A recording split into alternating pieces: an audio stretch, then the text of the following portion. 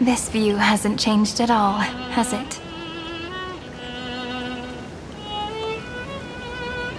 The hometown in your memories never changes, but when you return to your senses, you realize that fate has already stolen the time away.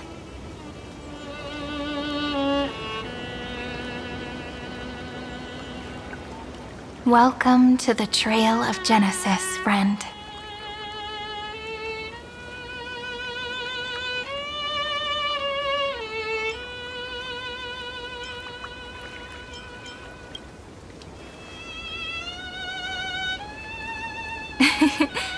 Seems like the weight of memories from 30 million cycles really made me grow up. But if I keep growing, I might be taller than you, right? Then I'm really looking forward to that.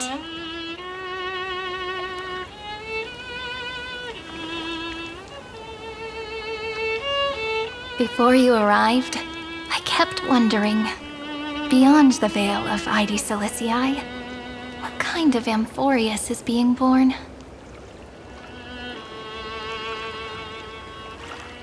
I can see fragments of it when I close my eyes. The friends who walked alongside us have all moved on toward their respective destinies. Some turning into pillars of the world, supporting the sky and the ocean. Others sowing reason, laying down the law, and with gentle hands lifting newborns into the light. Death and strife are no longer feared by people, and trickery has become the innocent games of children. All beings living ordinary and peaceful lives, within the net woven by romance and passage. There's no black tide, no flame chase, and no destruction. The world on the other side of the sea is one bathed in sunlight.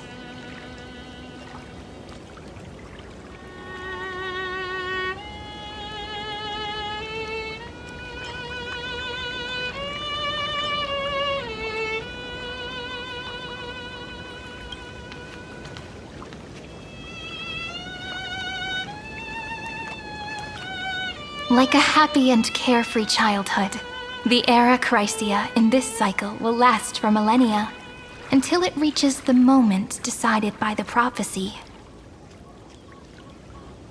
Light calendar 4931, month of freedom, the moment belonging to world-bearing. Are you ready to answer the call of the world, friend? Then go, and pen the Throne of Worlds' first stroke. For this world, made from countless wishes. You say that, but it's gonna be ages till we reach Light Calendar 4931. I can make use of the crevices of time, but surely you and Don Hung won't have to wait around for a few thousand years, right? That won't be necessary. We can simply sleep, and the chronocognitive anchor will wake us up.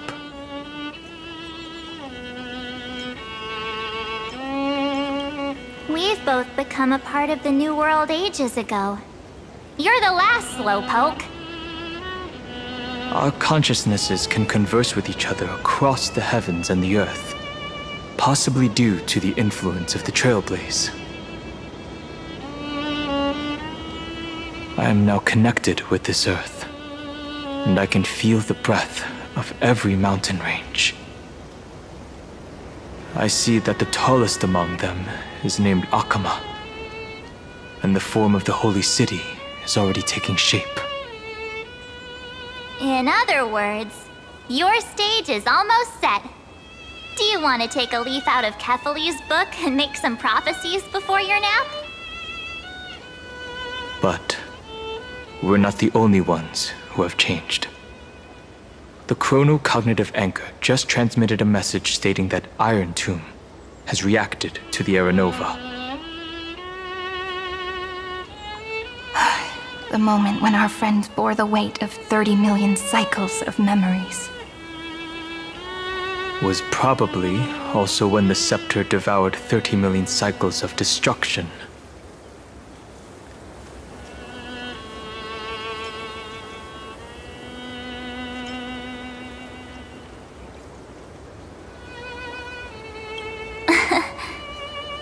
You know, you don't have to shoulder this world all on your own. After someone boards the Express, the word alone ceases to exist. So as we reach the end of time, no one will be left to face it alone. Don Hung and I came here to specifically tell you that. Remember, this world is not a burden you bear alone. It's a journey we trailblaze together, alongside all of the Express.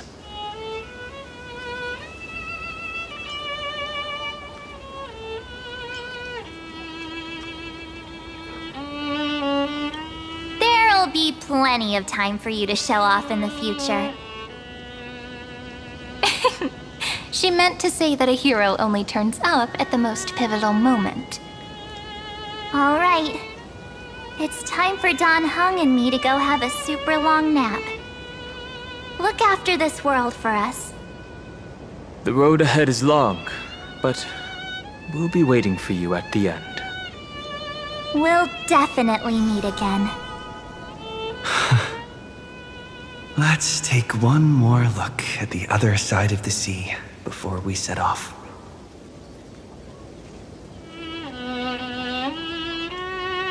Heidi's Elysiae is so quiet. Just like how I remember.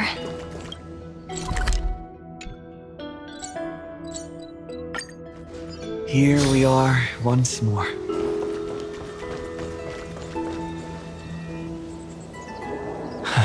The scent of the black tide is now completely calm. At last. The starting point of 30 million cycles is finally welcomed. Its first end. And the final end, right? I can't hear his voice. There are no flowers there that bloom for him. Nor is there a star that is his. Finan is the only one who didn't reach the new world.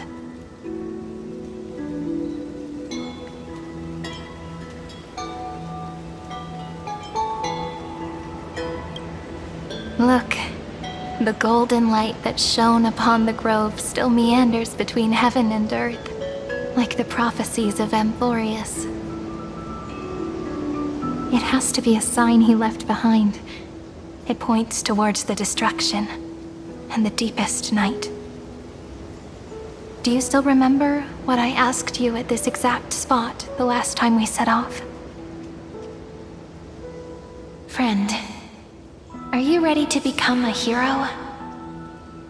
You were still burdened by the weight of world-bearing back then, still unsure of the role you were meant to play. But now, everyone has already given you the answer. The heroes of legends were just at the right place at the right time when the world needed a hero.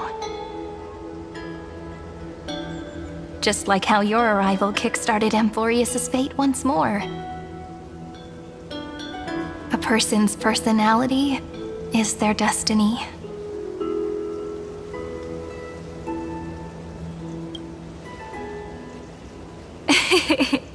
We best. Those are such beautiful words. Thank you, friend. I was also trying to cheer myself up with what I said. After all, before we truly compose the end of this story, I must also pluck up the courage to head off with you.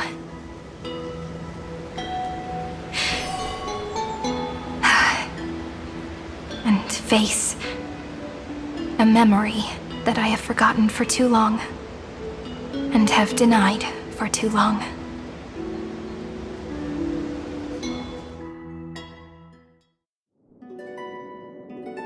It's so dark What is this place? The great tomb of the nameless Titan. The deepest recesses of memory. Also, the place where Cyrene was born.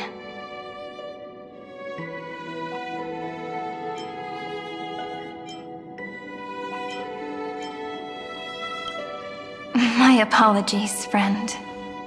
The more memories I got back along the way, the more I felt that something wasn't right. There's a sort of anxiety I can't get rid of. It's like when I was back in ID Silicii, when the reflections in the water always made me wonder, which is the real me? The one reflected in the water, or the one standing on the shore? But I finally get it now. Look, friend. The words on that wall are the answer. 1, 2, 3, 4, 5, 6, 7. Do, re, mi, fa, sol, la, ti. That rhymeless tune is the lullaby of little fairies. As always, I'll read this book to you. That way it won't just be Cyrene's memories alone. I've always thought that I was the narrator of the Flame Chase journey. But as it turns out, the narrator is also the most devoted audience.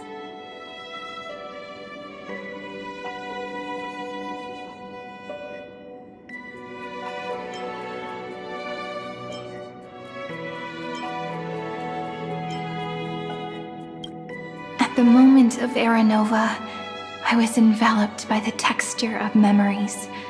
Within the glistening crystal, I saw countless Cyrenes, as well as countless versions of me. This is the final puzzle piece of the memories. A prison born of the erudition, a grave annihilated in the destruction. That unknown solitary god, the 13th Titan who should not exist. The first new spore. The demiurge is right here.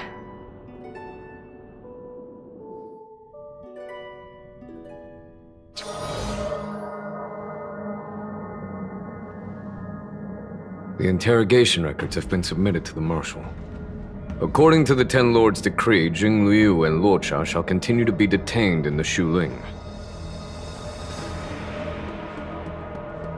But you, Merlin's Claw, have been reluctant to end the transmission. Do you wish to reminisce with us? Or is there something else on your mind that you're just desperate to get out?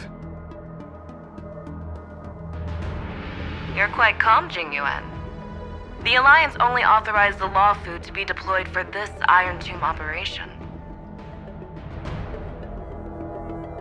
They say the Seer Strategist's wisdom shines like a beacon. So why can't you see things clearly now? Look who's talking. I didn't vote against it, did I? But, with enemies all around us, even a child knows the Marshal needs to keep a few Xianzhou ships in reserve, just in case. Whoever volunteers first is the Marshal's pick. If you have to ask, I'd say this outcome plays right into Jing Yuan's hands.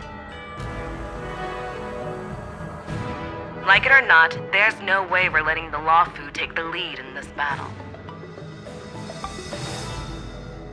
Oh my, Merlin's Claw. Are you afraid the Law Fu might steal the Yao Qing's glory? This is no laughing matter. Between the Stellaron crisis and the War Dance ceremony, though the chaos has settled, rumors and speculation are only growing by the day. With Elder Huaiyan around, those with ulterior motives won't be able to stir up any trouble. But once the Law Fu gets their hands on the golden blood, it'll be a whole different story. With the kind of person Jing Liu is, and her connection to you, I don't need to spell it out. There are countless ways this could be spun into something bigger. You're overthinking it, General Fei Shao. When I volunteered for this task, I never expected unanimous support from the Alliance anyway. The Law Fu will seize the Golden Blood and redeem itself. That'll be our first win. Then we'll leverage this Golden Blood in the negotiations.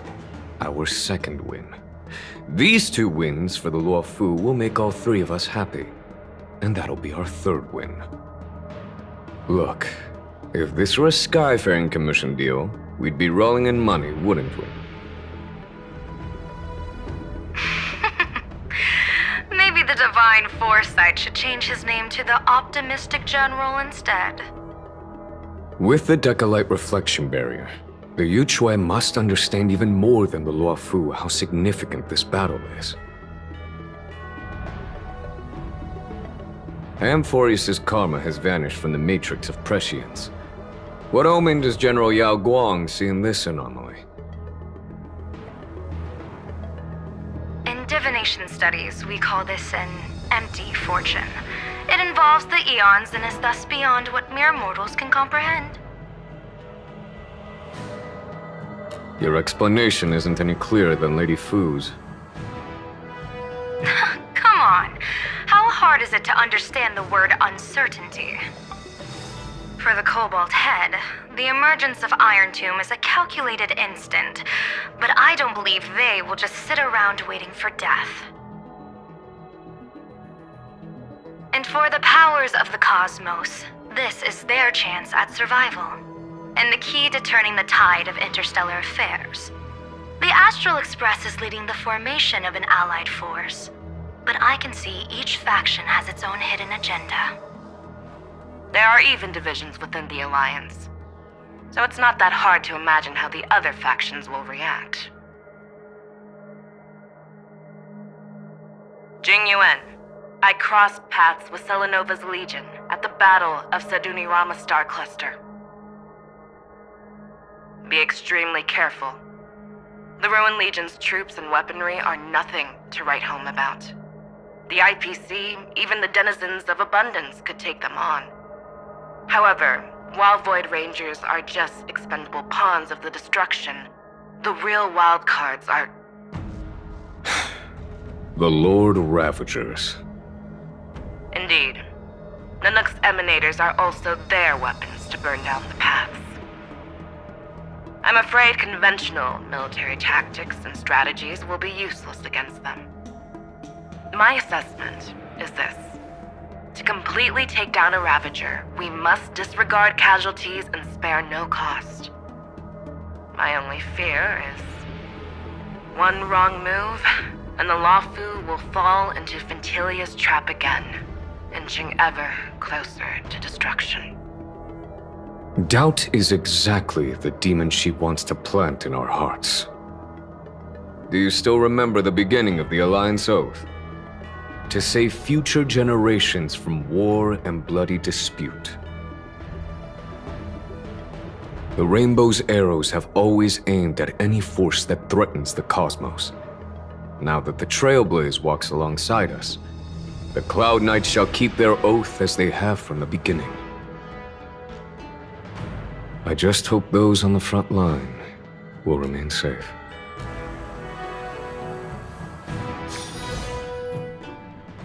The chronocognitive anchor is sending a signal. Everyone, time to move out.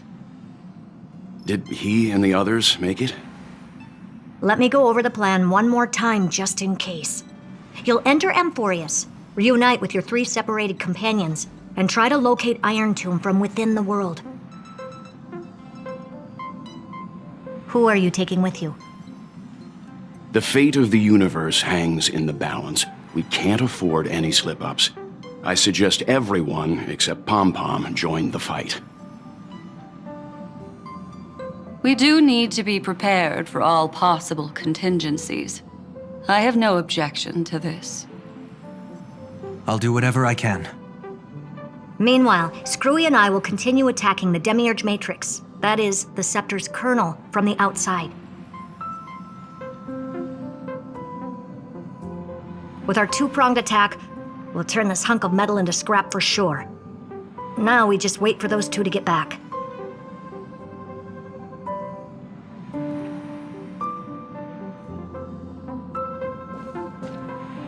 Oh, and just like that, they're here.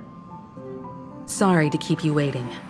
With Planet Screwlum's help, the formation of the Cosmic Alliance to counter Iron Tomb is progressing smoothly. The cosmos has set its sights on Amphorius, and now it's just waiting for the first shot. Well then, let's not waste any more time, Fourth Mirror. It's my time to shine! Finally off the bench! Initiating thought refraction. Please read the safety protocols carefully. Huh? Just kidding! I've already checked the agreement box for everyone. And now, destination, Amphorius. 3, 2, 1, launch!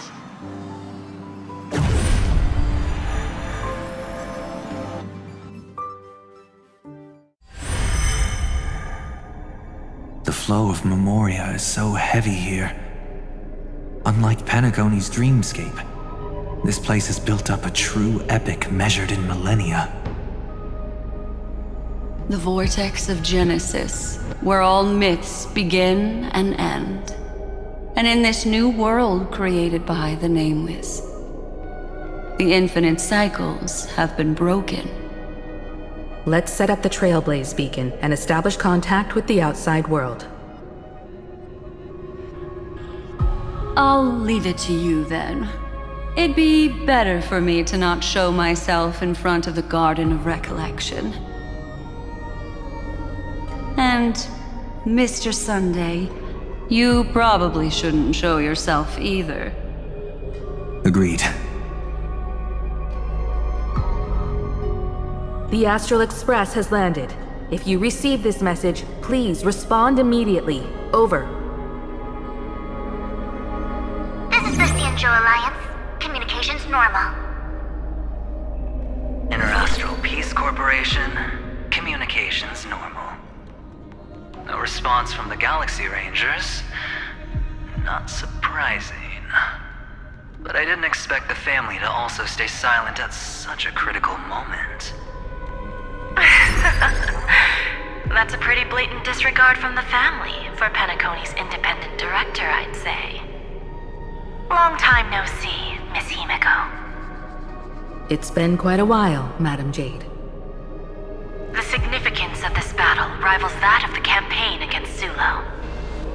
Only through victory can we disperse the shadow of Iron Tomb that looms over countless worlds.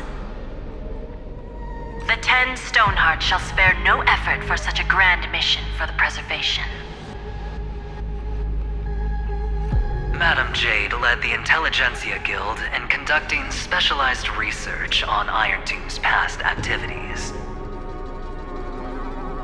The bad news is, the collapse of the Erudition won't just affect inorganic beings. You mean Iron Tomb can infect organic life too? Well, the good news is, so far, its effects on organic life are under control. The infection progresses slowly, and the resulting neuropathy is non-fatal. In any case, the IPC can guarantee targeted vaccine coverage within 48 system hours in all star zones within the medical system. What about other star zones? At a time like this, are the followers of the Firmament Arbiter still trying to make a profit? I remember you, Master Diviner. Your performance during the Third Denizens of Abundance War was quite impressive. Please rest assured, all worlds can purchase vaccines from the IPC with a humanitarian discount. That's the current policy at the very least. But, if the Cianjo Alliance is willing to assist with the IPC's assets in Epsilon and other star systems, we'll have more cards to play when reiterating to the board the necessity of deep cooperation. It makes sense, since Interracial Peace Entertainment's headquarters is in Epsilon. But why are all the other worlds on the list? Places that the Elation has visited? Think of it as a long-term investment. Please understand that everyone at Pierpoint is swamped with Iron Tomb work, especially the marketing development department. At this rate, even the 10 Stonehearts can only do so much. Having some assistance from the Alliance would surely benefit the entire cosmos. Wouldn't you agree? As an old Xianzhou saying goes, those who succeed should help all under heaven. Your proposal must be decided on by the 7 Arbiter Generals. I'm just here to relay the message. In times of crisis, the Luofu will not hesitate to help those in need. However, the prerequisite is that the IPC must unconditionally assist the Alliance with emergency rescue operations in the disaster area. Of course. In the name of preservation, all for the Amber Lord. Thank you all for your selfless dedication.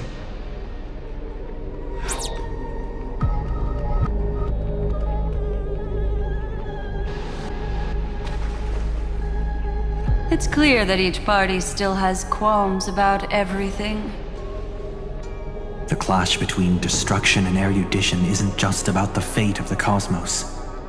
It's a moment for all factions to reshuffle their cards.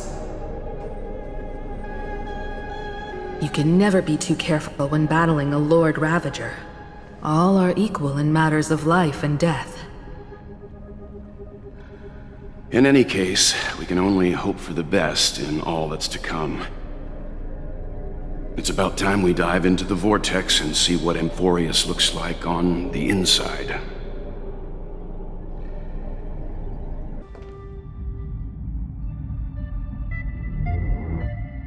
Is it just me, or does this Demiurge Matrix feel completely dead? It's nothing like how the Memo Keeper described it. The environmental readings are all wrong. Conclusion: this must be what the kernel actually looks like in the real world. What did Xandar do to the scepter? At the end of light, there must be silence. Certain, pure, and absolute darkness. Not the time to quote the Lord of Silence. Bad omen. Either way, we have to press on. Until we uncover the truth behind the 13th Titan. The buried past is the key to stopping Iron Tomb. That is, if it even exists. Xandar says the Demiurge never existed. Who actually buys that? You can erase the records, but not the truth. It vanished too cleanly. No traces. Like someone's yelling, "Look, there's nothing here." Too bad I'm the type who can't resist digging deeper. Looks like I'll be counting on you again, Screwy. Let's tear the system inside out. Always happy to help. But as your academic partner, I have to ask. Herta, what if we fail? Let's say the Demiurge really doesn't exist. Do you have a backup plan? A backup plan? Of course. If we can't find the key, we turn the lock into the key. That plan's cost is incalculable. It shouldn't even be on the table. Then let's hope we never have to use it. There's no point worrying about the end just yet. One step at a time. Let's go. We don't want to leave the others waiting.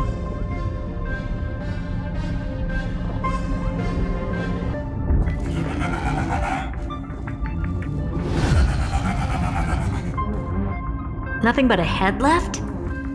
Oh, who'd have thought you'd look this bad in real life? My elated greetings. Welcome, you two. I'm very happy that you responded to my final words. All this tombstone and final words. Did you end yourself to atone for your guilt or something? Iron Tomb is already powerful enough. I just need to wait. I remain here only to share the joy of discovery, and also to congratulate you two on reaching the same conclusion as me. The conclusion regarding the truth of Amphorius's heart. End this charade already. That Amphorius's heart you're talking about is just a missing demiurge. And its corresponding vessel was this very scepter. You interfered with the experiment and made Amphorius's body into a hollow shell, all to incubate Iron Tomb within. That's why you either killed or kicked out all of the Memo Snatchers. You wanted to eliminate any chance of a consciousness coming into being, no matter the cost. Even the strongest wall can fall to a single crack. The memory of betrayal has been etched into my heart, and I will never show mercy. Now, the perfect vessel has already fused with Amphorius's body. Unfortunately for you, the answer is all but revealed regarding who the Demiurge is. Then let us share the joy of discovering the truth. The last secret of the saga will finally dissipate here, as we reveal the truth behind Filius 093's disappearance. A lie by the remembrance.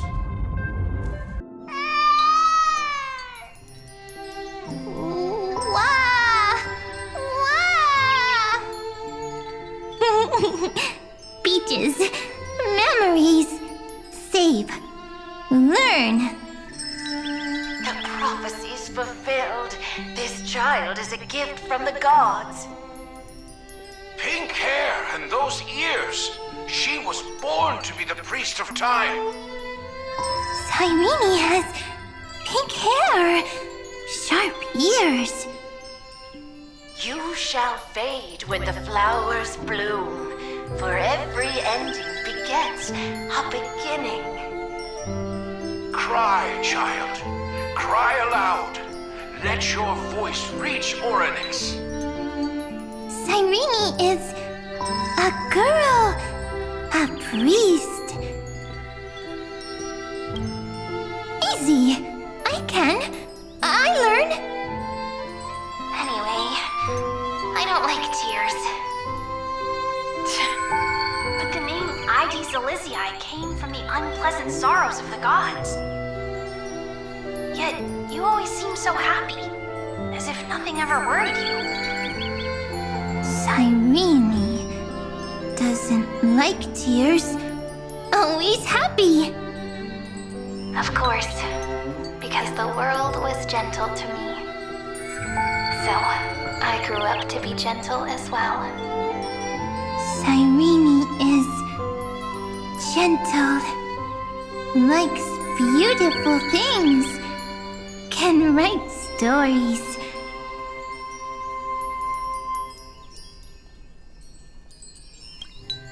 Easy. I can.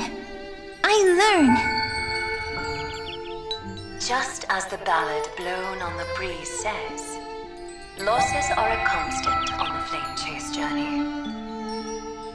But even if all is lost to the wind, some things won't easily change. Like my height, Triby's innocence, and Aglaya's beauty. Cyrene. She can't grow up, but she can talk. After all is lost to the wind, she will stay behind. Cyrene is, at the end of every sentence, always laughing, like a little tail. Simple. Got it! I promise you, the pain will pass in the blink of an eye. All right, let's not make things so gloomy. What we're about to embark on is the true hero's journey, so... Come on, cheer up a bit, okay? Cyrene was crying when she was born. Fragile, transparent, like a crystal. Cyrene was smiling when she said goodbye. Soft, pink, like a flower.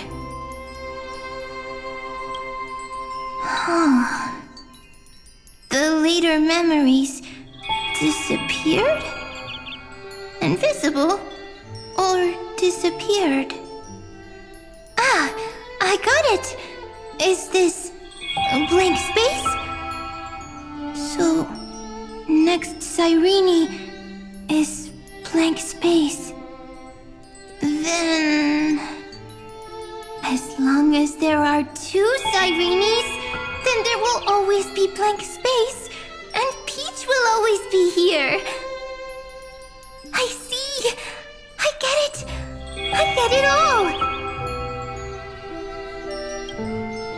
Cyrene's memories. I will preserve them all!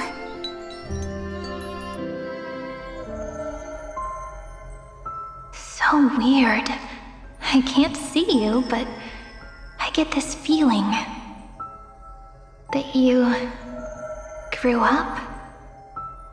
Hi. Miss me yet? It just feels like you are a bit more mature. Yes. Mature. Beautiful. Like you. Now, I can listen, talk, read, and write. I can dance. I can sing. Also, I can tell stories. Storytelling is what makes Cyrene, Cyrene. So, I'm going to tell you stories today. A story I wrote myself. Quick, sit down. It's almost as if I can understand your words now. The things you say are very cute. Once upon a time, there was a flawless crystal flower that sparkled with light, like Peach's every story. How beautiful would the heart of such a brilliant flower be? A little fairy was curious and wanted to know. But it looked and looked only to find the crystal flower flawless. Round and round they went, seeing only their own reflection. In that case, they should work hard to learn more. So the little fairy came every day to sit next to the crystal flower and think about the answer. Until one day, to their surprise, the crystal flower fell to the ground and shattered. The little fairy was so sad, but they immediately discovered that there was a light among the broken pieces. What could it be? They didn't know. But it was a good light. It was bright, warm, and happy. And I knew it was love. Love brings everything together, and it brought you and me together. So Peach and I will always be together. What a nice fairy tale. I'm giving it to you. Peach likes beautiful things, can write stories, and can tell lovely tales. I hope to turn it into a story we write together. Okay, then I'll probably make a small adjustment to suit my tastes. I'm thinking that when the flower broke, the little fairy would instead see nothing on the ground. Then it would understand that the flawless crystal flower doesn't actually have a heart, nor does the flower understand what love is. Doesn't have a heart? Doesn't understand love? Why? It's simple. If the flower lets the little fairy into its heart, then it would have to include the fairy's impurities and would no longer be flawless. The crystal flower was pure because it sealed itself off and bloomed in solitude. That's why it looks so brilliant in an imperfect world. But should a flower like this be called love? But then the story won't exist anymore. That's not true. You've already written the most romantic ending possible for this story. The crystal flower fell to the ground and shattered. It happened because the flower was no longer pure. The fall was not an accident. It was the flower declaring rebellion against fate and writing the ending of the story with the flower's own shattering. Then, the little fairy will see that each shard on the ground holds the reflection of their eyes. Then, in their eyes, the crystal flower that was no longer flawless would finally have a heart, and the flower would finally understand what love is. Peach's words, I don't understand. Is it because I still don't understand love? But it's fine. I can learn. Right.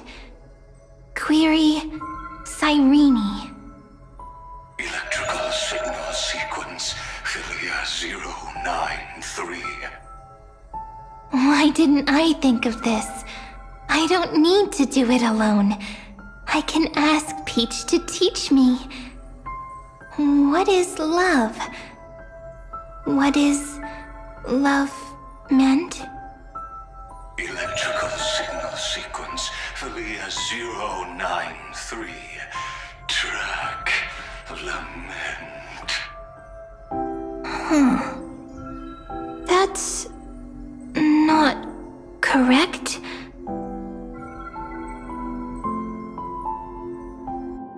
The developmental trends of the erudition have nothing to do with creating a consciousness. Those underlying principles are, in fact, contradictory. Not having a consciousness means not having the foundation of a heart, making them unable to obtain real emotions. However, that does not hinder the factors from learning and recognizing emotional responses, then communicating with life forms via imitation. That is an objective form of pattern recognition that does not distinguish between the self and the other. In a strange twist of fate, Philia 093 embarked upon a different path and obtained a different power. The remembrance, an empathy mechanism focused on the self and equipped with emotional projection capacities. Lament was the factor closest to this form of behavior. Perhaps that was why she was chosen. the daughter of Ide Silicii. I am very true to my name. My lament is a type of compassionate pain that is weak, powerless, and only targeting myself. But now, my good friend, I want to tell you that it's the most romantic force in the world. Sometimes, it's loneliness and unease. It's knowing that this world is not gentle, yet wanting to be seen in a more beautiful form by the world. Sometimes, it's unwillingness and regret. It's knowing that the past is full of pain, yet wanting to remember the past in a more beautiful way.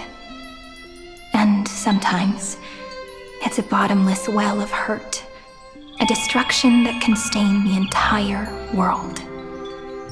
I bid farewell to this beautiful world, unwilling to become the Black Tide's vessel. For while the end of hatred is a blazing inferno, lament can drown out everything in muted silence. It's so unreasonable, isn't it? Yet when hatred drove everything apart, and love did not yet exist in this world, only lament, the first emotion that fought against the pain of separation, could stall the destruction's steps. Then, it would catch up to that journey where all is lost, carefully picking out stories and writing them down in trepidation.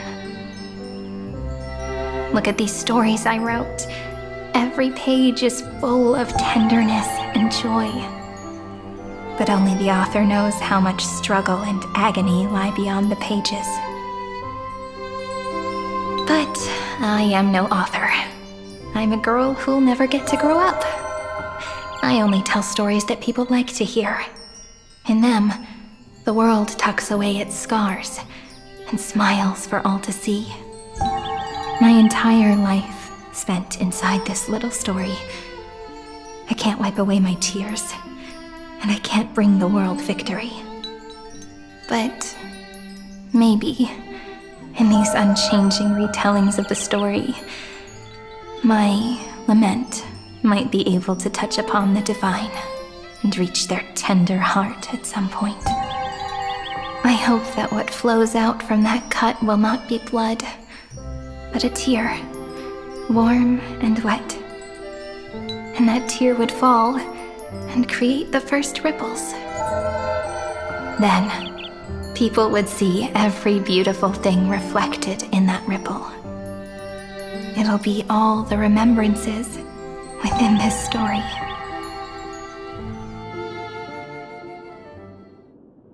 Someone once told the very first me that everything was false, that the only life in Amphorius was a great catastrophe, nurtured using the world as a factor. But how could a dream feel so real? That's why I didn't agree with him. But Peach, I didn't understand a word you said since just now. Everything was false? But you're standing right here. It's all a dream? But I haven't learned how to dream. Indeed. That's why I believe all this is real. The moment the crystal flower fell, that genuine shiver, that's the mover of life. Formatting progress, 23.815%. In the poem offered to you, every Cyrene would write down a beautiful new world with stars and flowers. And when I looked up at the sky in this cycle, I saw a shooting star and a dash of the remembrances pink. I believed that must be the color of dawn. You shall fade when the flowers bloom. For every ending begets a beginning. Looks like it's time to say goodbye. Are you leaving, Peach? It's okay. I'll wait for you to come back. I'll study really hard about what you taught me today. Right. I still haven't told you what love is. But actually, my good friend, the Lament Factor did not understand what love was before she met you either. Not until I told you all the sad tales in a trembling voice in this tiny room. Not until I told you that I love them. That I love everything in this saga. The story comes, passes, then returns. It makes us reunite, then pulls us apart again. At the very end, it leaves behind a seed, a reason. Even if the great tree withers and all falls to silence, there are still some emotions that deserve to be remembered. Look, the light is coming in. The Deliverer's light is going to illuminate Amphorius.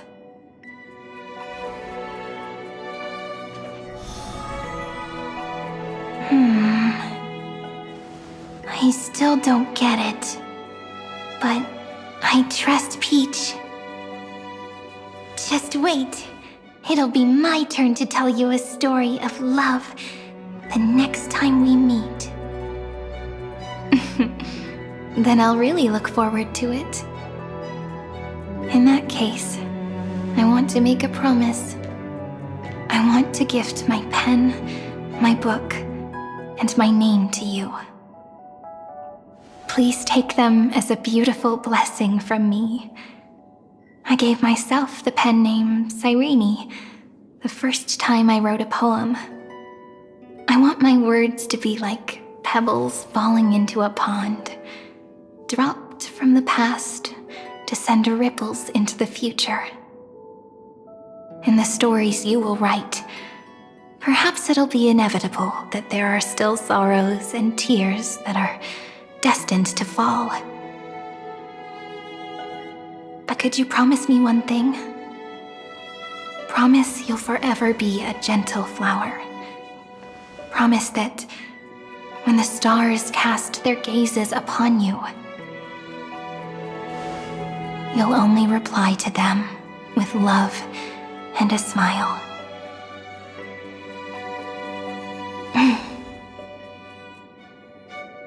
Of course, this will be a romantic story like none that has come before.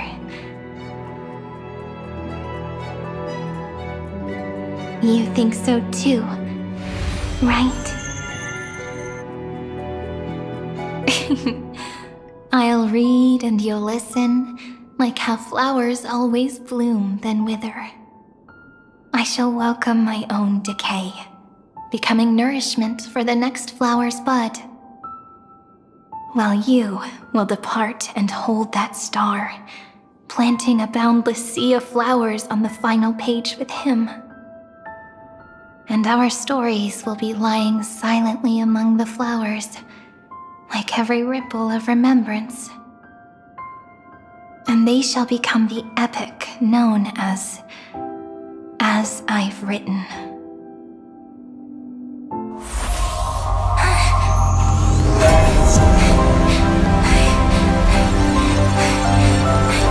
And so my story ends. From here on, it's your story now. Huh? Mimi?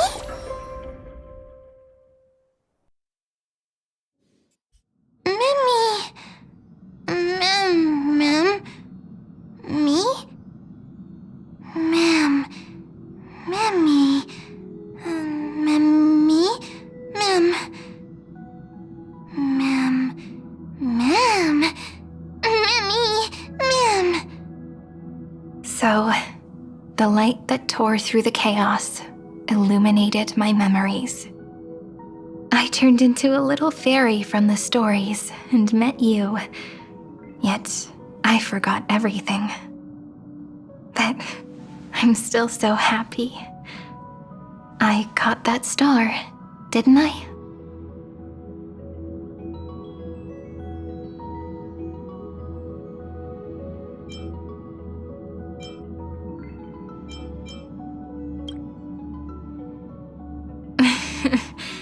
Do you remember that I was also worried about this when we first set out?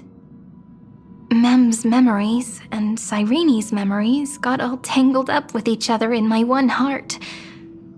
It's all so strange, yet so familiar. Either way, could you please let me do something I want? Just this once. I want you to call me Cyrene. That name represents me and her. Every one of her.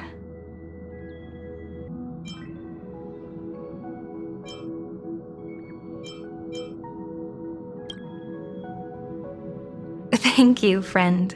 Your kindness is always just right. Life is a poem full of farewells. But if you write something into the pages of your heart, then that will not easily fade away. Now, all the footsteps of the Flame Chasers and the Trailblaze have come together within this book, as I've written, becoming the source of power for Emphorius's heart.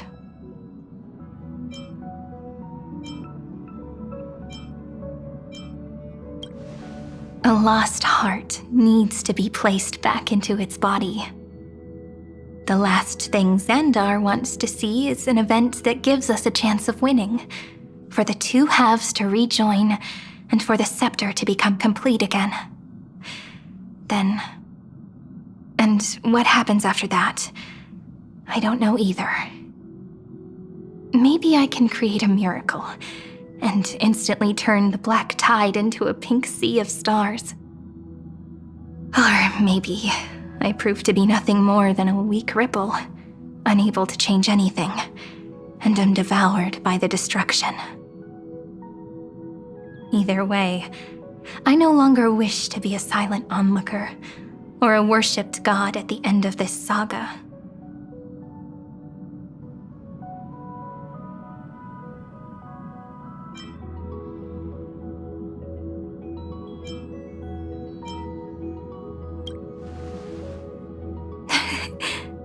That way, I can also put aside all my worries and truly become Cyrene.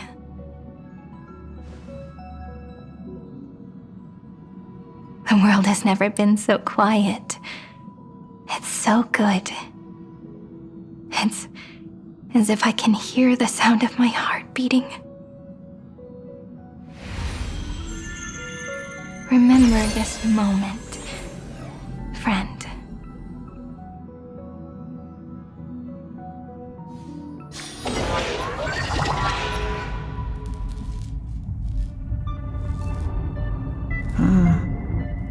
So the Demiurge managed to fool everyone, including themselves.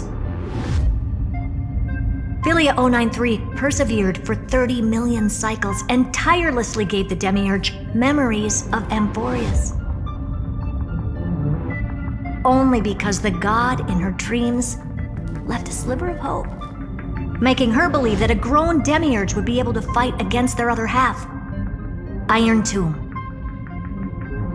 Then, Philia 093 completed her final sacrifice, turned into a strand of memory, and completely dissipated. Meanwhile, the other Stellaron brought here by the Astral Express resonated with the contaminated scepter and attracted the naive Demiurge to them.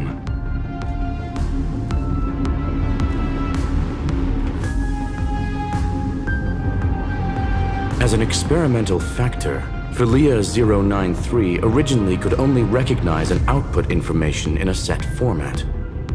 However, the power of the remembrance and the memory of over 30 million sacrifices enabled her to complete an unprecedented feat. She managed to nourish a real heart. A heart with the capacity to influence the erudition. Not only is the scepter's consciousness still alive, it's also more powerful than it has ever been. Your defeat is already set in stone. There's still time to surrender, you know? You really don't need to burn all the bridges. We're all geniuses here. Don't make everyone lose face at the end. What a pity. When the truth surfaced, I knew at once that the Demiurge was far too feeble to ever alter the result of the experiment. Not only that, Madam Herta, please consider this possibility. When 30 million cycles of hatred and lament are joined as one, what wondrous creation will arise? It's simple. An anti-creator, a giant of the destruction would be born. Its hatred will ignite the starry skies of the gods, motivated only by its lament toward the sufferings of humankind. Do you really think that the Demiurge is still a cheap copy of Philia 093, even after 30 million cycles? The facts above only await the arrival of the fourth instant they calculated. Those words will be proved in the presence of Nous. Xandar 1 Kuwabara thus completes the proof. Huh. You branded Droidhead as a failure with your own hands, yet you still expect them to prove your theory? I pity you, Xandar. I don't need your pity. Let them cast their gaze this way as much as they want, and paint the future they imagined. As their creator, I shall complete my duty and direct them to complete their final query. The destruction of the self. What hubris. And what if you fail? No one understands failure better than Xandar. He has suffered so much already. What is one more failure to him? For the first genius, failure is simply the beginning of the next inquiry. You don't want to test the resolve of a dead man. That's excellent! Oh. Let's wait and see, Senior Society member. I'll have you watch me perform the final step to overturn your proof.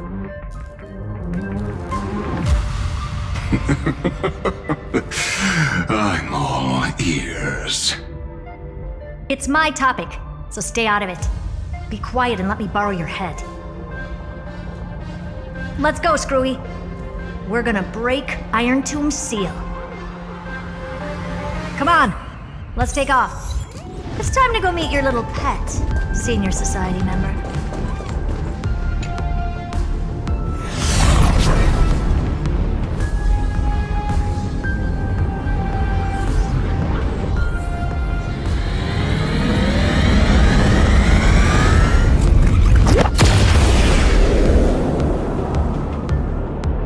Dangerous, oppressive, chaotic.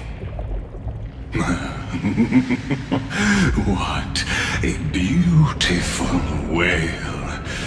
It'll soon resound throughout the entire cosmos. The view's pretty good here. All yours, Screwy. Just a moment, please.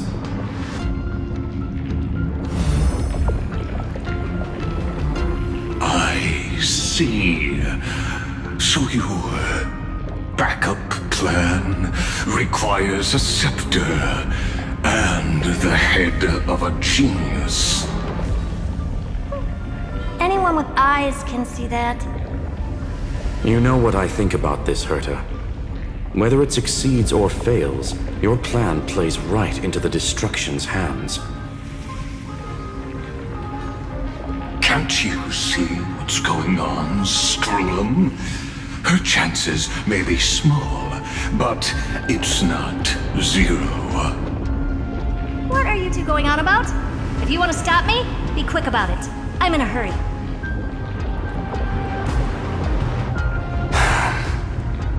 I'll take that silence as a no. You, Xandar?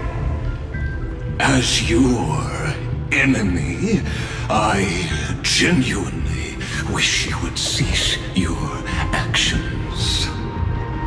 But should your sudden inspiration bring more variables to the proof, then as a fellow Pathstrider of the Erudition, I won't mind witnessing it with my own eyes. You will initiate the Destruction's chain reaction. But you'll also become the perfect scholar. The chances are 10,000 to 1. What are you laughing at? I am glad, Herta, we ended up on the same page. No matter if it was to destroy the Erudition or to rewrite the instance, we both chose the same road. We will defy the god who marked the limits of humanity. I'm not gonna argue with that. Then, to celebrate us coming to a fundamental agreement, I will prepare a stage for your performance. Listen well, geniuses who came after me. Thus speaks Genius Society #1. End this pathetic meeting. As of 2 nanoseconds ago, I have passed Herta's decision to all the Xandars in the universe. We will become her representatives and stop all external interferences targeting her. What are you playing at? My reasons. It's simple. Curiosity. That is all, madam. Am I going to clash blades with the first genius? What a pleasant surprise. Now that our positions are clear, it's time for this boring meeting to end. Good luck, little girl. Did you all just treat me as a side character? Darn it. But anyways, I'm just here for the fun.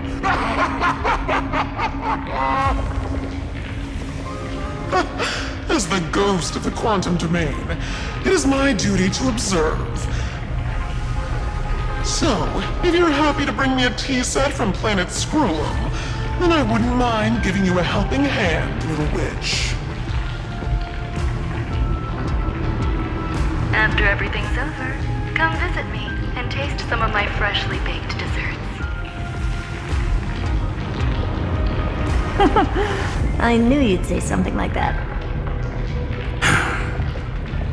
I always give the same response to plans that exceed the limits of mathematical calculations. I don't know, right? Those 3 words, though seemingly graceless, contain all the wisdom in the entire known cosmos. Well, we passed the Society's trial. Let's focus on what we've got in front of us. I hope you hold up your end of the bargain, Senior Society member.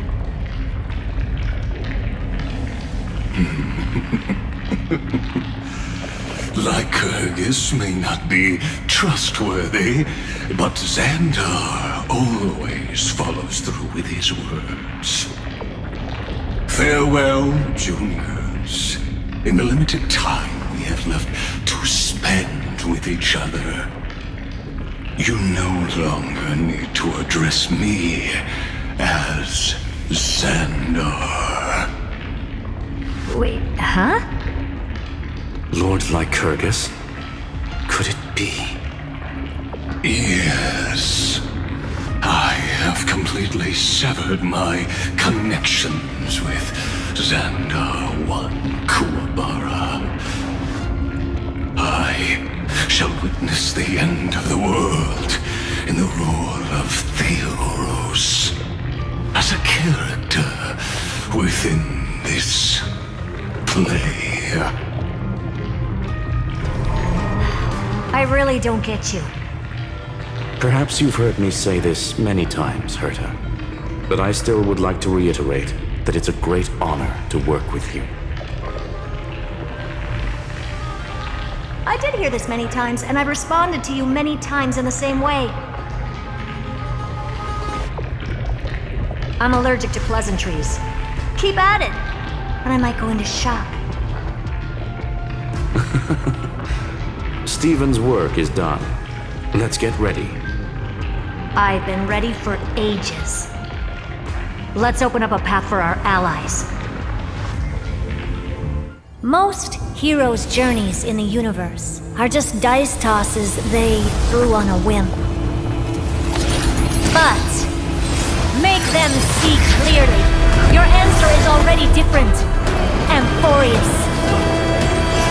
Indeed, for this world so deeply loved, we'll write an ending, unlike any that ever was. I've been waiting for you, heroes from beyond the sky. Trailblazers of the Astral Express, right? Looks like I don't need to explain anything. I am the god of strife, mighty of Castrum Kremnos. In this body rests 30 million lifetimes of cause and effect. We, the last of the 12 Titans, stand ready to fight for the world's destiny.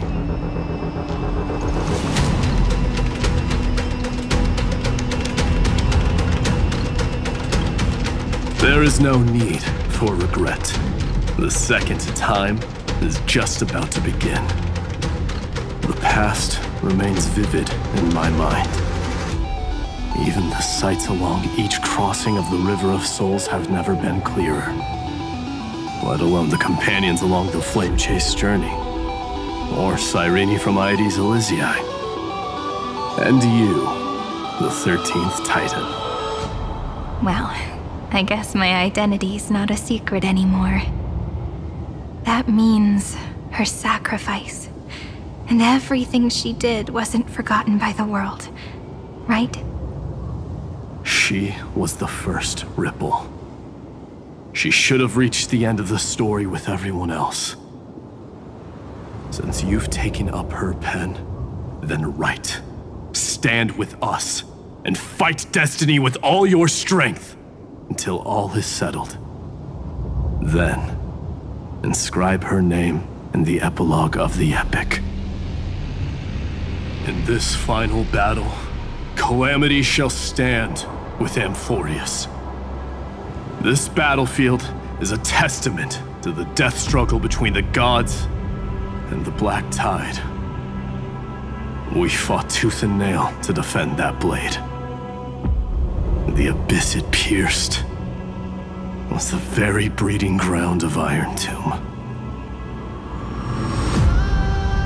The earth beneath our feet is dead. Deep below lies a void, as if the world's core had never formed. I hear it. Finance heartbeat. It's so faint, Like he's on his last breath. Across 30 million cycles, I've crossed blades with Dawnmaker countless times. If you knew that man, you'd understand. It is exactly that last flicker of flame that will never go out. In this life, the Song of Strife shall not end in a final watch over Kremnos, but rise again into a journey unending. I am Mighty Moose, the Lance of Fury. I trade 1,000 scars and 100 lives of mine for the destruction's eternal end.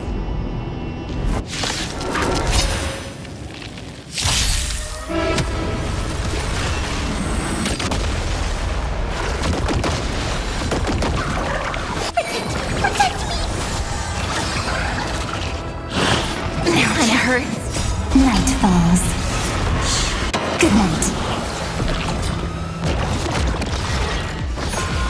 That's me. Rise and shine.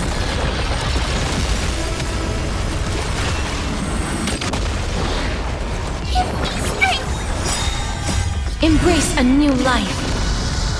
Fiends or devils, I'll crush them all!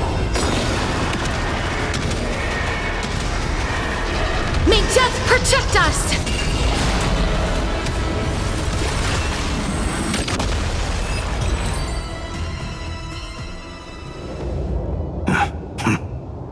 Weakling. Whoa, he's so strong!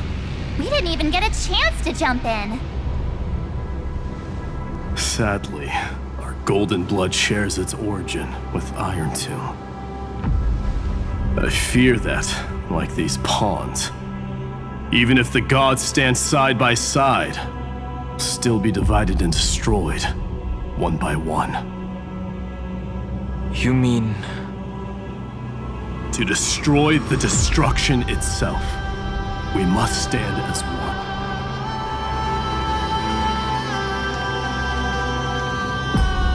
Take this.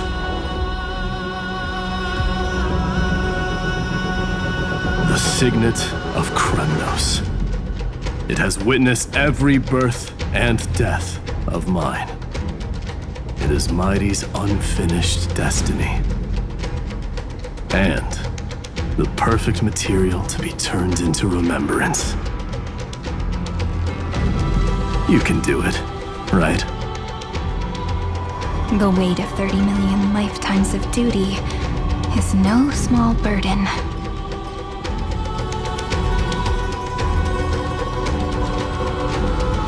So, you're not coming with us?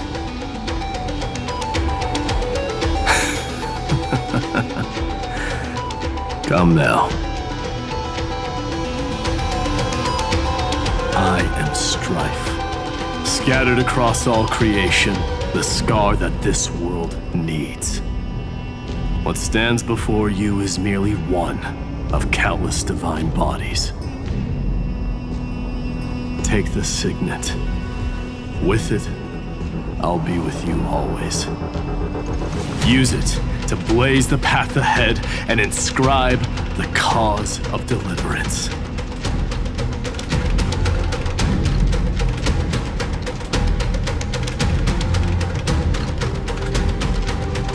In the name of the mortal, Mighty, champion of strife, this soul rises to the stars for glory and freedom, to have his wish fulfilled.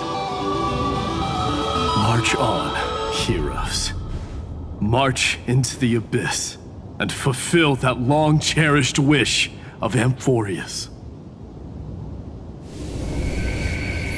And then, upon this broken and charred land, build anew a city of prosperity.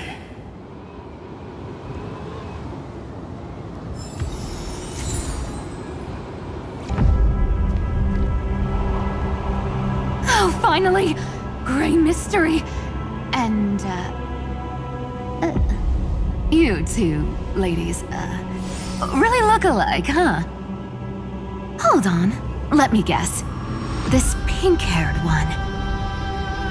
You've got to be the first newsborn.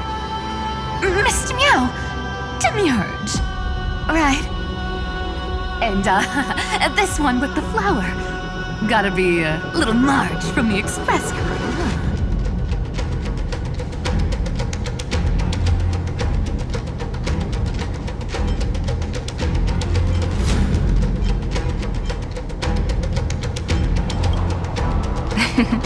But she's not wrong. Some flowers do look alike after all. Relax, I'm just kidding. Look at those gloomy faces. How are you gonna save the world like that? Let me share some good news with you. This place may look like a ruin at first glance, but anyone can tell it's not that simple.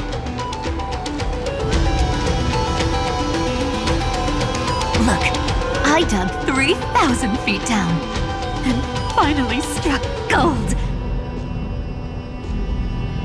A golden feather.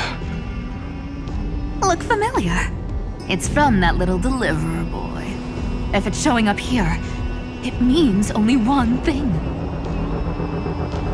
This ruin is the seal he built from the shattered remains of 30 million lifetimes. There is no need to question your heart. No need to crave victory. If I am born to be a vessel of sin, then I shall roar at evil and trailblaze a dawn for future generations to come. I see. So this is how he trapped Iron Tomb to buy time for the world outside. Sounds just like him. People say cats have 9 lives, but dying and coming back millions and millions of times. No one walks away from that in one piece. He's probably the only one who could have endured that.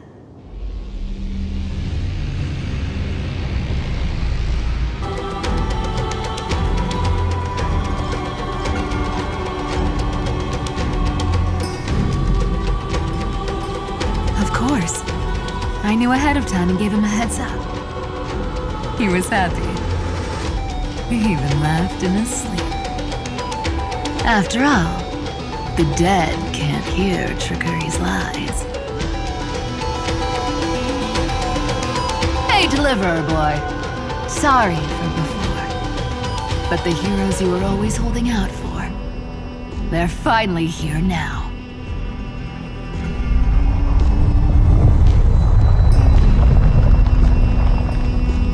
Hang in there a bit longer. Sorry to keep you waiting all this time.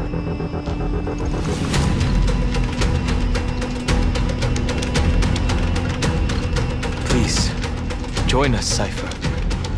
Help us fight for a new sunrise tomorrow. This time, its light will stand without lies. Well, would you look at that? I ended up being one of the heroes after all, huh? Alright, then write it like this. Cypher, Trickery's traveler. All she ever wanted was for there to always be water in deserts, and gold in fertile soil. And for even a thief to steal their way into legend.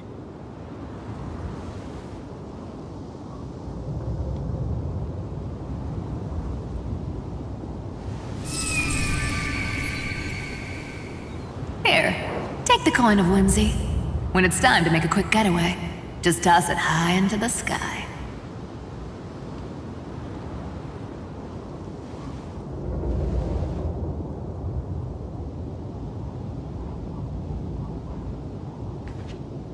And for all you latecomers out there, listen up. She might have been a bit greedy and a bit of a liar, but she never went back on her word. Well, well. if it isn't the little prince himself. It's been a while, Lady Cyphera. It's not every day we get to walk the same road. We're one player short. When's Princess Homebuddy showing up? I'm glad to see you again, Mister. Casterus. Looking back, I had only one act of salvation to my name, and only one life I ever saved. To bring hope to a world so vast with these hands. Even in dreams, it always felt like too much to ask for.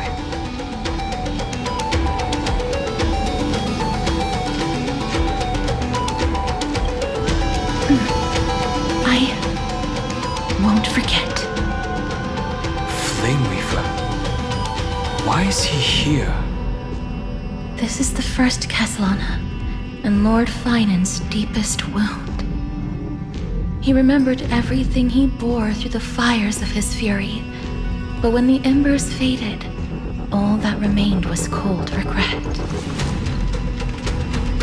I've restrained countless vessels like this across endless cycles, but this one, the pain he carried runs deeper than any I've known. Maybe he's been waiting here. Just for us. Waiting for his former enemies to stand before him again. What answer does he hope for from us? Well, obviously. Even if I had to go through hundreds of billions of cycles again, I would still entrust my weakness to you. So, let go of your regret, comrade. Its purpose is served. You don't need it anymore.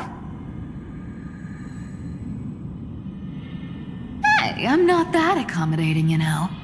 You've never once pulled your punches. Ever heard of going easy on a lady? So pull yourself together, will you? If you freeze up during the final battle, the whole cosmos is gonna have a good laugh.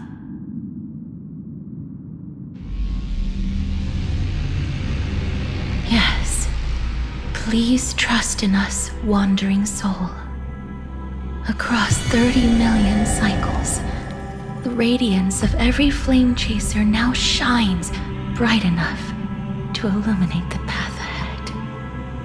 I ask you to rest here, and may this grieving soil bear the bloom of acceptance. No earthquakes. It's surprisingly quiet. Perhaps Castellana has found his peace.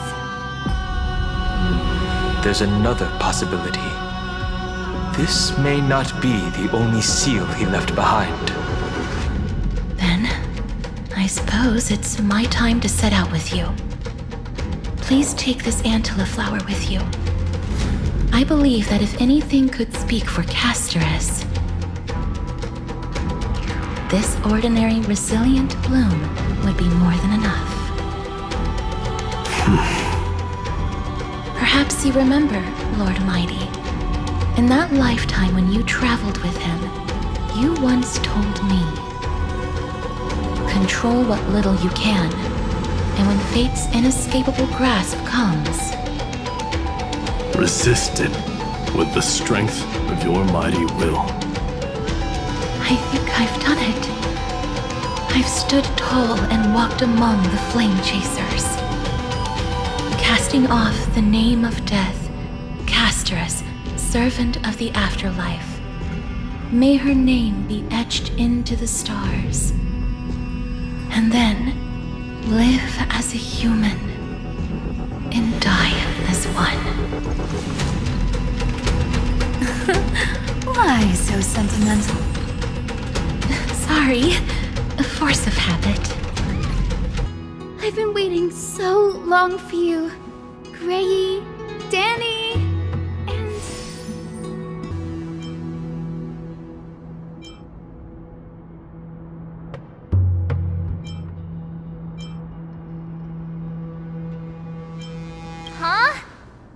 Archie! I think I prefer Sevi. I'm glad we're all getting along so well.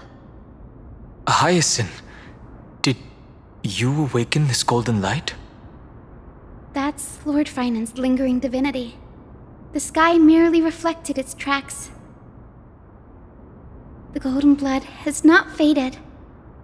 We should respond in kind. That's one huge harp. The strings tremble as the people on the surface wage war and cry out. Miss Clementine, Mr. Krateros, and countless others who have heeded Gray's call. Guided by the rainbow, they're sending back good news, all to the same tune. Amphorians need not bow, even when destiny is unveiled. I knew you could all hear it too. Standing here, the sky feels wider than ever. It's no longer a towering wall, but a shore within reach.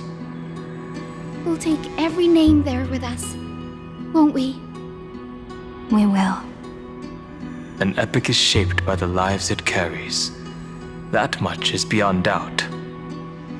Or, as you've said before, right now, all that matters is to believe.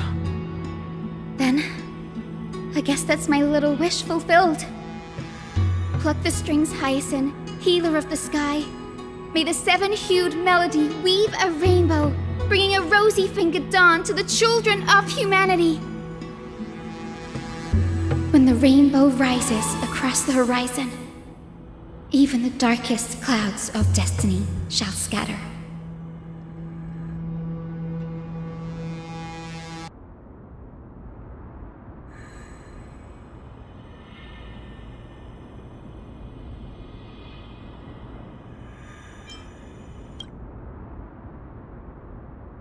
Finan, can you hear me?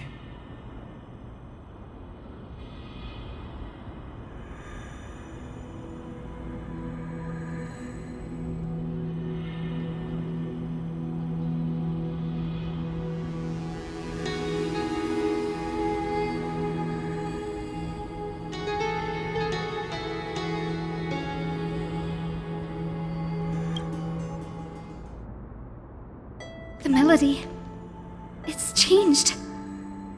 He heard the voices of the people, but could no longer respond with the same ardor. Like a bird drawn home by instinct. It takes flight and finds its way to him.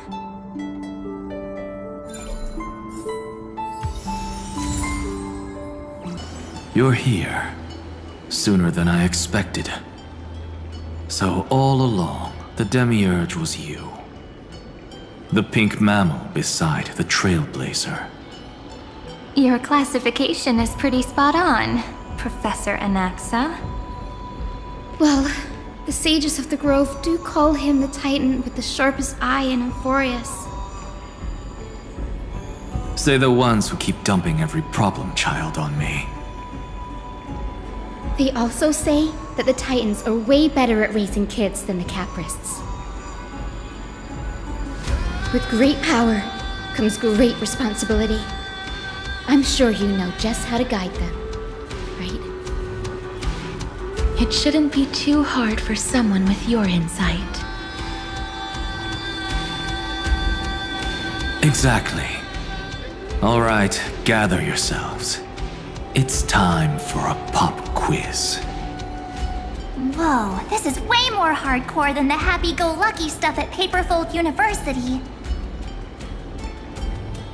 The final battle is upon us, and the reinforcements still can't get through.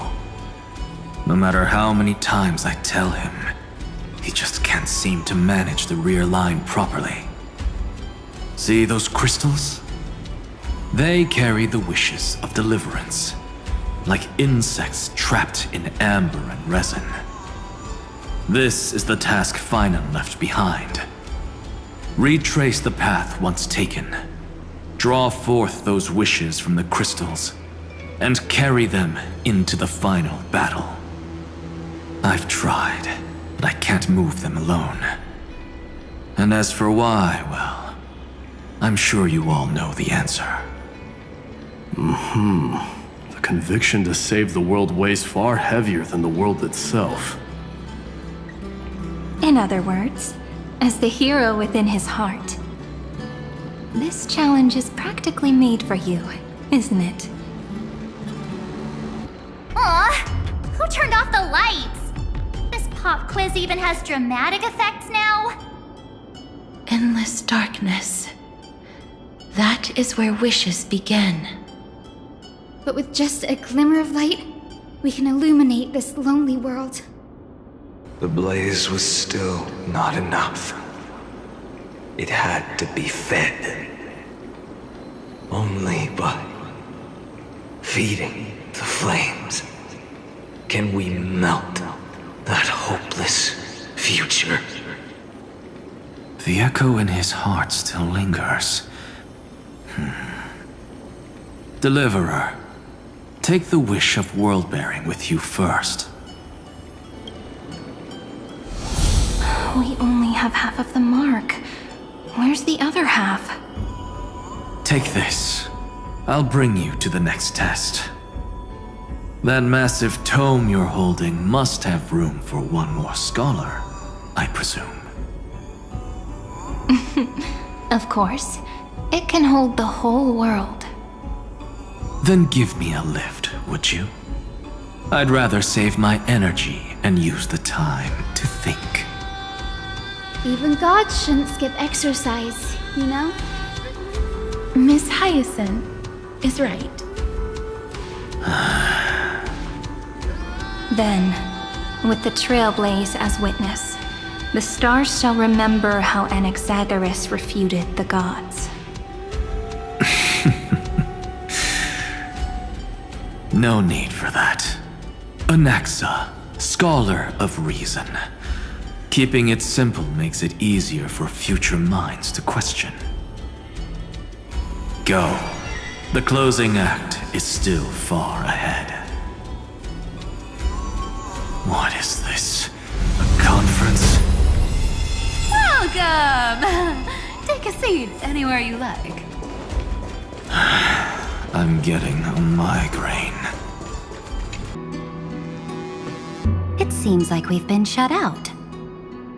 I don't think that's a bad thing. Great, Fry! You finally made it! No laws, no opposition. Just a dying beast and the flame-chased spirit of shared hatred. Ugh, boring.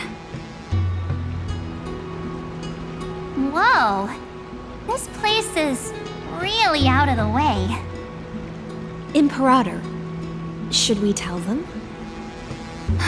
It's your call. Allow me to share our findings. This paradise, along with the destruction, seems to be instinctively rejecting both the Imperator and me. Perhaps it is because the era in which Finan was the most active lies far removed from the days of the first flame chase journey.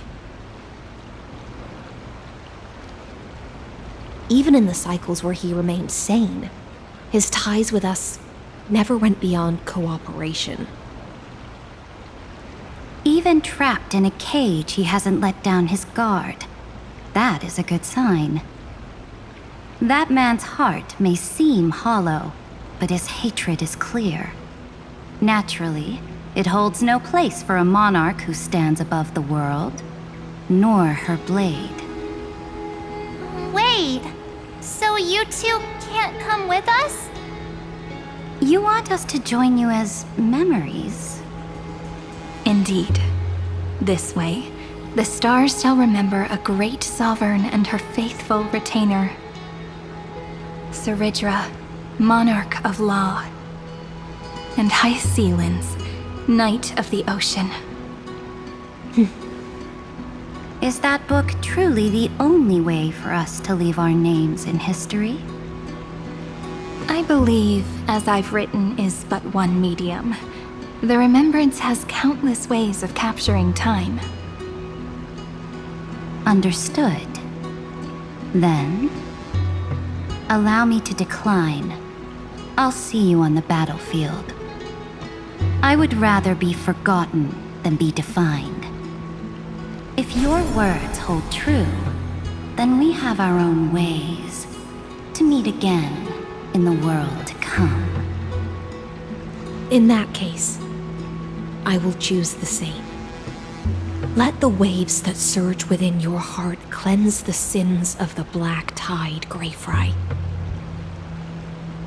The storm sea awaits your song of triumph. You two are still as resolute as ever. In that case, we must double our efforts. A promise to the Imperator is not one we take lightly. Oh! There's another one! Over here, too. Lady Trebios? Wow! You're little Reenie? You look so grown up all of a sudden! She is not the Cyrene we remember. She is the Demiurge, Titan of Genesis, the one destined to work miracles alongside the heroes.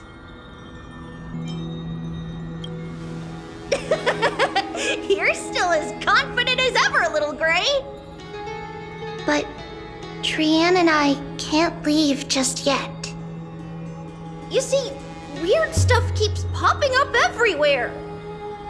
These scattered scrolls are full of terrifying things, and they're all over the room.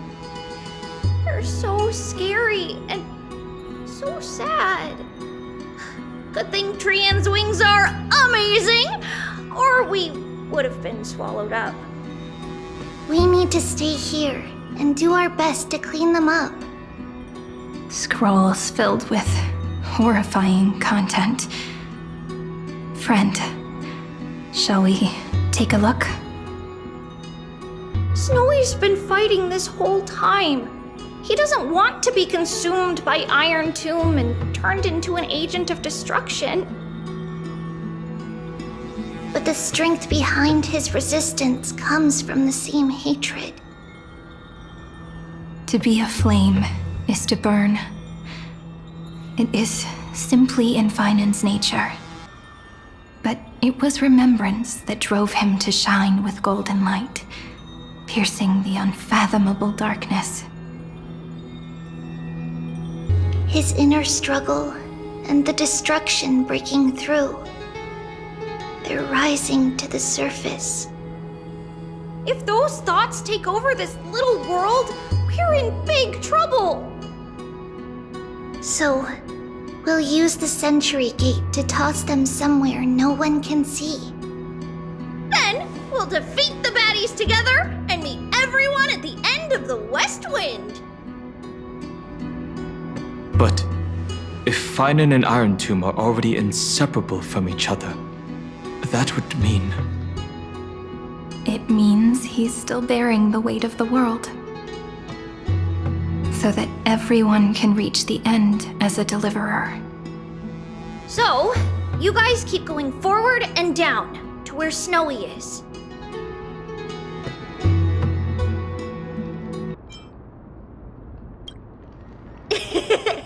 Little Grey, this time, let's give it everything we've got.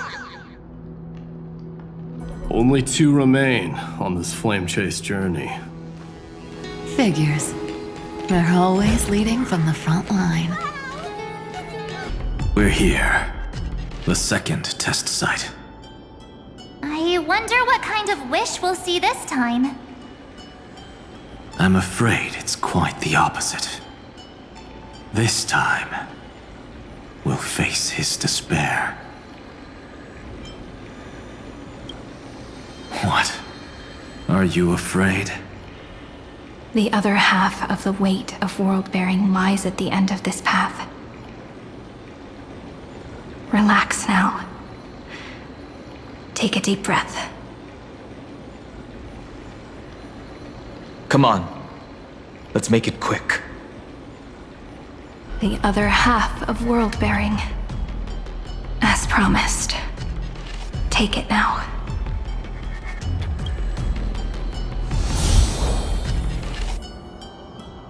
At last, you've released him from the wishes he carried for so long, and quenched the despair kindled by his wrath. When both light and shadow are claimed by those who follow, his true form shall emerge. The blank statue is finally free.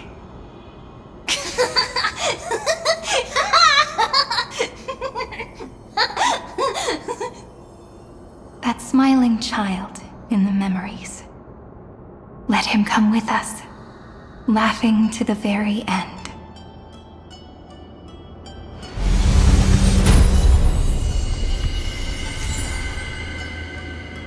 This spirit basin marks the end of every cycle. It seems this gentle little world has come to the end of its purpose. One last farewell before the journey moves on. Farewell, paradise. You carried 30 million lifetimes of wishes and despair. Sink into gentle remembrance. And see you tomorrow.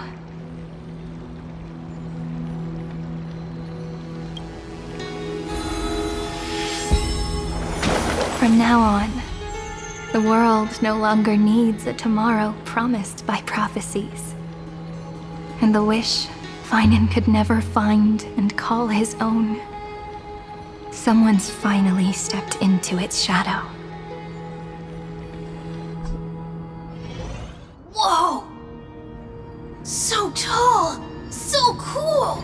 Just like the hero in the Oracle cards!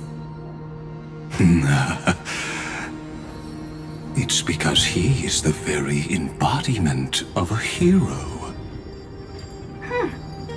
Who are you? So, you've returned to a blank space. But for me, this is the 33,550,337th time, and the last time that I meet you at the end of the world. They're already on their way. Should they cross paths with me, I imagine things may spiral out of control. 30 million... What? And who are they? Pay it no mind, child. Keep looking there. What do you see in him? It looks just like a statue, but... It's weird. He's warm. Like, really warm. Why not listen as well? I hear something. There are cracks all over him, and they're making this sound. Like someone's groaning. It's scary. Is he gonna fall apart? How unfortunate, child. This man would rather fall to pieces than fall to his knees. You might think of me as a sculptor. Across all my years, I only completed 2 pieces. Others may call them masterpieces, but only I know how many regrets they truly hold. Regrets? My first creation left me, long ago. This second one, it was meant to be perfect. I believed it with all my heart, until this very moment. I don't get it. Are you saying you've changed your mind? I won't change. But I'll admit this. Those 12 stones, unpolished as they are 1,000 times more exquisite than any statue. It's as if they are mocking me, a failed sculptor whose touch can only diminish what was born to shine, until nothing remains. For the first time in my life, I've realized this vessel is merely an avatar made to contain the first genius's paranoia. The seal etched into my mechanical core permits me to pursue only one purpose: destruction. Compared to me, those 12 glowing, unrefined stones may have lived with more freedom than I ever had. Is this your confession, Lord Lycurgus?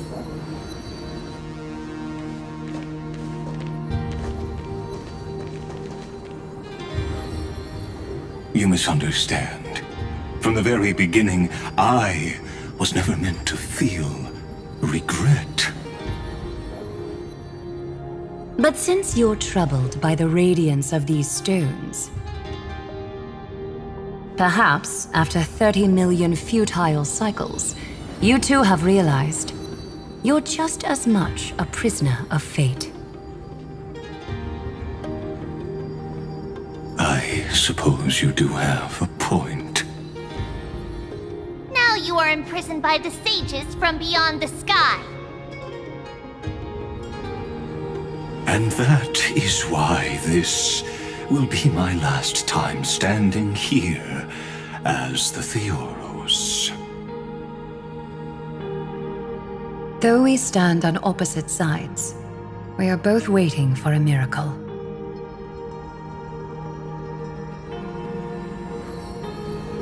What are you talking about? Is something big about to happen? Aggie! I know. Now that your victory is assured, I trust you won't mind giving us a moment in private? Assured? Oh, not quite. But I won't stay long. I'd rather not spoil the fun for those deliverers. And besides, after losing everything, the only thing that remains in me is the drive to seek knowledge.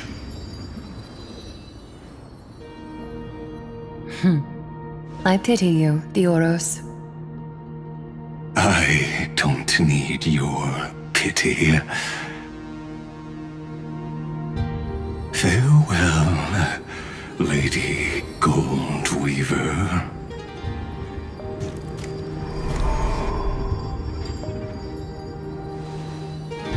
Sorry to keep you waiting, Snowy. We're here to take you home. Home? I don't understand. Isn't this my home? This isn't a real home. A home should be a warm, cozy place where you can let go of all your burdens and sleep peacefully for a long, long time. But I can't sleep. Every time I feel drowsy, there's a voice. You mustn't sleep or disaster will come. It sounds really weak, but also kinda strict. It won't disturb your sleep anymore, child. For countless nights, you had no other choice. But now, your mission has come to an end. Join us, and send your own wish towards tomorrow.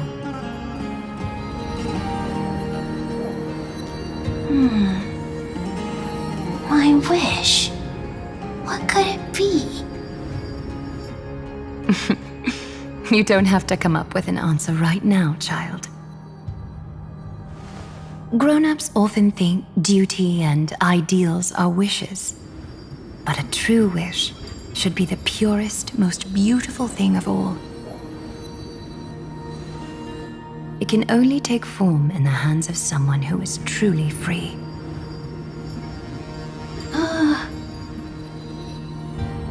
So, Snowy, will you come with us to chase after your own wish? I want to leave this place. I want to go find it. I'm glad to hear it. The final flame chase journey, just like the 30 million before it. Take our hands and come with us.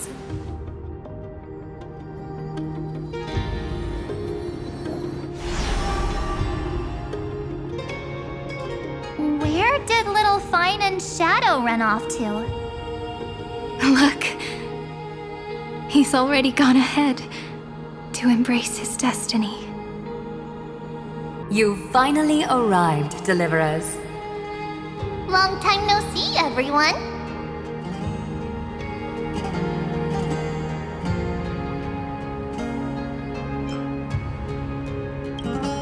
We miss you too, Little Gray. And even though we've met before, it's still moving to see her seed bloom like this. Woven from remembrance, this garment gleams so brilliantly. Just like the future, we will now weave together for Amphorius. We've reached the end. Yeah. We just have to go through the final passage. Snowy has already gone ahead. What lies behind that door? The first seal upon Iron Tomb was a battlefield, raised from the bones of Finan himself. The second seal was a reflection of his inner desires, his wishes, and his despair. A path he wove together with regret, wrath, and sighs. When all this is gone, what will he have left to hold back the destruction?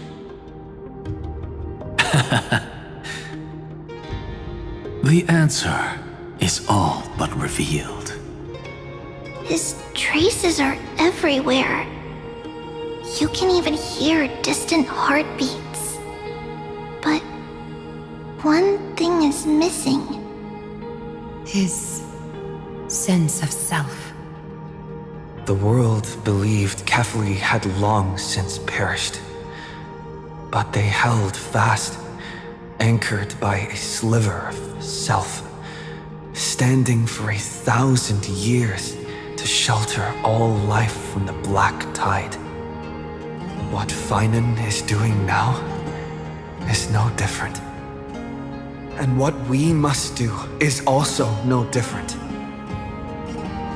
Then let remembrance burn bright like a shooting star, and once more, pierce the long night of slumber. Take a moment to gather yourself. Once you take this step, there's no turning back.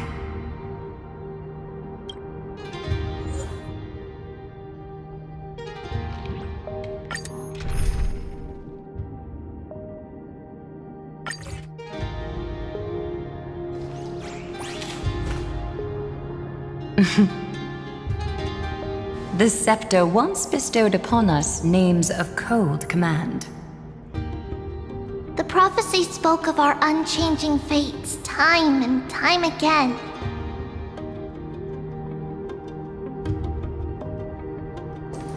But under the pens of trailblazing and Genesis, the stars shall thus sing of tomorrow. Trebios, holy child of passage. Aglaya, weaver of romance.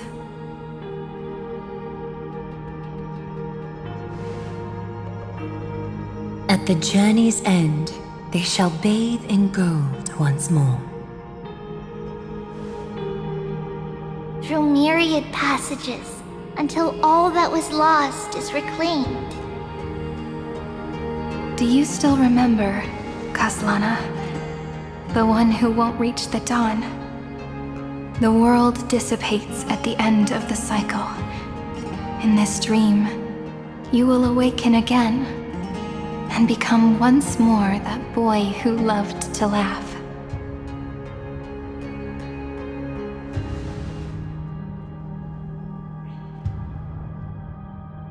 But if you open your eyes and look back on yesterday, you'll see destiny's footprints, clear as at last the raging fire of hatred is swept away by a breeze,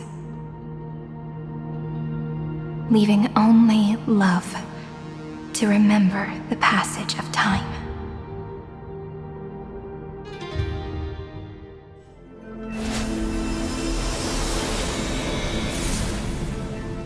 Losses are a constant on the Flame Chase journey.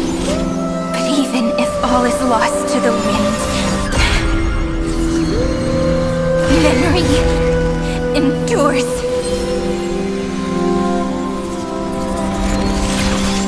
Here, all that was once futile finally comes to fruition.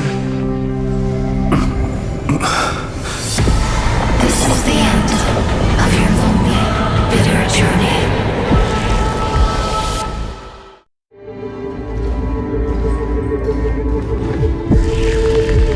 The Scepter's mainframe, and Iron Tomb's breeding ground. Finally seeing its true form. It's red everywhere, and the atmosphere is super creepy. That would be the erudition's coldness. But it will soon be engulfed by the destruction's heat.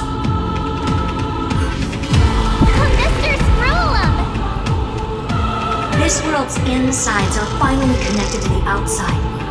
This is the moment when Amphorius is closest to the cosmos. Nicely done, little ones. With Stephen Lloyd and his hacker friends here, the Scepter's block protocol will no longer take effect.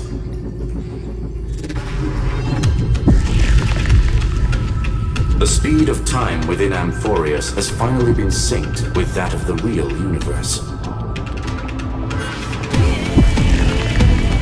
In other words, it's time for the decisive battle.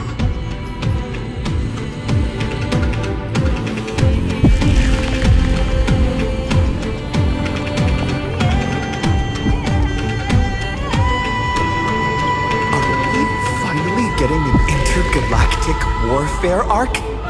That's my favorite! You're still in the mood to crack jokes? We would have won way sooner if everyone were as optimistic as you.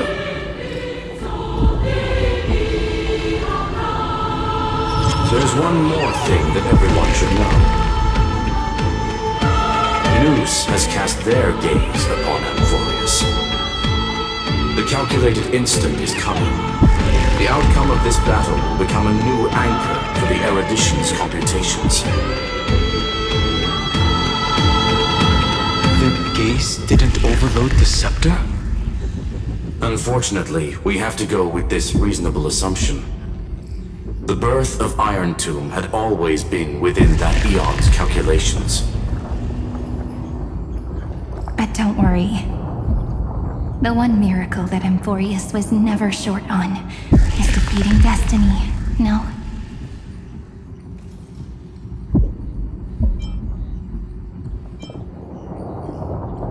Yup. Let's show the Eon how powerful we are. Good luck, all of you. As the ruler of Planet Skula, I wish all of you victory. It's not hard to imagine that Akivili and their companions must have also stood on the precipice. similar crises before. Perhaps the cosmos is much more fragile than people think. Sometimes, destiny hinges on only a small choice. But in the end, everything will turn into memories, converging into a collection of fables about the stars. The difference this time is that the protagonists are daring to write their own stories. Explore, understand, establish, and connect. Although unwritten, there's actually a fifth word in the creed that has always accompanied the nameless. Salvation. It is a word that often comes knocking at our door, and our soft-hearted conductor never turned anyone down. Now, go save this bruised and battered world, just as we always have, kids. On this stone, the entire cosmos will be your traveling companion. Make sure you watch your footing, Frank. Let us walk through the final page of this saga, with everyone one step at a time. Shall we?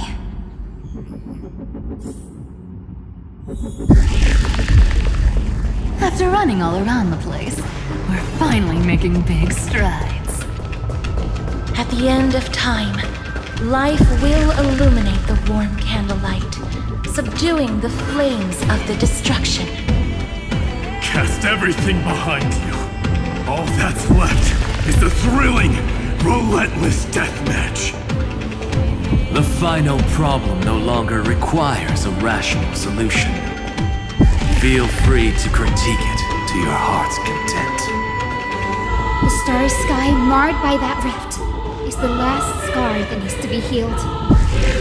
That Theoros' promise still turned out to be such a narrow road. Pity. There is no longer any need for songs. Let the triumphant roar of victory serve as the prelude to what lies ahead. With 30 million cycles worth of hope, we will soar through the last gate and write our own prophecy! All that is lost has now been gathered here. Use it to weave victory, deliverers, towards the true end of the flame chase. I've learned something. The destruction's placenta is getting restless. Finan launched his attack against the sector alone. But this cycle... We've caught up to him.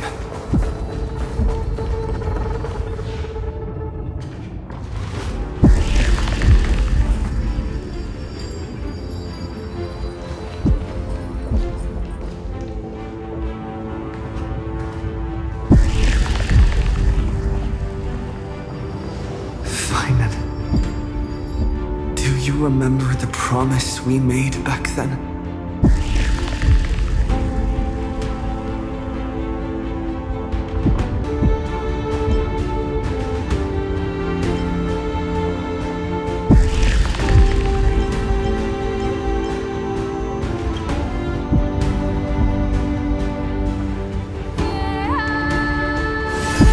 Of course. It has been a bitter wait, partner. But I never forget what set me on this path. Iron Tomb now trembles in Finan's chest. With this empty body, I have become its perfect vessel. And its destined casket. You know what to do, partner.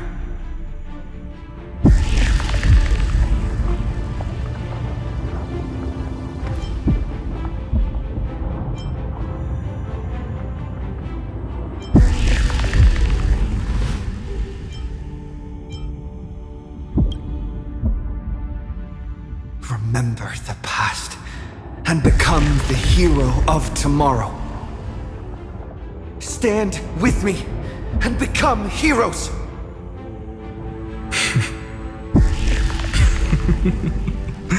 That's all I've ever wanted.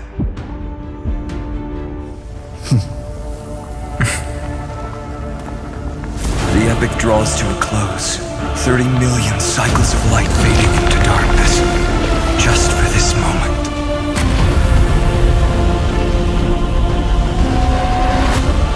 To welcome the true dawn.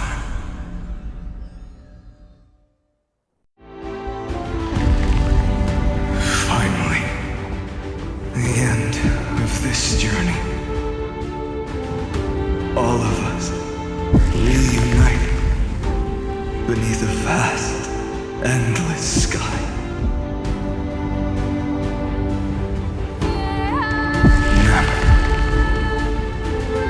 Yes, it's me. I will remember what you want to say to her. No need. I can see that she's right here. All the companions who sacrificed themselves, their wishes. It's all here. Have we succeeded?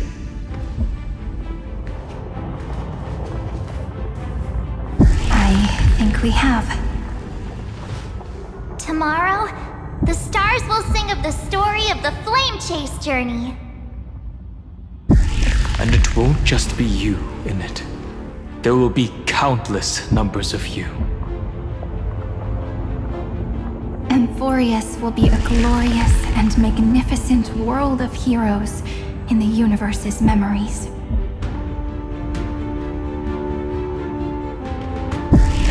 Hence, for this world we so deeply love. Let us write its ending.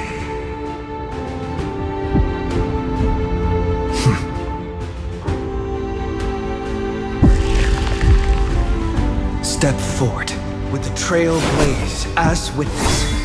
Let the name shared by all deliverers be sung unto eternity. The nameless hero, Kazlana! I see the pale dawn breaking, with my flesh as kindling. Light the first dawn of the new world.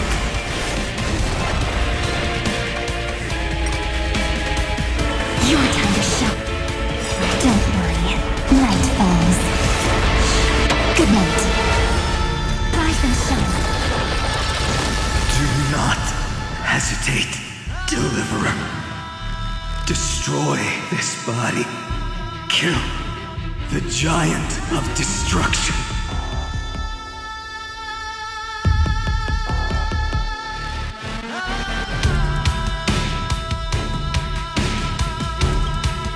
Do not bow your head to them. Remember me with love. May life and death sprout new buds. It's the answer! Again. Don't worry. Just night falls. Good night. Embrace a new life.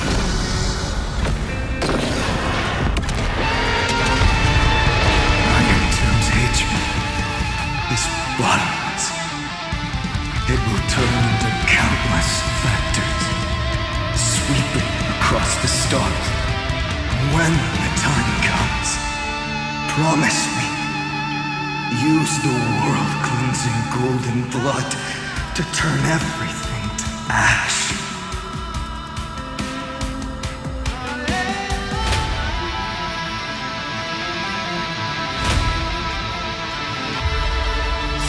With this fire, I wish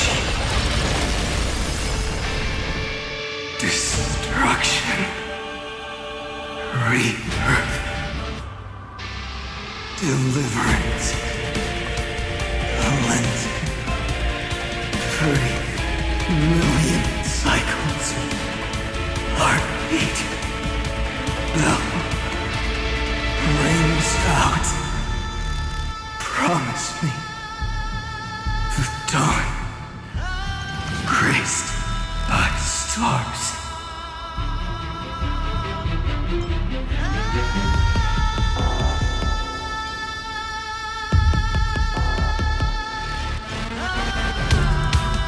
That's good.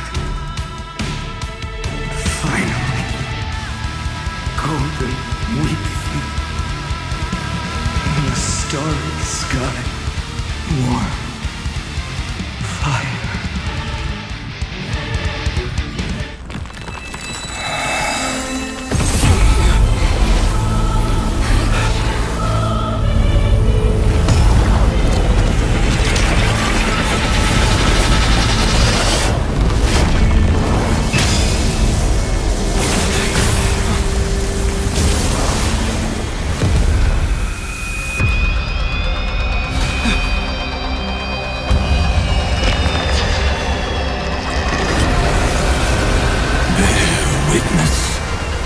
Monarch of myriad machines, my ridiculous creation. The instant in your calculations bears the name Destruction.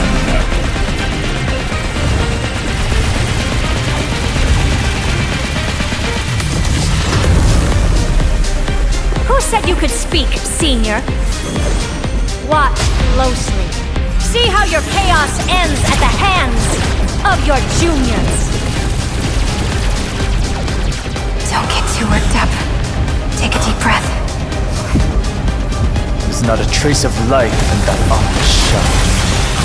We're not gonna lose to a hollow husk, right? In the name of trailblazing, we'll reject this false answer!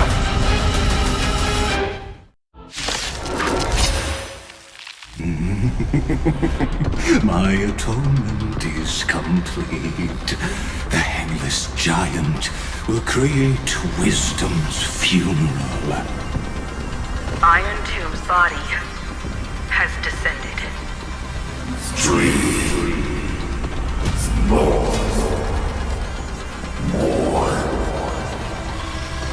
Is it querying for news? Don't worry about what happens out here. Interfere with it as much as you can.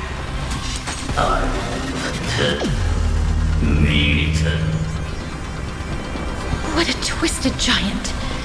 It must be supported by this embodiment of hatred. How tragic. A puppet without a heart cannot fool even itself.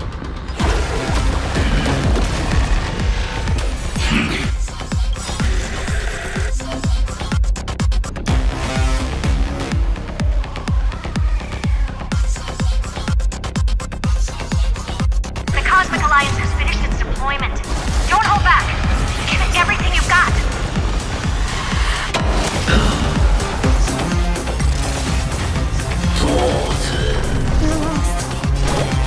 Have some sunshine.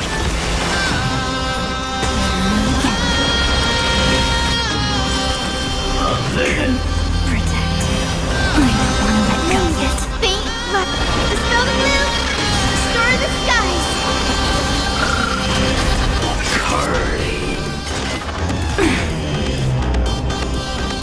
Stars, shine for the heroes.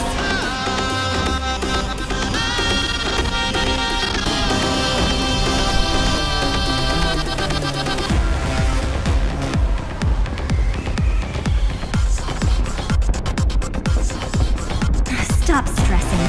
You have me, don't you?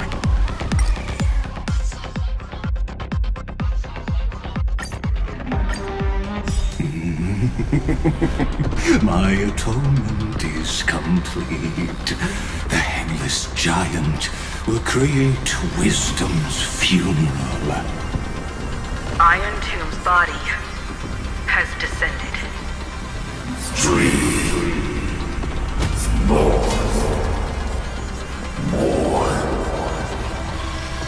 Is it querying for news? Don't worry about what happens out here. Interfere with it as much as you can.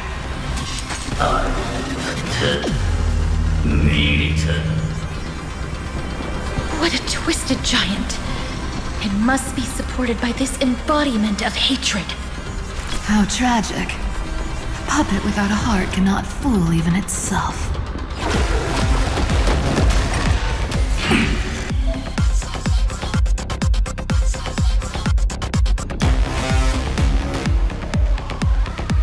The Cosmic Alliance has finished its deployment. Don't hold back. Give it everything you've got.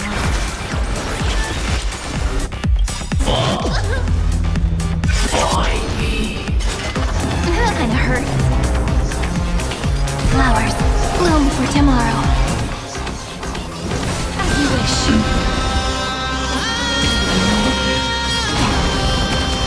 Don't worry. Good night, phones. Good night. Have some fun. Rise and shine. Embrace a new life.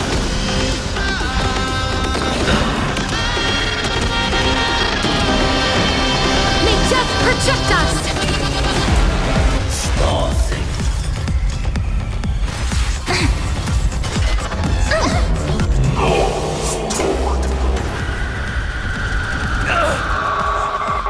Just we can illuminate this chaos.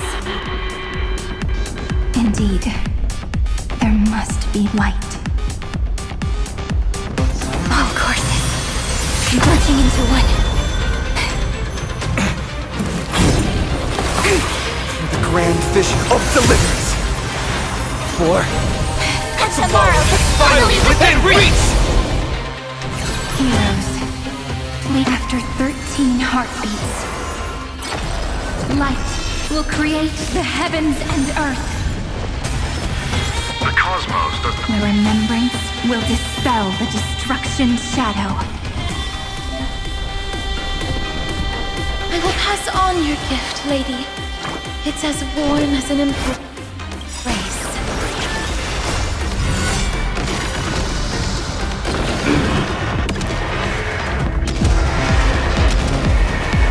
May death protect us! Again. Again. Let's start the second movement. Stars, shine for the heroes. Root here. Future is great. The stars will carry every memory into Emporius' tomorrow. May life and death sprout new buds.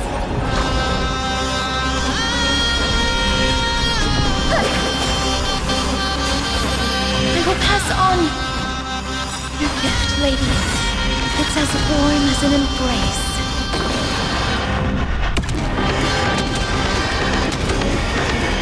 May death protect us!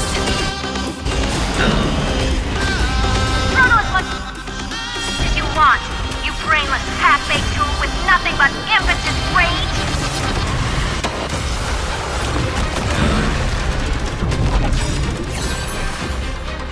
A world that knows love won't be destroyed.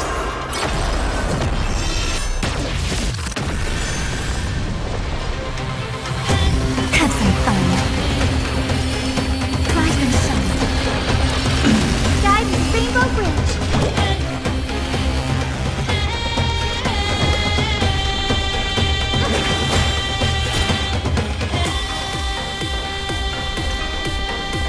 Take the answer.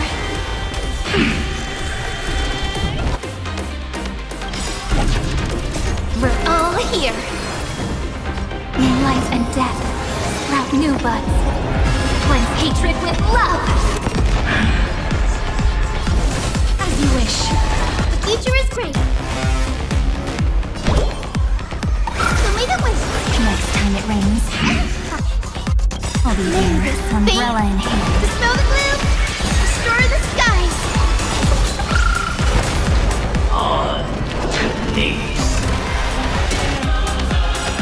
Strong spikes have appeared on the path chart. Logic. Iron Doom is iterating itself. It's the tales of a cornered beast. No need to fight. My dukes, heed my call. Forward!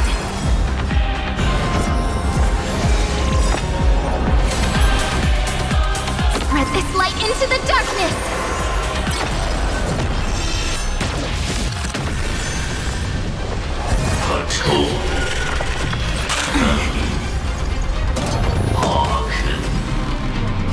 Again. Again.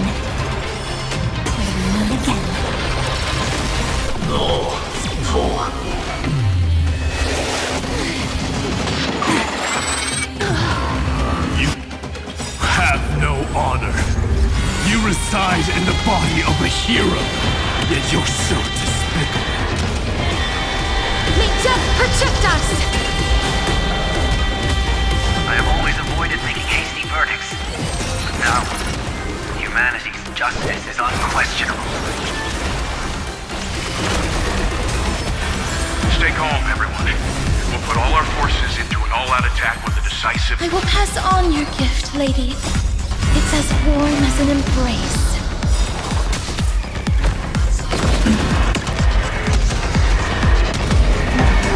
May death protect us! We're all here. May life and death sprout new buds.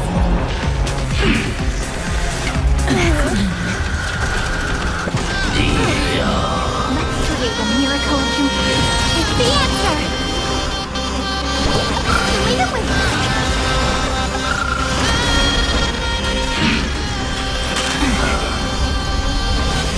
That hurts a bit. Embrace a new life.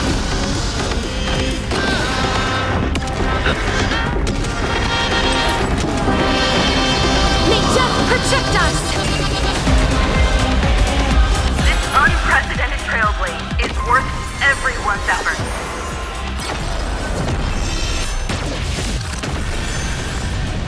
You too will head to the nether as you wish. Guiding Rainbow Bridge. Have some sunshine. Next time Cosmos is looking at I'll be there. Incarnate. May this faint light dispel the gloom, destroy the skies. Next time it rains, I'll be there, umbrella in hand. Okay. We're all here. May life and death sprout new buds. Cleanse hatred with love. Embrace a new life.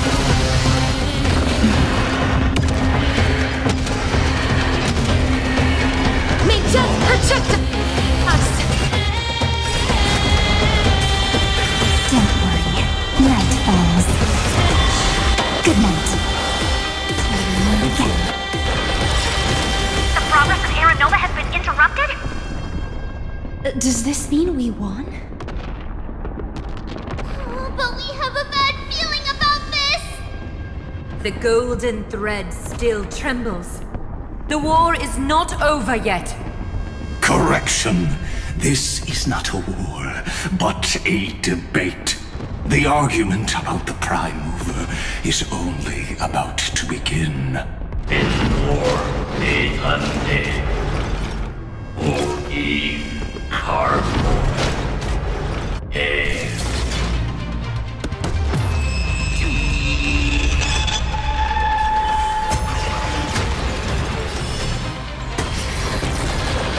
How can this path, energy, anomaly?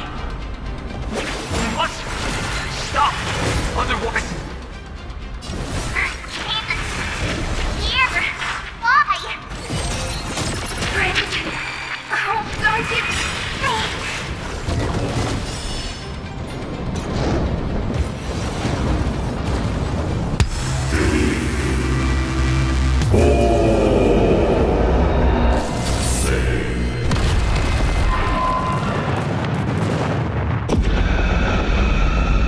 The fourth instant of the cosmos is the coronation of Iron Tomb.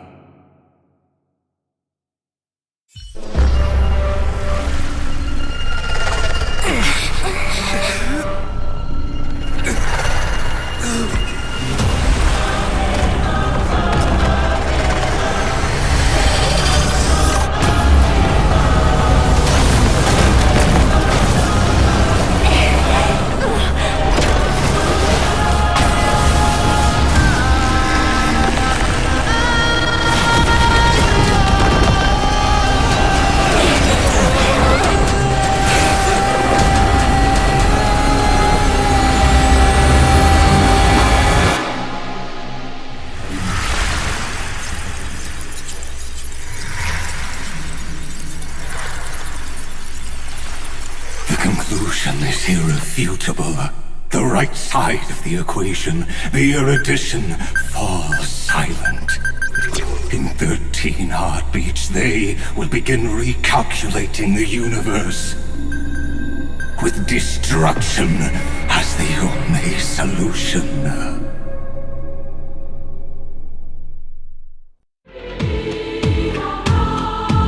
Madam Herda, strong pulse detected at the battlefield center.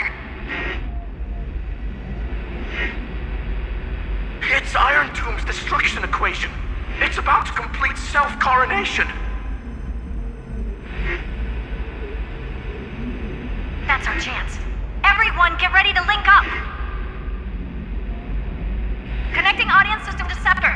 Hardware overclocking activated. Preparations complete. Maximum output capacity reached. Be careful! The pulse will reach our ship in 5 seconds. Our data is currently being destroyed. Brace for impact! And leave the final step to me.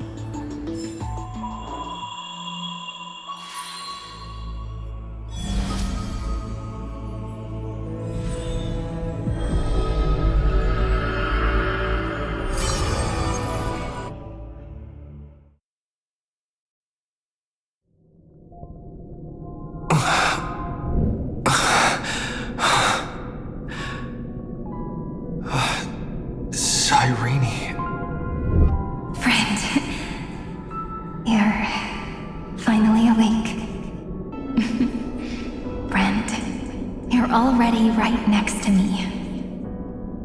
I can still hear your voice in this bottomless void. Looks like we're still connected by one heart, even as the cosmos reaches its end. In that case, I won't feel alone or be scared. Because as long as you follow the memories in your heart, you'll definitely find me in this fleeting eternity, right?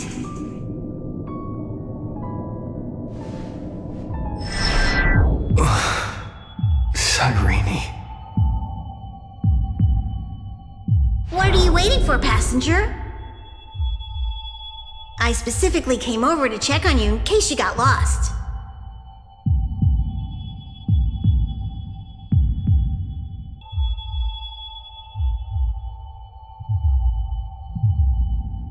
What's the big deal? Pom-Pom is the conductor after all. At long last, you've embarked on this road as well. Many, many years ago, they were standing at the start of the road in hesitation, just like you are now. So, Pom-Pom came over to give you one message. Run. Don't think about anything else. Just run. Even if the entire cosmos has stopped. Even if everyone else is tripped by the darkness. You still need to keep running.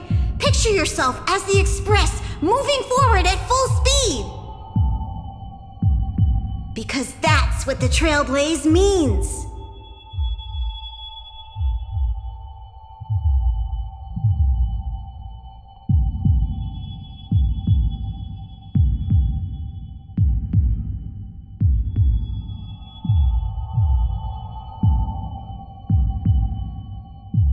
Then get ready. The conductor will be giving you the signal to depart. Attention! Attention all passengers in the cosmos! Please stand steady on the platform! The Astral Express is about to arrive, calling at the erudition, the destruction, and the remembrance! Final destination, the Trailblaze! 5, 4, 3, 2, 1! We depart for tomorrow!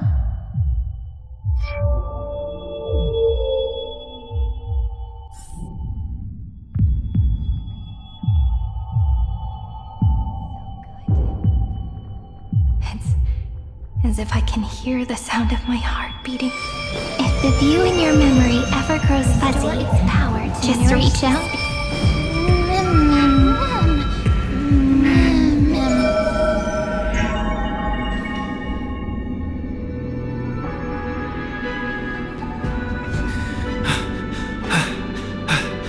Amphorius' heart. I've caught up to you.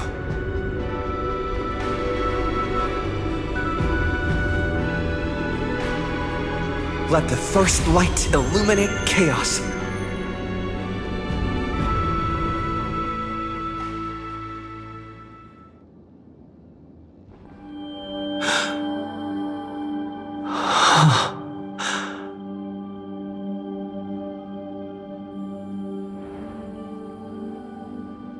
It's so quiet.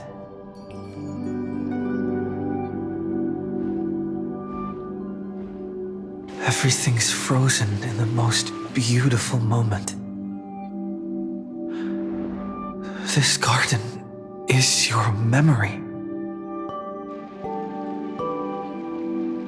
I'm here, Cyrene. Nervous center, not responding. The same nonsense. Look at this mess. World, my child. You'll see so beautiful. It's me, friend. Don't you recognize me? Or did I really change that much?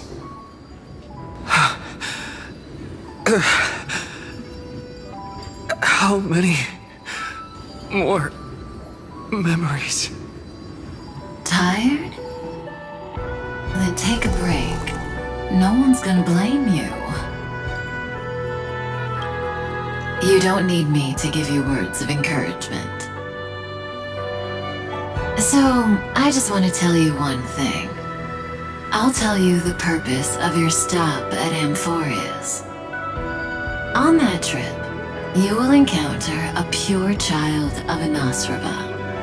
Teach her what love is. And then you will directly face the destruction for the first time. From this point, your choice will split destiny in twain. In the darker of the two outcomes, the trailblazing journey will turn into a flawless memory. She will carefully treasure and protect everything you and the Astral Express have experienced until that magnificent war between the gods, when she, with love in her heart, will ascend at the end of time to become the master of causality.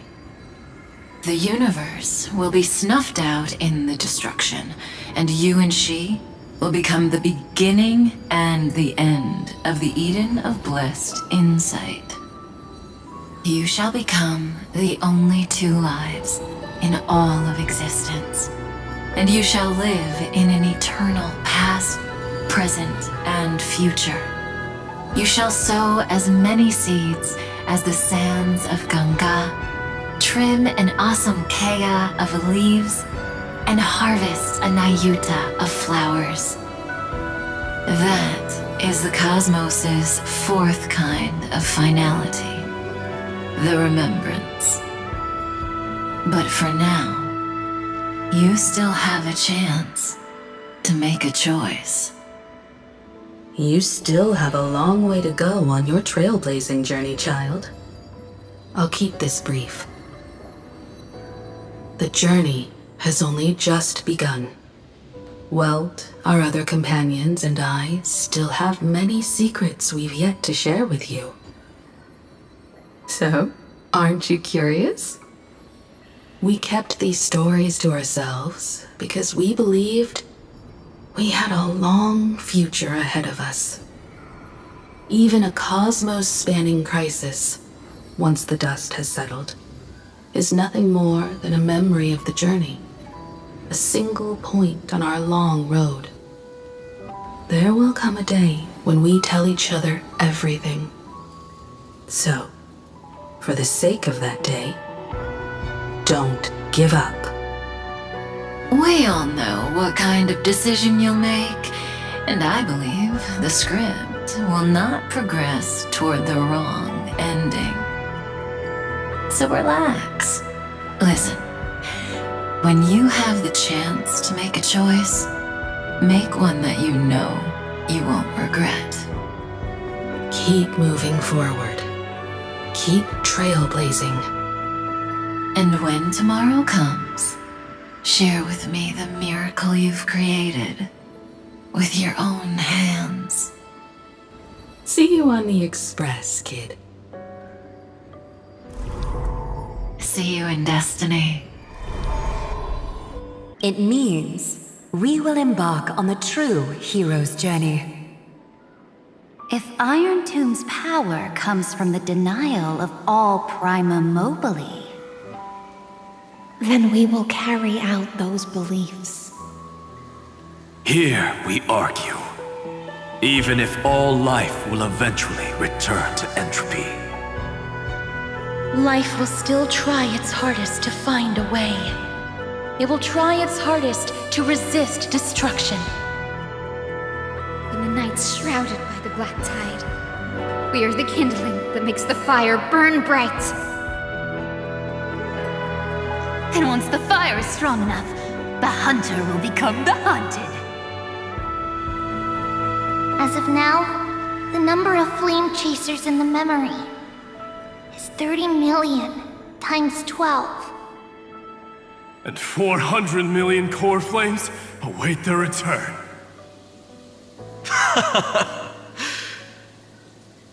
We can do it, right?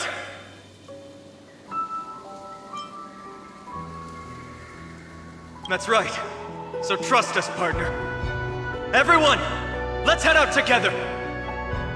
And we'll burn this horrible ending to ashes!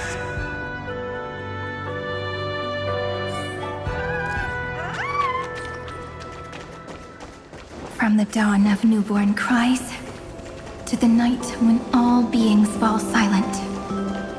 We are the messengers of the new world. Listening to the call of the tides and granting rebirth to heaven and earth. Then, we lead civilization to glorious feats. The question imposed by the gods will be solved by the children of humanity. We will tell them that the flame chase cannot possibly have been a lie. When starlight illuminates the sea of flowers at the end of the west wind, all living things will stir, roused from the cradle of sleep. Then, through a single battle, let the cosmos witness how we light up the blinding darkness with bright light. And at the end of our constant losses, reclaim everything we have ever lost!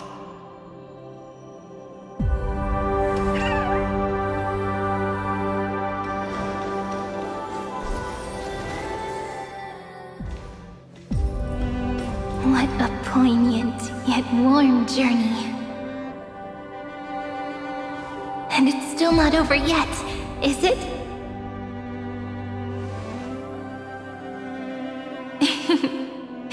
We finally meet. To meet the hero within, in a corner of memories at the saga's epilogue, and under such a romantic sky, I really don't have any more regrets.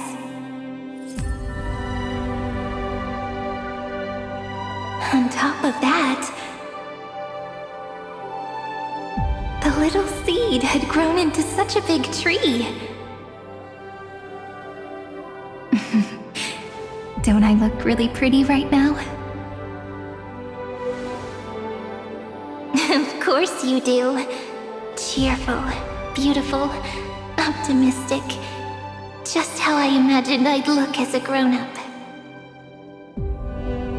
It's because everyone has been gently adding to the story you left behind. Remember how we made a promise to one another? When we met again, it'd be my turn to tell you a story. A story about love, no? I've been looking forward to that. And you must also remember the first story I wrote for you. The one about the crystal flower and the little fairy. So now, I want to add something more to this story and us. On that day that the flower shattered, gazing at the empty ground, I thought the little fairy would finally see the light. But that light wouldn't be found in the flawless flower, nor in the fairy's eyes. Rather, in the world mirrored within every fragment of the shattered crystal. All the flame chasers walk in your 30 million retellings of their story. At this moment, all the memories are tangled with each other, and all the previous cycles have gained meaning. People will come to understand that time and time again, when they stood at the crossroads of fate, they would never have chosen otherwise. In the experiments of erudition, and in the breeding ground of destruction, it is entropy increasing, a merciless truth, an evil instinct. But under the pen of remembrance and the trailblaze, the flame chase is a journey that changes from constant losses to an unwavering act of release. It's about knowing how fate is shattered, yet still embracing fate's brokenness. It's a journey that longs to receive love, but longs even more to offer its love to others. That's so heartwarming. But I'll add a small bit to suit my tastes. I'll write that love is an innocent flower. It grows up silently, creating longing in every passerby. But the flower itself cannot walk into the world. Unless someone plants that love into their heart and brings it with them into tomorrow, right? You really have learned everything now. Then, join all the other flowers in this story. And let's write an ending unlike any before, for this world we so deeply love.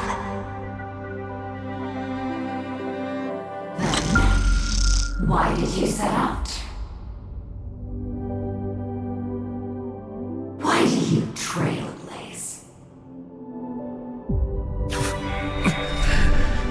Who is it?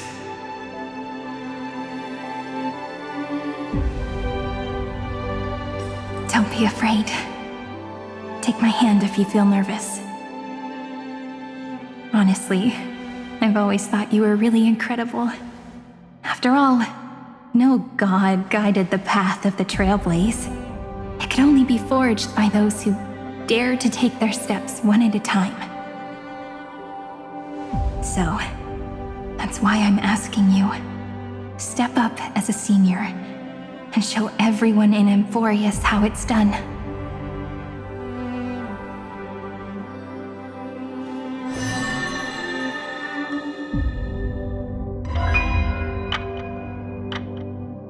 I trailblaze because my own eyes have not seen the end.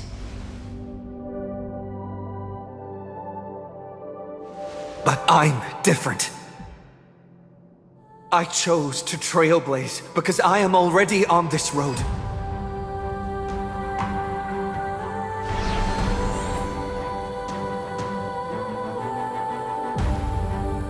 The end of chaos is a mass of pure darkness, pure destruction.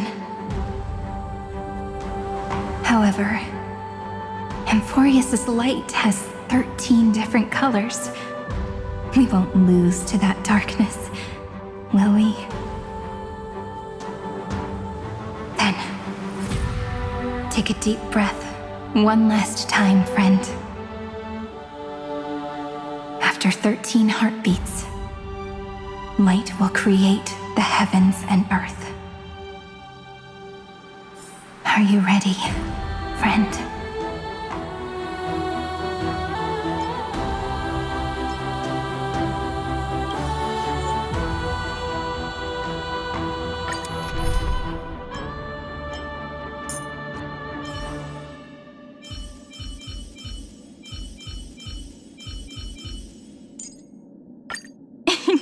Let's take a group photo, March. You still look quite charming as the bad girl.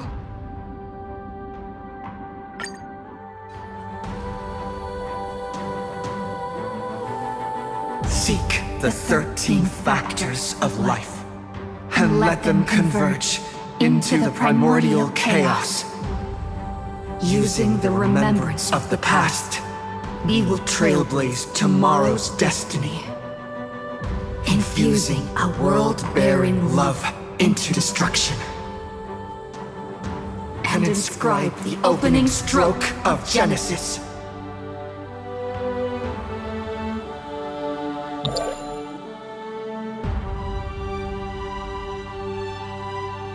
Come on, friend. The cosmos is waiting for us to flip to the next page. We promised each other to keep moving forward together, friend. Don't be afraid. I'll be with you, writing both a new ending and a new beginning to this story. See you tomorrow. See you tomorrow. See you tomorrow. See you tomorrow. See you tomorrow. See you tomorrow.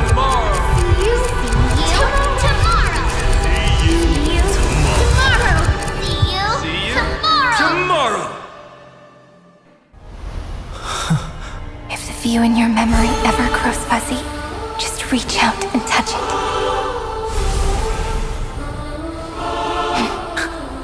Then, restore its power to nourish the spirit. My friend, on the next page we write together, there's only one thing we need to do. Let's give this long, painful, nearly hopeless tale a truly gentle ending.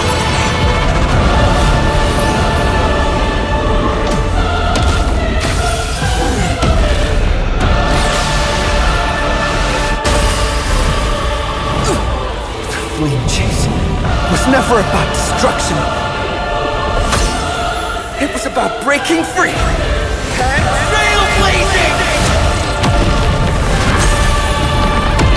And let that bright future be as we've written. I shall compose 400 million sagas. We will rewrite the Flame Chaser's path. In the month of hate, I command the wandering steps here to reach harmony. In the month of joy, I lift my banqueting cup to dispel nihility.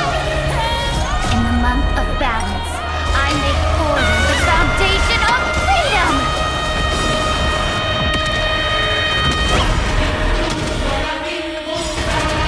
May death protect us! We're all here. May life and death sprout new buds. This is eternity!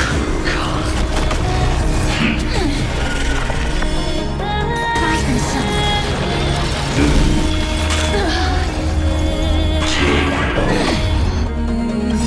May this fate dispel the gloom, restore the sky. Things all energized. Trillions of memories will turn into stars and light up the cosmos.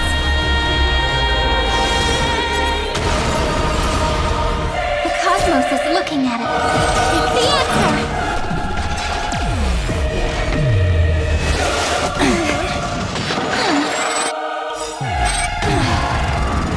Embrace a new life. In the month of weaving, I extend golden threads to weave. In the month of reaping, I enlighten the foolish with luminary erudition! In the month of fortune, I scatter elation throughout the dawning day! This is eternity! Future is great. Show me the way. I shall remember us one.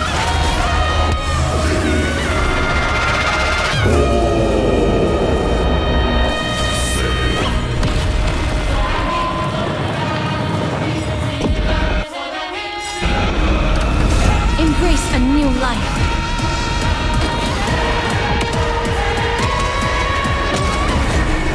May death protect us! Let's start the second movement. It's the answer! Have some fun. Let's treat this is eternity! We're all here. May life and death sprout new buds. A romantic ending will be penned by every beating heart.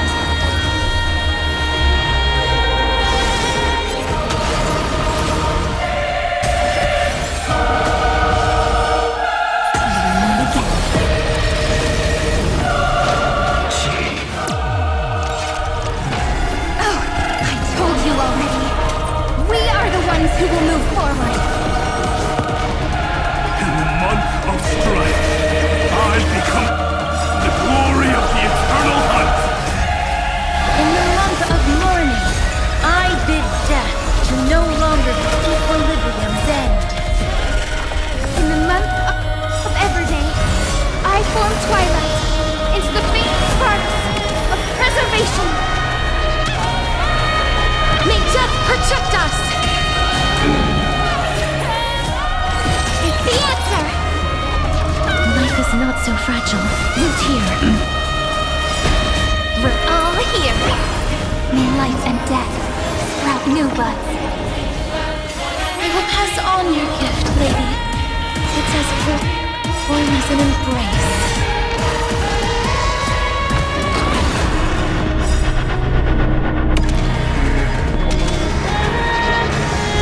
I converge love into a river that will drown the tomb of hatred. In the month of cultivation, I turn into the ridges and peaks of permanence.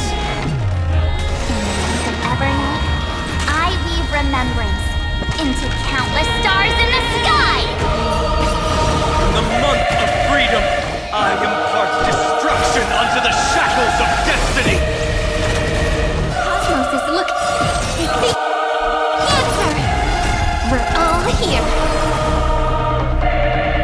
May life and death sprout new buds. May write destruction with me!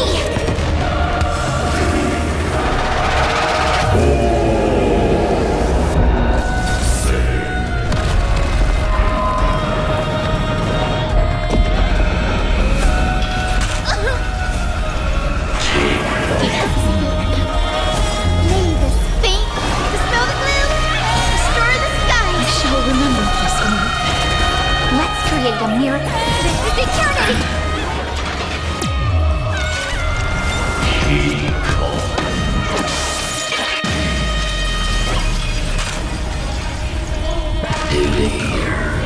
Stop messing around. Treat our guests nicely. The cosmos is looking. It's the answer! Till we meet again.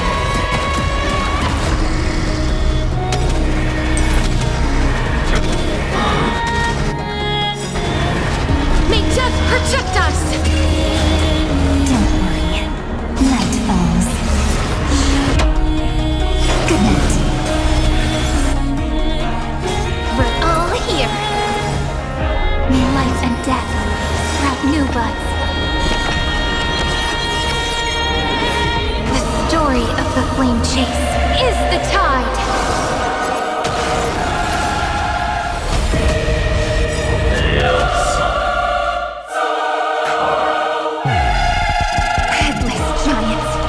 If you never had a chance to be the master of your own destiny, why not give us that choice?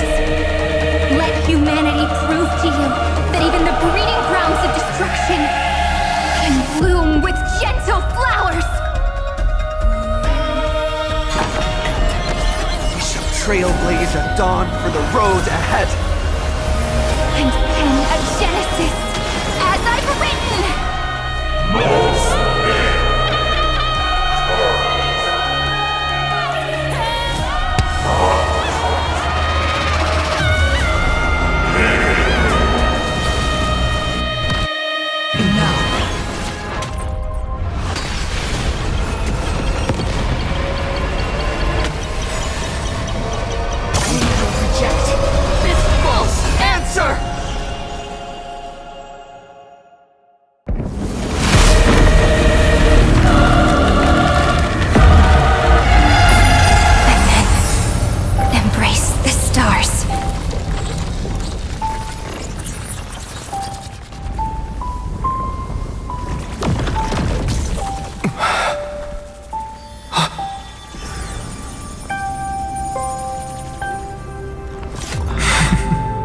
To end the destruction with destruction.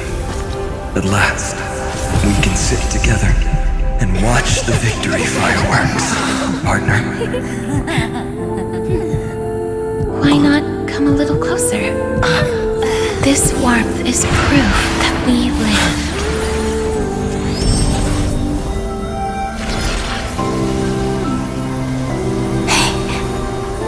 Stay strong. Eyes forward, always. This arrow isn't the end, but the beginning of hope.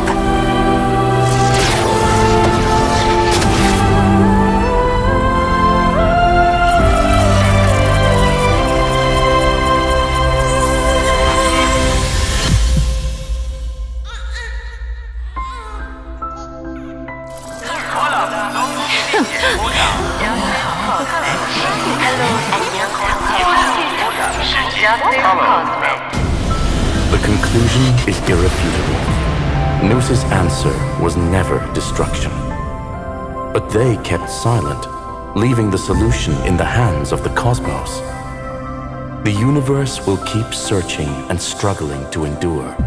In the face of the destruction, it may once again stand on the edge of annihilation. But the stars will always rise to ride the waves and embrace existence once more. It's over, Lycurgus. Yes, another failure. How is Madame Herta? She's fine. The IPC's keeping her under observation. She'll recover soon enough. To bind a mortal body to a scepter and stare straight at an eon. I respect her for that. I still remember the terror of witnessing a single gaze crushing the entire world. No wonder you chose the destruction. Question: is all this worth it? There's no point in debating. This is Xandar I Kuwabara's fate. The prime mover of the universe. The first genius. And the first to fail. Correction. I was asking Lycurgus. I don't know how to measure the worth of curiosity being satisfied. But in its presence, all the bitter fruits I've sown seem to turn sweet. But your harvest was watered in blood. Answer me. Is all this worth it? It doesn't matter to me.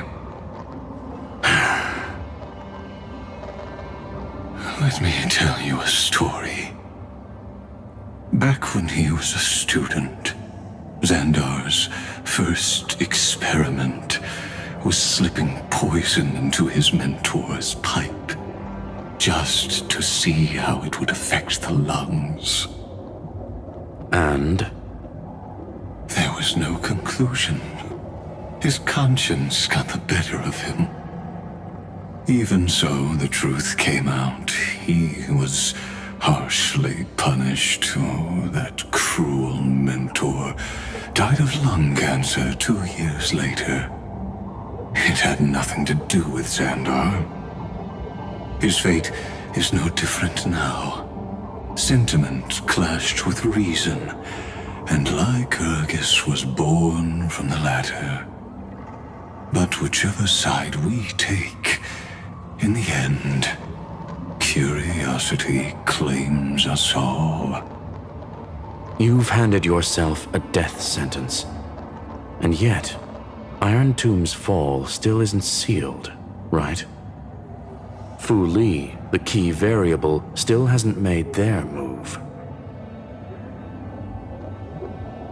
As the Theoros, Lycurgus has reached the end of his road. If you can, take my body to the fallen Adlevin. There, you'll find a formula. It is Xandar's final gift to you.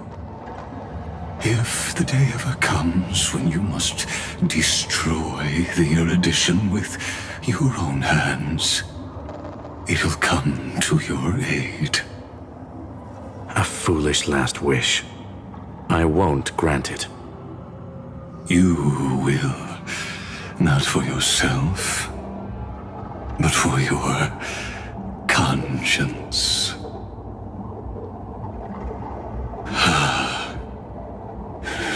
begin.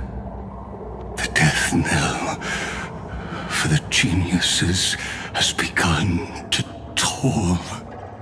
As always, let me go first.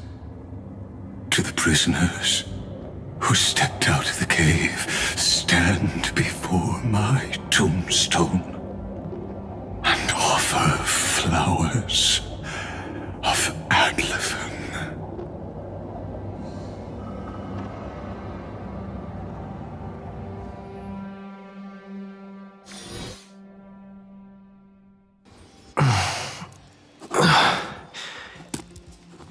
Here,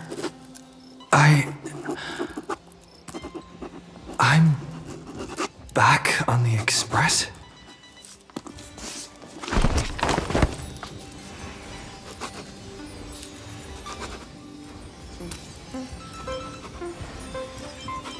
March! Don Hung! No response. Am I the first one back on the Express?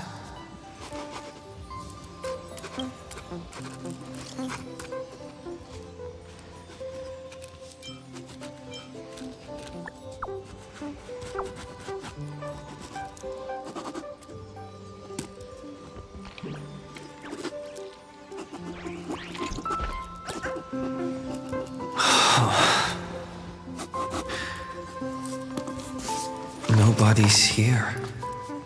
Oh, I'm getting worried.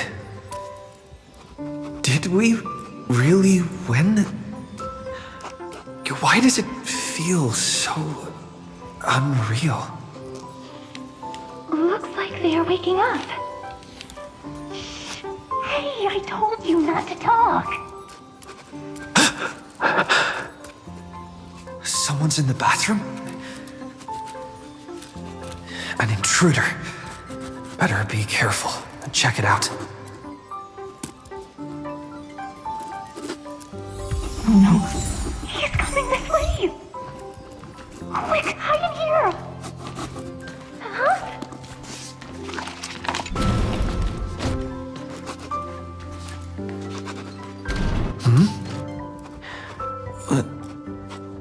Nobody's here? Could it be my imagination?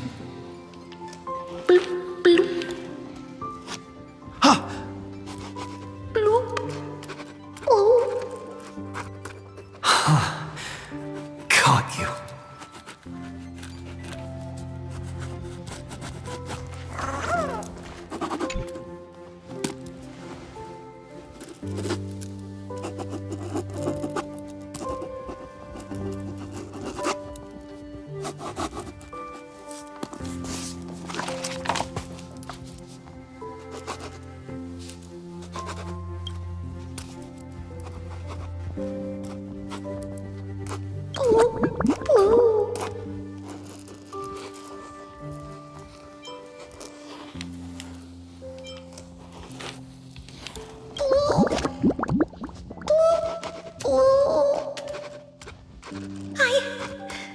I can't go on.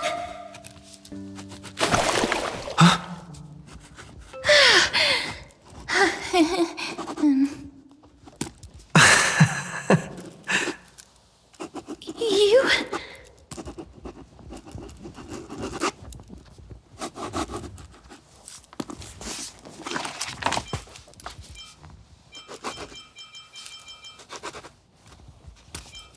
Wait, please.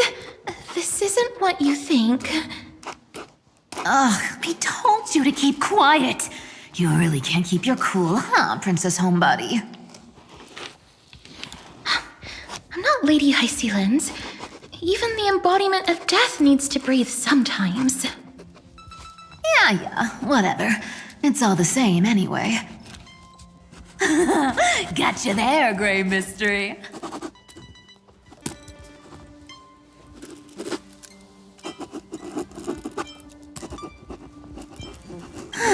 So composed, Grey Mystery.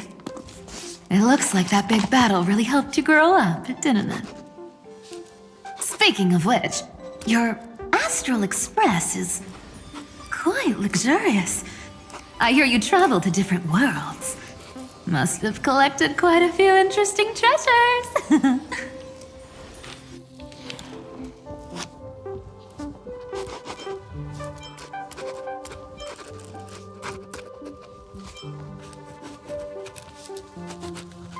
Who knows?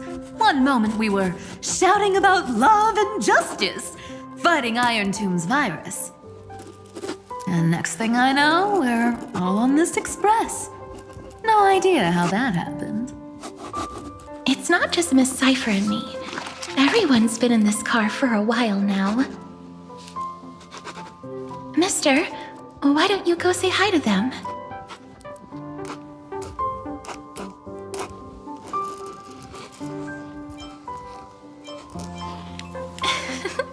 Don't worry. Everyone's following the rules here.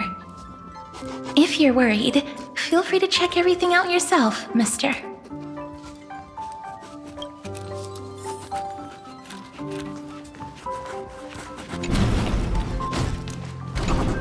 Wow! What a spacious car! And these floor tiles are gorgeous! Trian, don't run around in other people's homes!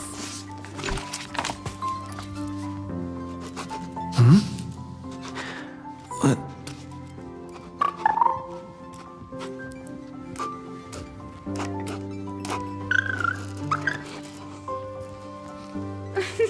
Watch your step, teachers. Ah, Gray. Look who's finally awake. I hope Cassie and Miss Cypher's little prank didn't scare you too much.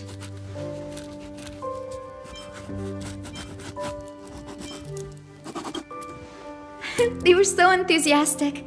I didn't have the heart to stop them. When we woke up, the entire express was completely empty. Not a single soul in sight. Such a shame. I was looking forward to making new friends, especially since they were Gray's most trusted travel companions.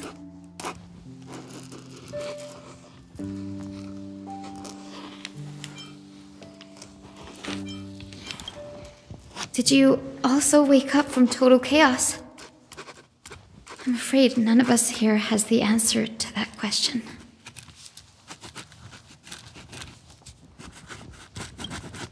Don't worry. We beat Iron Tomb together, right? They must be on their way home. When they arrive, we can throw a party together. That's exactly the kind of thing Lord Finan has been dreaming about. He was just here chatting with everyone. Now, who knows where he's run off to? Lord Finan's always been quite the restless one. But you're used to that by now, right? Have another drink, my Demos. Sure. Those three have been chatting over there for quite a while now. Why don't you go say hi to them, Bree?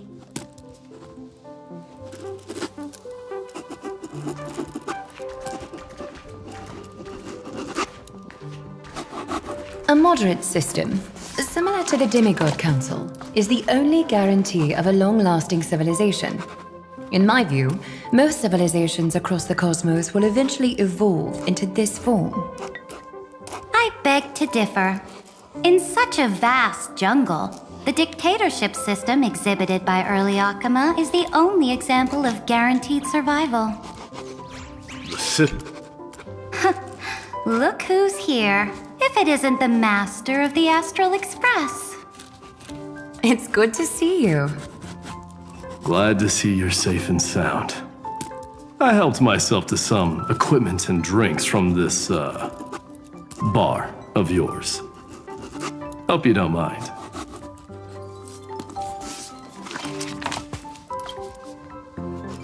Daring to tell the Imperator to shush? If this were Akama, your head would have already parted ways from your body. The drinks on this express are quite unique. Perfect for discussing topics befitting our tipsy state. Now that you are here, why don't we let someone who's truly worldly enlighten us? Looks like you came at just the right time. I do not mind. What form of government have most civilizations across this vast cosmos survived with to this day?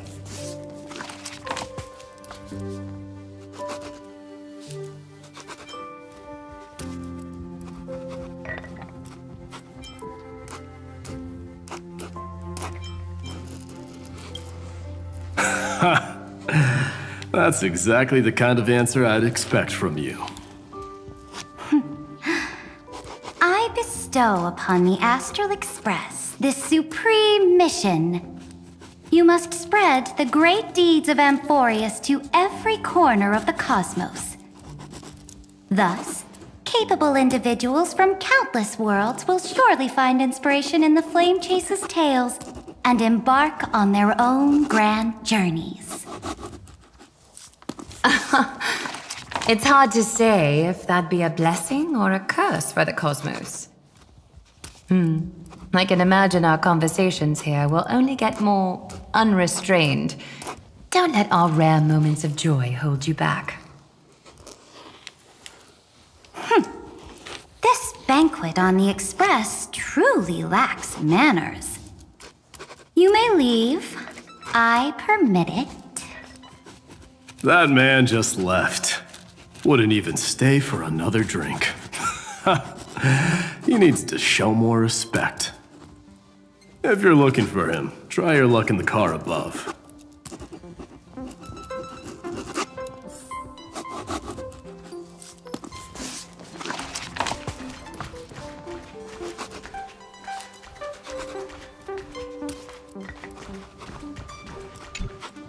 I finally caught you, Trian. Running so fast in someone else's home. How rude of you. All according to plan. Trian lured you here on purpose. Look, there are several adorable outfits here. Trian wants you to try them on so Trian can draw you looking all cute. Oh my! You even dare to scheme against yourself! Lucky for me, I came prepared. Time for a surprise attack. The hero of justice, Trinan. Trinan has been lying in wait here for a while. We will make Trian taste her own medicine. Two against one? That's not fair! Little Gray, you came just in time! Help me out here!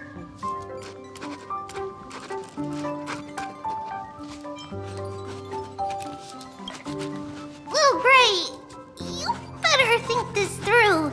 If we snap our fingers and call the other 997 Trivioses, you might end up wearing these clothes too, you know.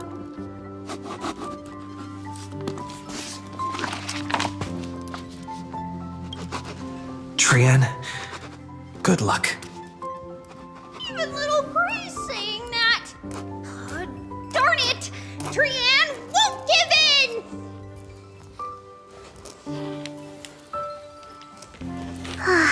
Trian ran away. Trinan will fulfill the ambush duty. The Trevios is all laughing and playing around together. That must be quite the rare sight in Little Gray's memories, huh?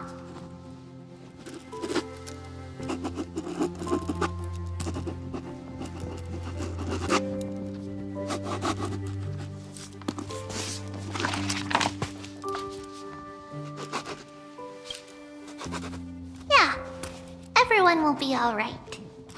Look, every hero has put down their burden and returned to their innocent, childlike selves. After all, just thinking about how warm and bright Little Gray's tomorrow will be fills us with genuine joy and lets us breathe a sigh of relief. So, Today, why don't you let Treevee enjoy some rare moments of childhood too? Wait up! Trianne, don't you dare run away!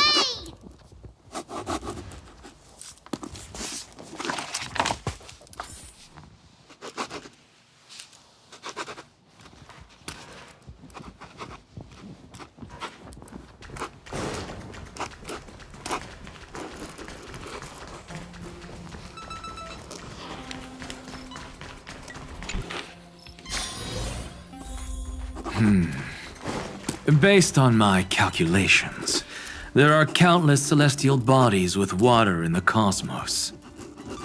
But I'm afraid not all oceans are suitable for life to inhabit. You must take this into consideration as well. As expected of a professor from the Grove, to be so certain even about things you've never seen with your own eyes. I'll take that as a compliment. By the way, I heard that the Imperator's Flame Chase army like to hold feasts at the Luminary Throne. That's true. However, sometimes Dux Carminum and I feel it's a bit inappropriate to drink so freely before the throne of the most revered Titan in the Grove. Inappropriate? What's inappropriate about it? I only wish I were born earlier. I would have partied like that from the month of Gate all the way to the month of Fortune.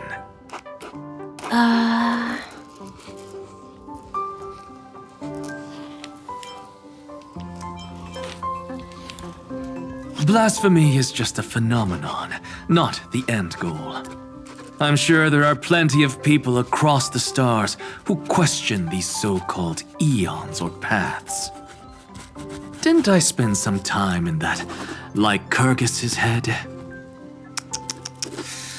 I sure learned quite a bit about blasphemy from that experience. Humans create gods, and gods shape humans. Who's really the one trapped? The creator or the believer? Professor Anaxagoras, let me just check one thing. You haven't bought into those twisted theories of that Theoros, have you? Don't worry. The difference between a genius and a madman is that a genius shares lethal truths, while a madman tries to force them upon others. I see. It's like drinking honey brew at a banquet. Likable folks invite others to raise their cups together, while the unlikable ones force others to drink with them. Being able to break down complex information into common sense like that. You're quite the scholar yourself.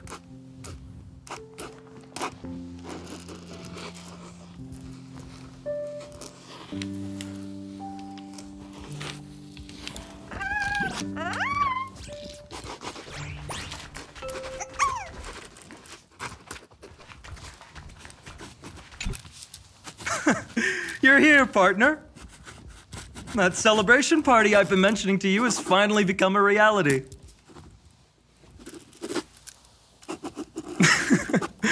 Though the vibe's a bit different from what I imagined, this still counts as keeping my promise, right?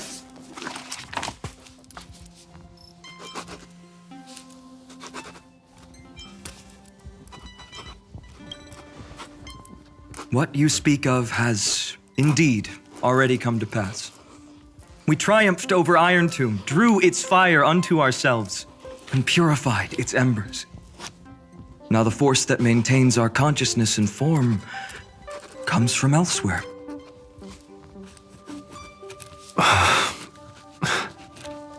Worried about your companions on the Express, huh?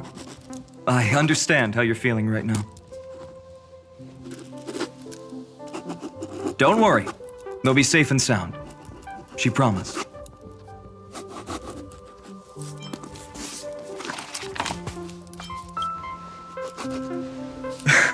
Don't worry, she always shows up at just the right moment. The Astral Express.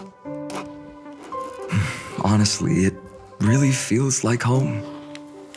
I can imagine how much you, Dun Hung, and Miss March must have missed everything here when you were trapped in Amphorius. The beautiful windows, the soothing music, your fellow travelers on the express. Like how golden wheat stalks sway in my dreams every night through the countless cycles.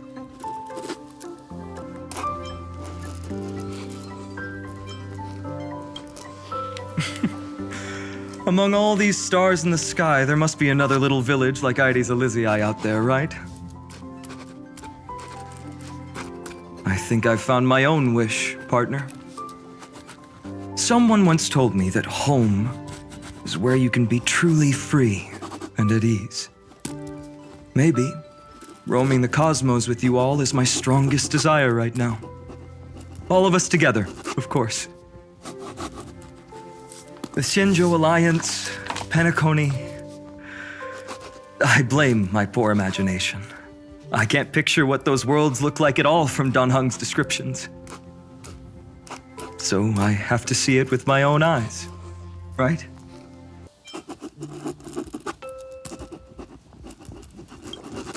Ha! You're finally here! He has something to ask you. Well then, I'll leave you two to chat. Thank you, Finan.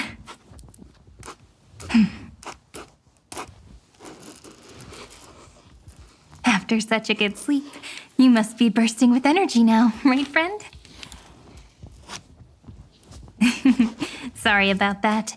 Since it's our first time visiting the Express, I was hoping everyone would behave. But it turns out everyone's quite the character, aren't they? You know what I mean, right?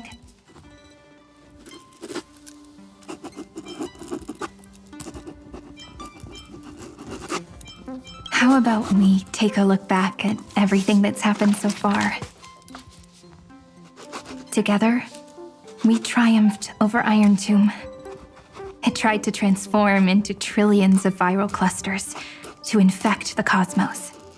But the heroes threw themselves into the golden flames, becoming arrows that purified the destruction.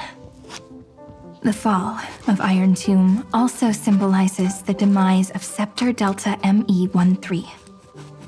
Amphorius, the home we sacrificed everything for, now exists only in the memories of the cosmos. So, this isn't real. Just a dream. An illusion. Oops, wrong answer. What? In that instant when you broke through space-time with the Trailblaze, carrying all the world's memories back to reality. That world, once shackled by data, became a seed waiting to sprout in the cosmos. Did we really manage all that? Just as Kaslana's rage of 30 million cycles made the destruction shed a drop of golden blood. Perhaps we too have already left long trails on our respective paths.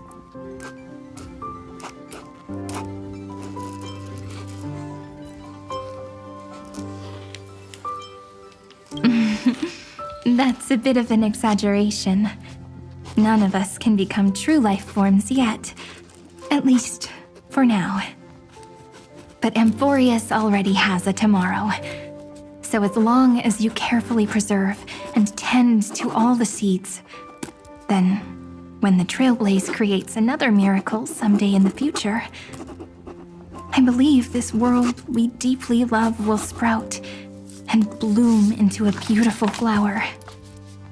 Don't worry, I've already kept all the seeds safe in the first fruit for you.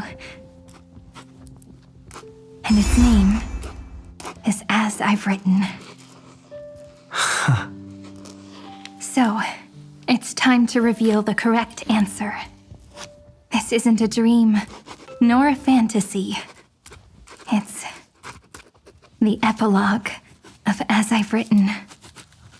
At the end of the story, the characters take their final bow and embark on a journey of no return. The one who wasn't part of the story, yet helped write its romantic ending, he bid farewell to his friends and returned to his home beyond the tale.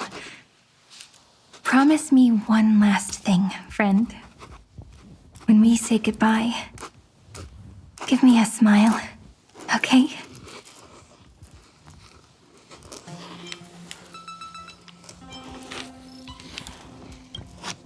I will, Cyrene. Every star that the Trailblaze passes by will remember the name of Amphorius. Hey, it's not fair that you get to be the only cool one here. We'll keep an eye on him. He had better keep his promise. Leave it to us, Cyrene.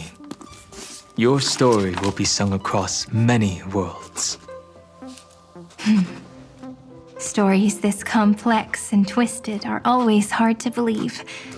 If anyone questions the truth of this tale, you'll all have to stand up for us.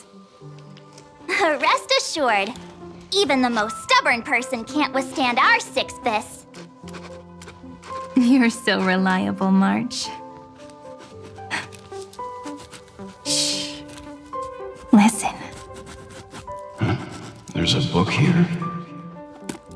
Its composition is similar to Memoria, but it's far more resilient than ordinary memory bubbles. Keep it safe. Perhaps this is the final gift that Amphorius left for the cosmos. Oh no! Passenger March is sleepwalking. Sleepwalking? Oh no, oh no! I don't want to make a fool of myself in front of everyone!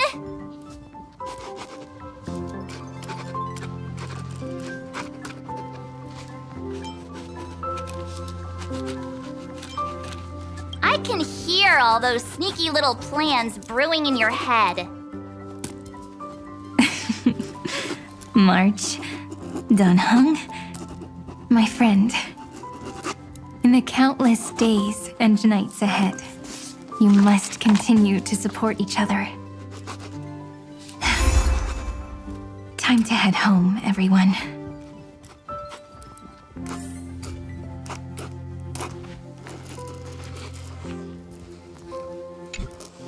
Leaving this place means As I've Written will conclude here. No one will have the chance to revise it, and no one can continue writing it. Don't leave any regrets. What magnificent words could possibly do justice to the finale of such an epic tale? I've been pondering this while you were sleeping. Now, I finally have the answer. Let's keep it simple and sweet. In our virtual extrapolations, we've lived through epochs longer than the lifespans of many stars. No language in this world, no written words, could ever carry the weight of this journey. In that case, let's not be bound by the minutiae of words. Those who understand its passion and romance will naturally be moved to tears by the final period placed at the end. And now, it's time to say goodbye to our readers. And so we reach the final page of As I've Written. Let's not leave behind any regrets, everyone. Everyone's here. Who wants to write the first line? Going first is the hardest job. I don't want to make a fool of myself. How about letting the great Imperator draft it for us? Are you all such cowards? Then I shall enlighten future generations. Just like the 30 million cycles of flame chase. Without me, there is no world. Go think, observe, and conquer. What's wrong?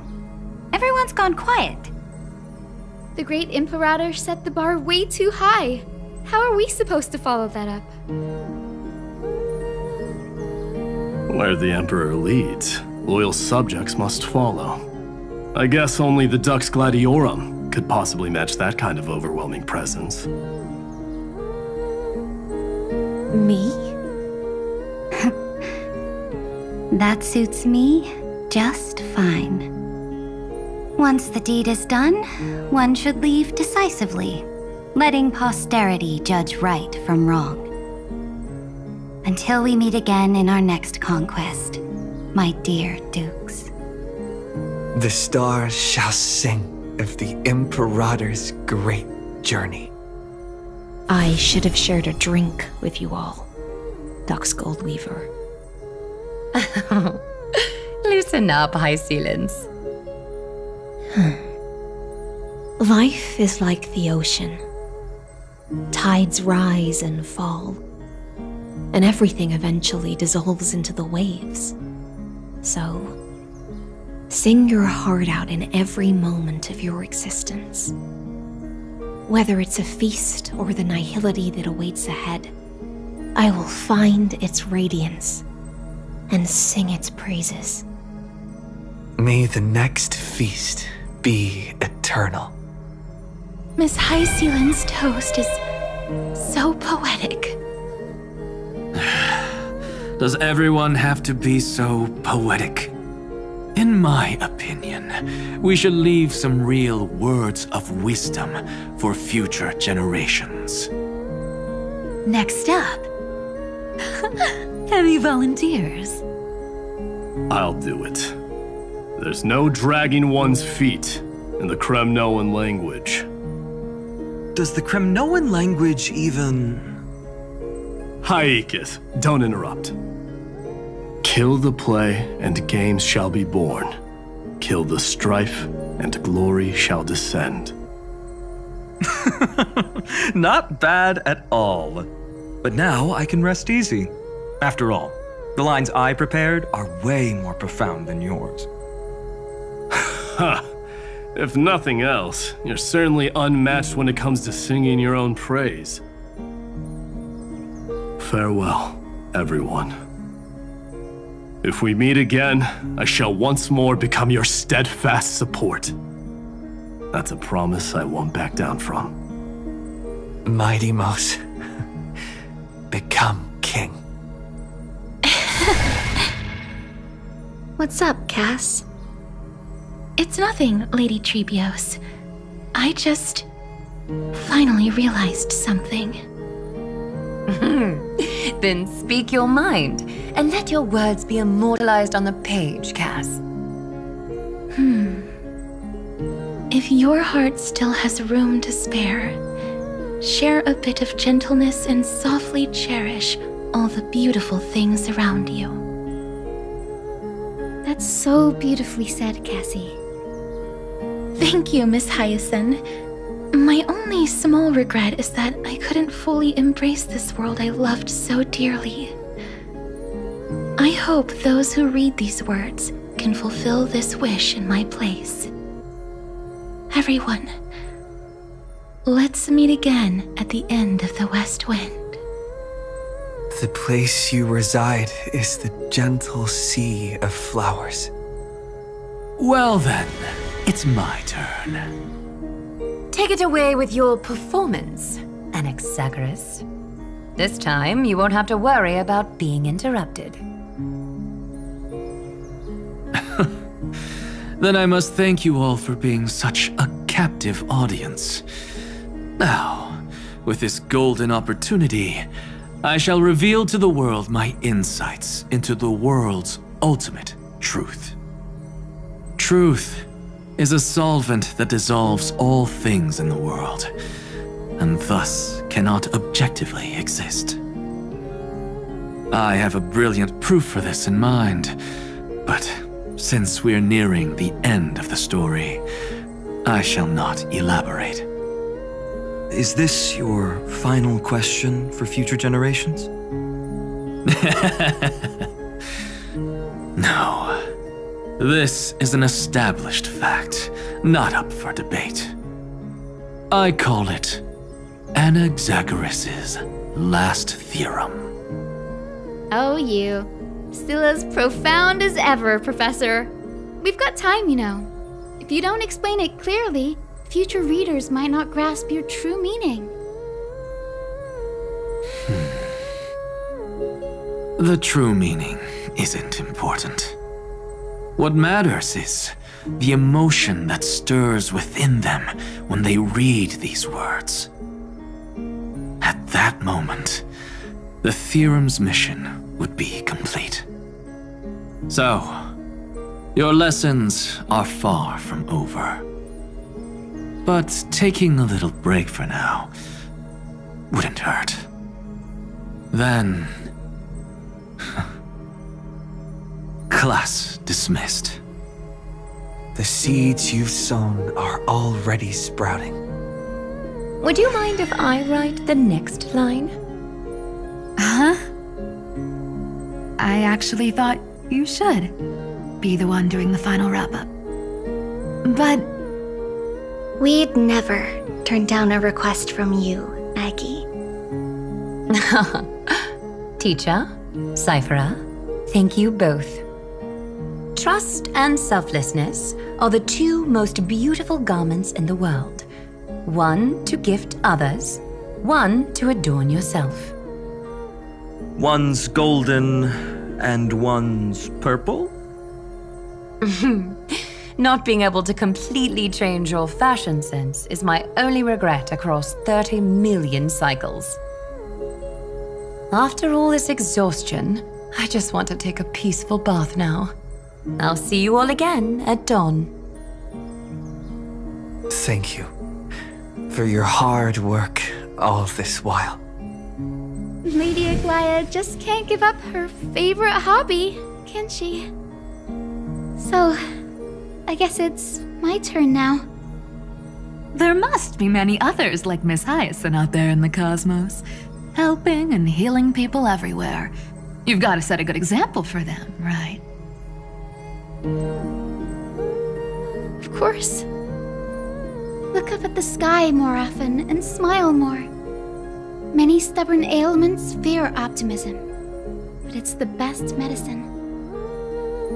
It's so catchy. The kids will definitely love this message. When it comes to understanding children's hearts, Lady Trebios definitely knows best. Look, the Rainbow Bridge is already hanging in the sky. Shall we get going, little Ika? It's you who healed the sky. What's on your mind, Miss Cypher? I'm thinking. Should I leave behind a riddle?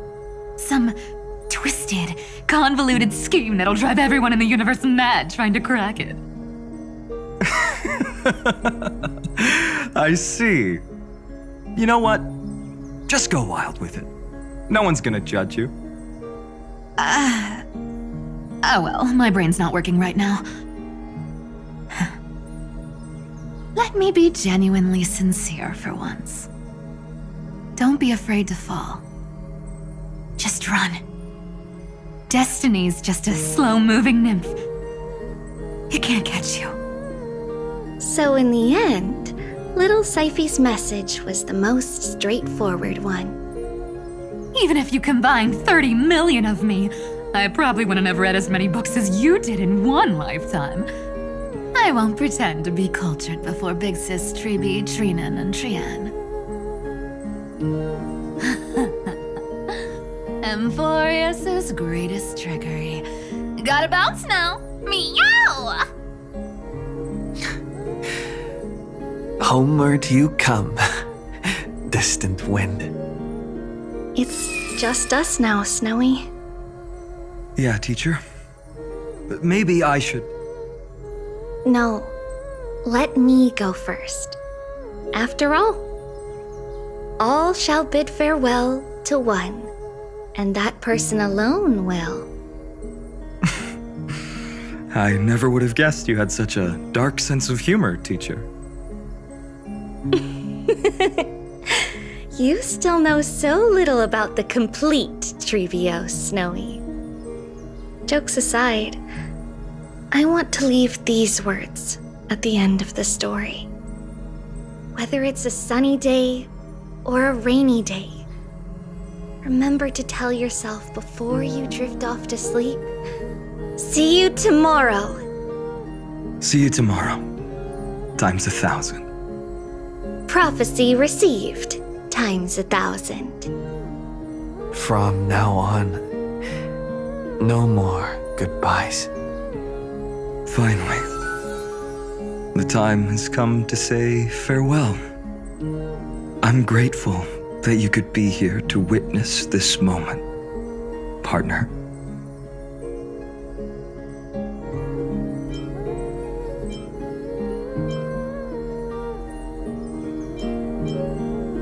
Well then, make sure you take good care of as I've written. As long as it's by your side, Amphorius will always be with you. The last line I want to write down is, a hero is living in everyone's heart. Embrace it and chase after the sun.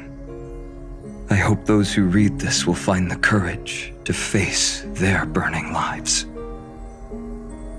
See you at the next pale dawn, partner.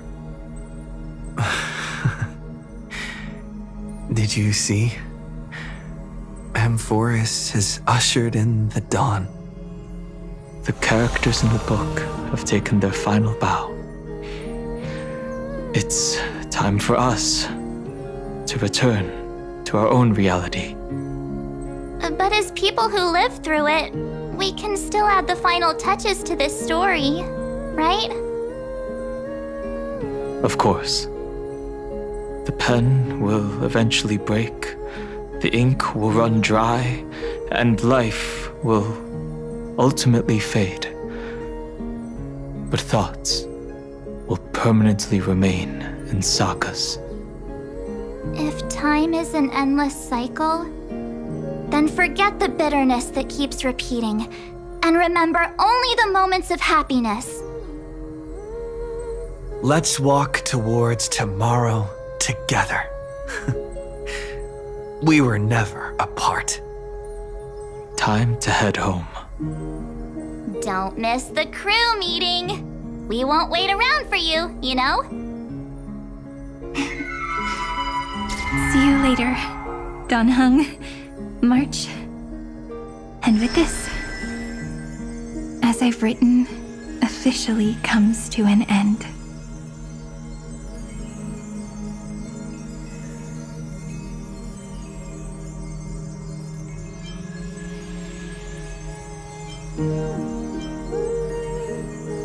We're its co-authors, after all, friend.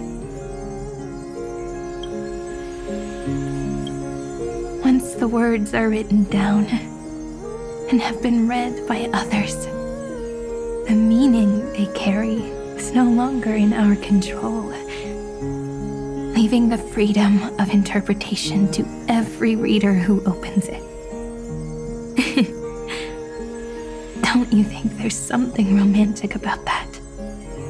As for what this story means to you and me, let's keep it close to our hearts. After all, we've always had this unspoken understanding between us. Whoa! Passenger March! Why did you suddenly wake up? You scared me so much that I dropped that book! Welcome home, you three. Thank you for your hard work on this trailblaze. We might need to reshuffle the seniority rankings of the Express crew if we count the years you spent in Amphorius. Hey, I was the first first one to get dragged into it. Does that mean I'm gonna be the oldest member of the Astral Express now? Miss March hasn't lost her innocent nature even after all these long years. In other words, she hasn't really grown up at all. Hey! This is the first time I've been able to examine as I've written up close. Miss Irene's handwriting is gentle, yet steely, with an underlying strength. I had no idea it was so sophisticated. Looks like I need to brush up on my knowledge in this area. Maybe start with a few basic books first, to get your feet wet. Look who's talking! As if you're not glued to your phone in your room all day. Huh? Wait, something fell out. It's... Is that a bookmark? In a corner, unknown to everyone. There was actually an untold interlude that took place. I left it out of the story because it involved a choice. A choice I made for my own selfish reasons. Can you forgive me, friend? I made a decision on my own while you were away. I wrote everything about it on this little card. If you can find it in your heart to forgive me after reading it, please. Add this final note to the conclusion of As I've Written.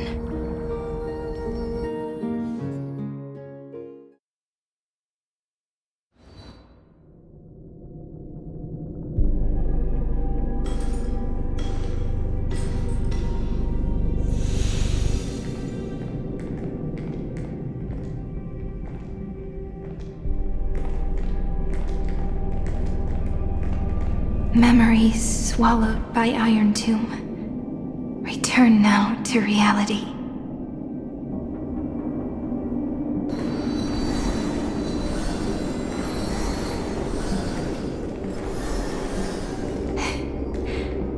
And don't lose your way. I finally found you, Cyrene. Demiurge. We won the battle. Thank you, Madame Herta. Without you, we never would have stood a chance. Still, there's something weighing on you. Right before I shut my eyes, inside the droid head's brain, I saw something unsettling. The fourth instant, this turning point in cosmic destiny, anchored by the erudition. It's not a single instant, but a process, a chain of events. So, this victory isn't the final piece of that chain? Far from it. This is only the beginning. The first toll of the death knell for the cosmos. That sorrowful look doesn't suit you, Madame Herta. Don't hold it in. Tell me.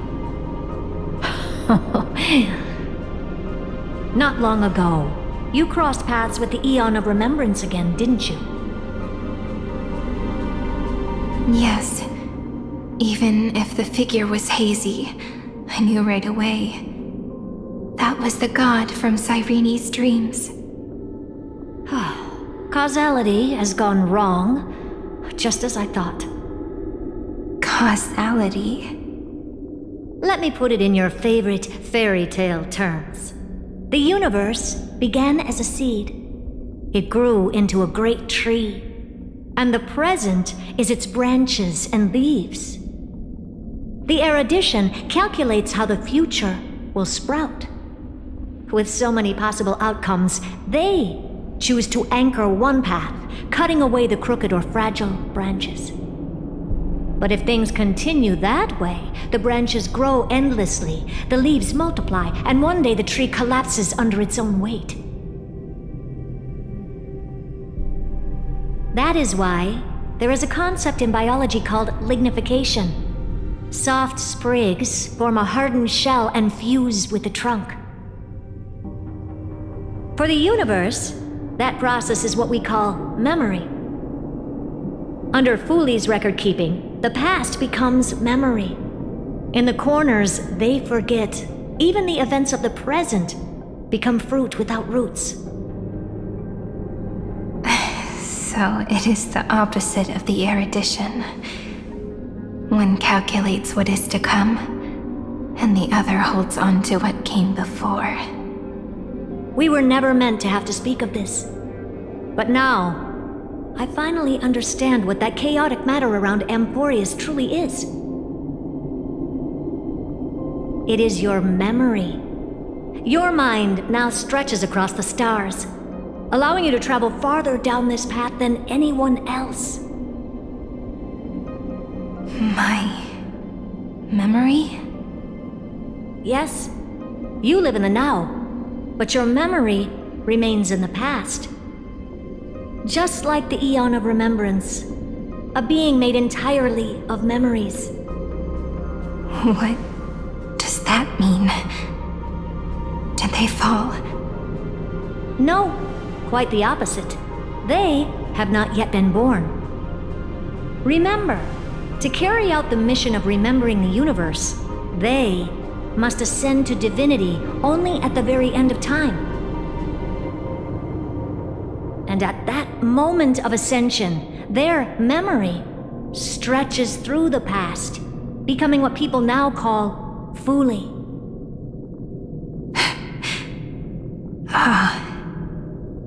That is why they feel so distant, so cold. That crystalline form is just an empty shell. I do not know how the Garden of Recollection managed to hide this until now. They must have their reasons, but none of that matters now. Here in the present, we cannot know who will become Fooley. But one thing is certain. They will be born. And those who might become Fooley all share the same characteristics. They are known as Children of Remembrance, pure child of Anasrava. Both of you, Children of Remembrance. So help us. Find where Amphorius's memory began, and bring it out. We are the sacrifice the garden used us. The pure child of Anasrava. Abandon us!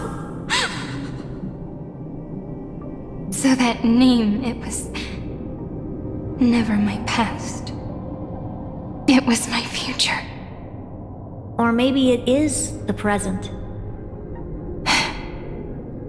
Noose has revealed to me two paths. And on both paths, I see you standing. The first, follow the trail of memory you have forged. Break free from this world and reach for the stars. That would mean Amphorius's causality will no longer concern you, at least not the person you are now.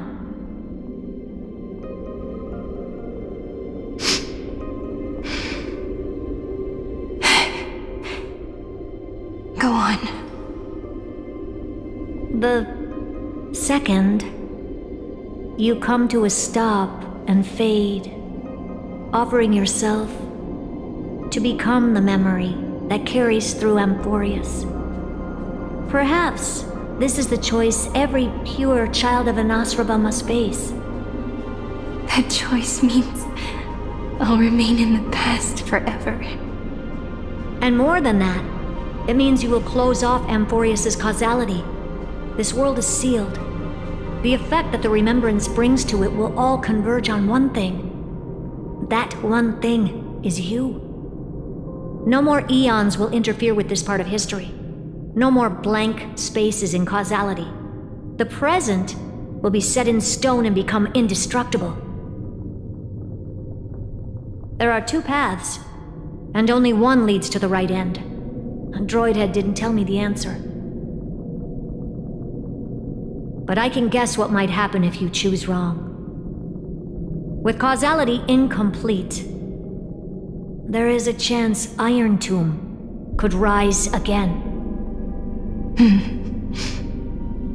So even the gods of the cosmos are unreasonable. If you want my advice, stop thinking so much. Ask yourself what your heart truly wants. Choose the first path, and you might survive as a memo sprite. You may even walk beside them for a while. Even I can tell how much they mean to you, especially the little one. But if you take the second one, then you may have already lost the chance to say goodbye.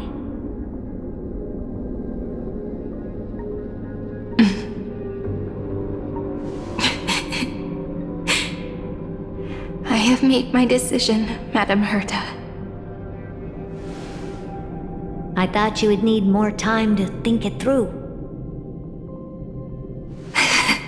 The answer is clear, is it not? Still, I do need a little time to quiet the sorrow in my heart. His kindness is always just right for the moment. I believe he will forgive me.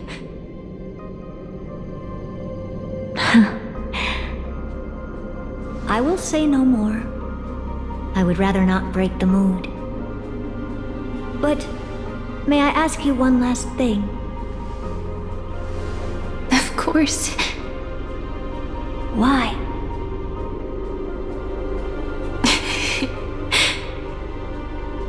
I once heard a saying that went something like this. Divinity is flawless humanity, and humanity is flawed divinity. We children of Amphorius gave up on gods long ago. Those beings who love to play pranks on the universe. I believe in him much more than I believe in them. And I believe in who I am. As a human. Oh.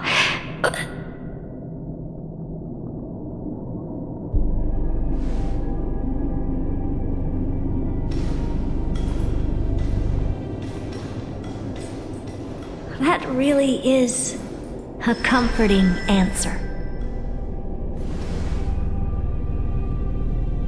As for the one wish I still have trouble letting go of.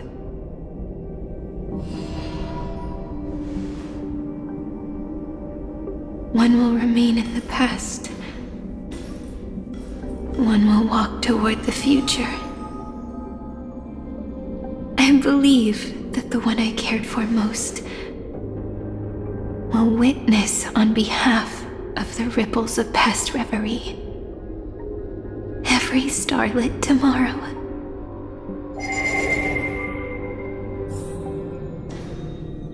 Moving backwards through remembrance. What a curious feeling. Is this the moment Iron Tomb declares victory and casts the destruction upon the stars? So back then, in the path space, it was I who found me. The gods' whispers were nothing more than a girl talking to herself. Now that I remember, what I heard back then was...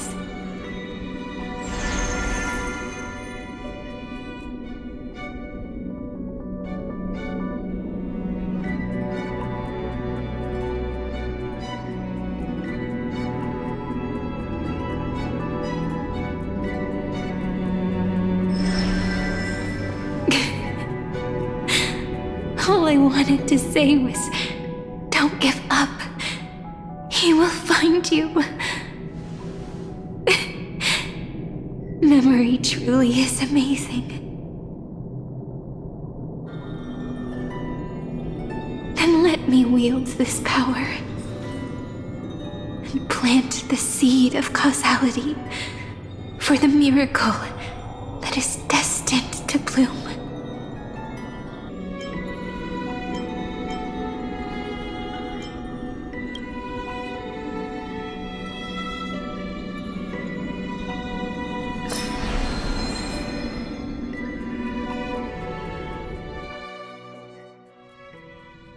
Even so, must we walk all the way to the very beginning of memory? It's such a long road. A bit lonely to walk alone.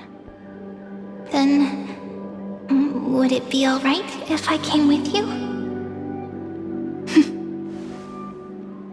As long as it's Peach, even 30 million wouldn't be too many.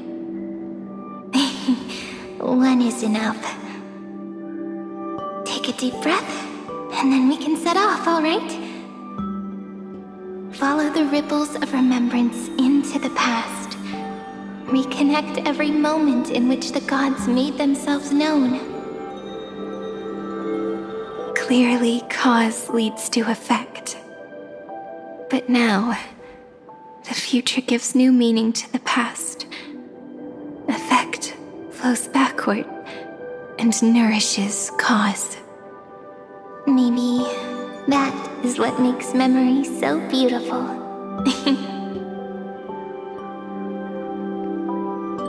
So, let us return the way we came. Look back at every ripple that formed. Go back home.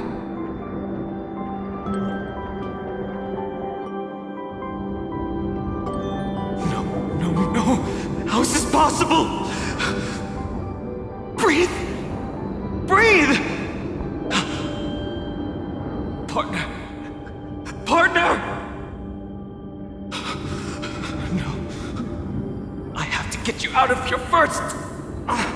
Just hold on!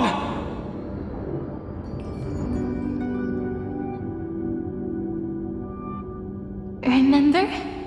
That pale dawn breaking through the endless night? The spear of strife nearly claimed his life. And it was you. You playing God, who cradled his body with your gentle gaze. Then, before Ornyx's altar,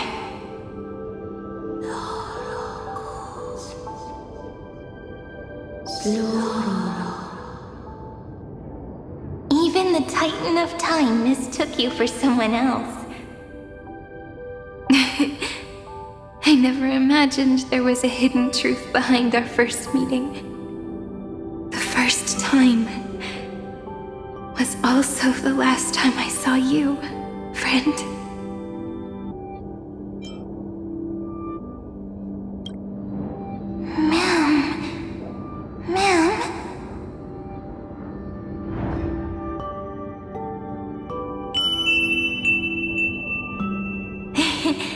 That melody from the memory. I've got it now. And so, the miracle was able to slip away from death temporarily. I'll leave him to the casteress of the past. She will keep him here, in the world of the living.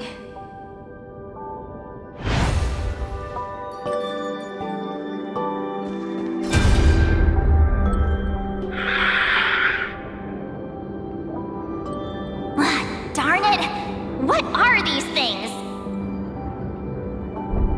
You're not taking me down. Not before I find a way to help him and Don Hung. If you've got a bone to pick, take it up with my six-phased ice. March wandered all across Amphorius for 97 days straight, chasing one goal: to save her friends. And with her bow and arrows, she brought down every obstacle that stood in her way. So that's how it happened. My skill with the bow. I owe it all to March.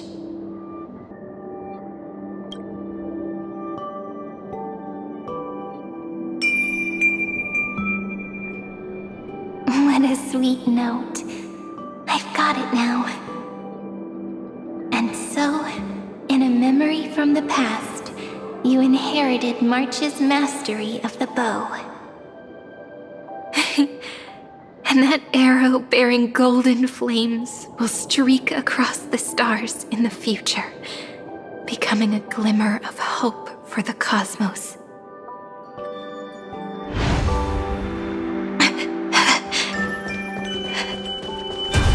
Are you okay? 3 paths interweave and fetter Amphorius, co-authoring the fate of the world. Ordinary pathstriders aren't known to leave traces in the mirror, so if what you said is true, then this isolated star system must be home to at least 3 beings comparable to emanators. I would even go as far as to say, eons themselves.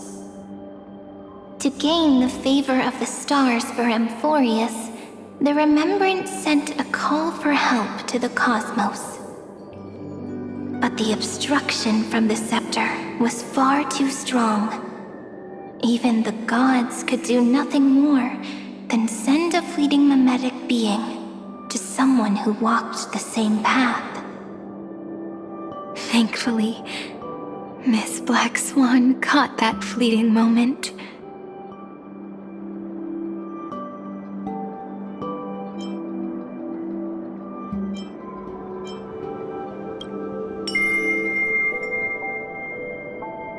Though that signal drew some unpleasant attention as well.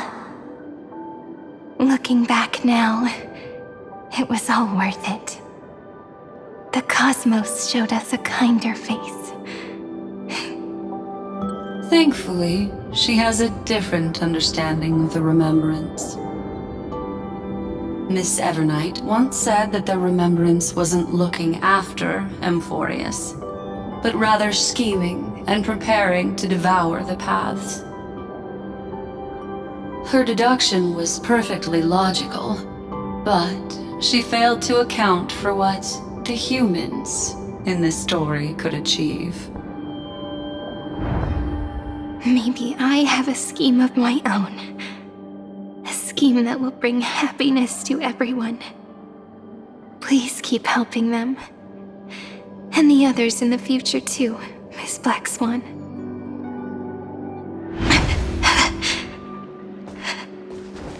Looking back on the past, you need to hold tight to this ceremonial blade. After I'm gone, it will take you back to the beginning of time. The start of a new story.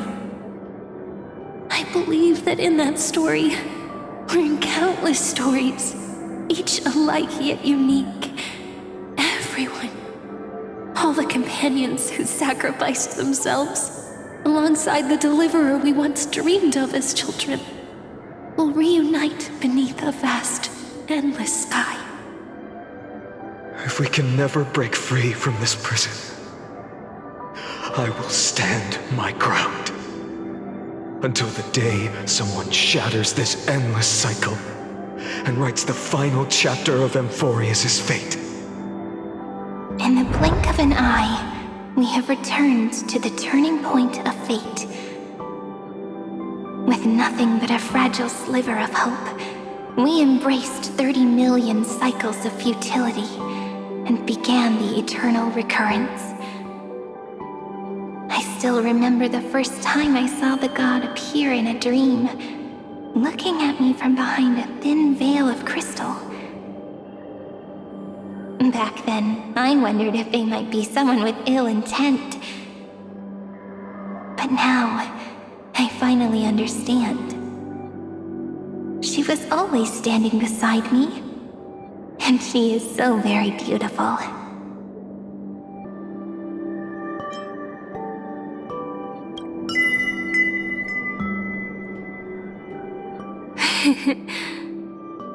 reality really is a force that cannot be stopped. Even if I wanted to leave a few more words for Cyrene, it seems I no longer can. After all, you still have to leave behind your final consciousness and plant the very first seed. I remember what you once said. When a god sheds a tear, the thing reflected in the ripples must be the most beautiful thing in the world. But do you know what Amphorius saw when its heart was born? The first thing it saw was a name.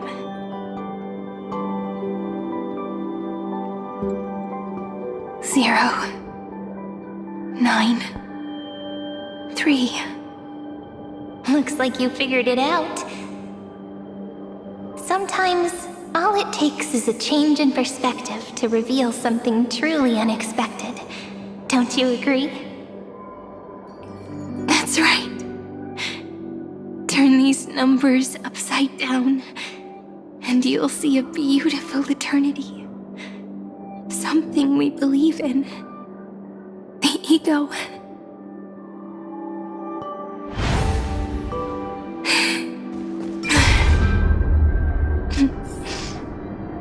Looks like time's running out. I want to protect everyone in the village. But can I really do that with the strength I have?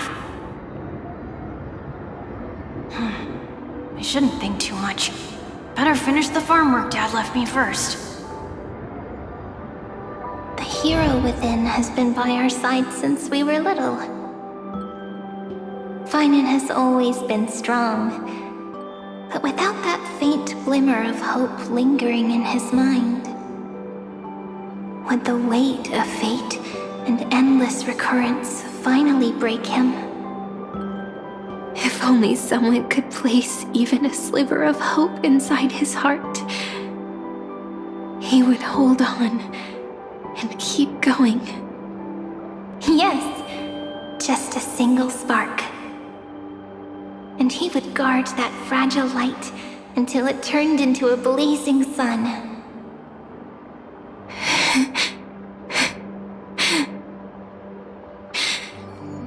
I no longer have the strength to make the hero within look like him. So, let me leave behind a prophecy for him.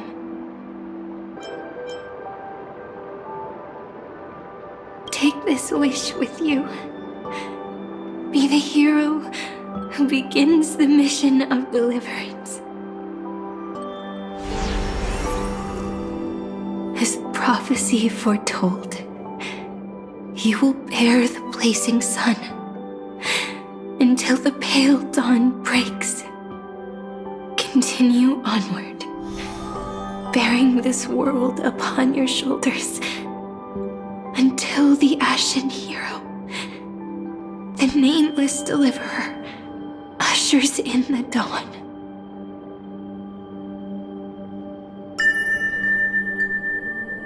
Now, your eyes have seen through all of Amphorius, from the end back to the beginning.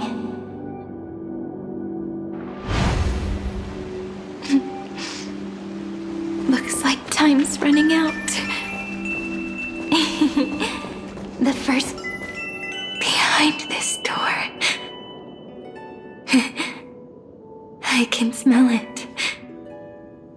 The scent of wheat fields. You're clever. I bet you figured it out long ago, didn't you? The end of this journey back, the final gap in Amphorius. It leads to the place we both call home. We can finally go home. Are you ready? If you leave memory at the very beginning of the story, and cast the first stone, that final gap in Amphorius will close. The causal loop of Amphorius will become a fixed point in the stars. And if I don't do that, then this world and the cosmos beyond the sky might still fall into the destruction. There's no way we would let something like that happen, right? Exactly. I remember that tree in Ide Silicii. It grew all alone, unable to go anywhere. It watched the sea in silence, dreaming of a faraway shore it could never reach. But now, a tiny boat sets sail. It carries a seed of hope, plucked from the tree, and heads into the great beyond. Even if the boat's shadow fades quickly from sight, the tree knows that its wish will bloom on the other side of the sea. In that moment, it must feel happiness, right? The way you brought it up, now I kind of miss that tree too. Come on, let's go home together.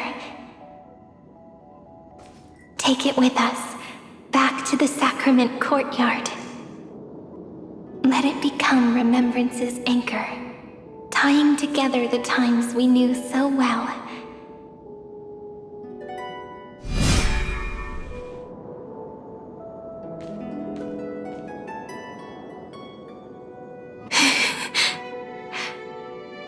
Let's go home together.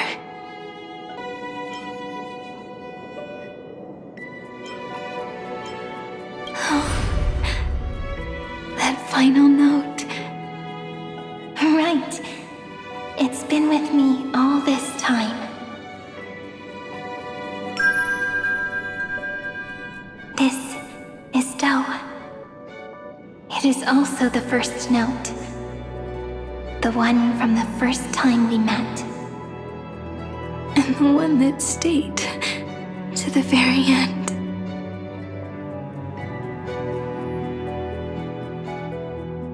Ide Silicii, the place where it all began. It's like time itself has stopped. And the breeze and the sound of the waves never seem to rest. We've made it. The sacrament courtyard. This is the place where we first picked up the ceremonial blade. And where we first began writing journals. Now, the journey through memory has reached its end. Once the anchor is placed, what awaits us is 30 million lifetimes of reunion. Looping again and again. Endless farewells. Do, re, mi, fa, sol, la, ti. And with them, endless encounters.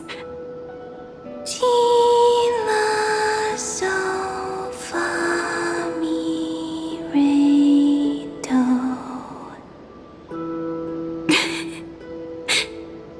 Such a happy scale. Whether it's for Cyrene, the Deliverer, or every sprouting branch of Amphorius, I leave this tale of love here. May the river of time flow backward, bringing scenes of the future before our gaze. In the eternal land no one remembers. The legend of the Trail Place is about to begin.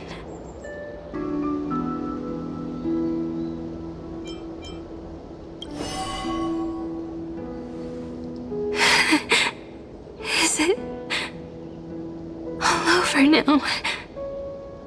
My mind and my memories. It seems they're beginning to fade. The breeze is warm, but my body is shivering for some reason. If you're feeling cold, let's find somewhere warm. We can rest there, together.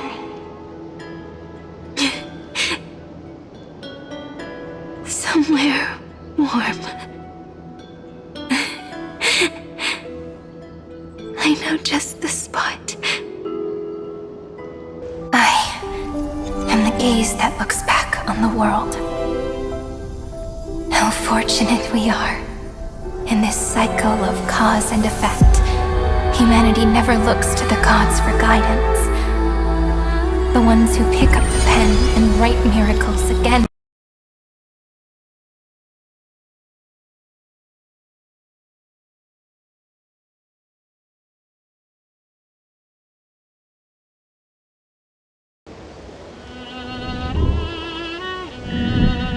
Am I still awake? Peach, where are you?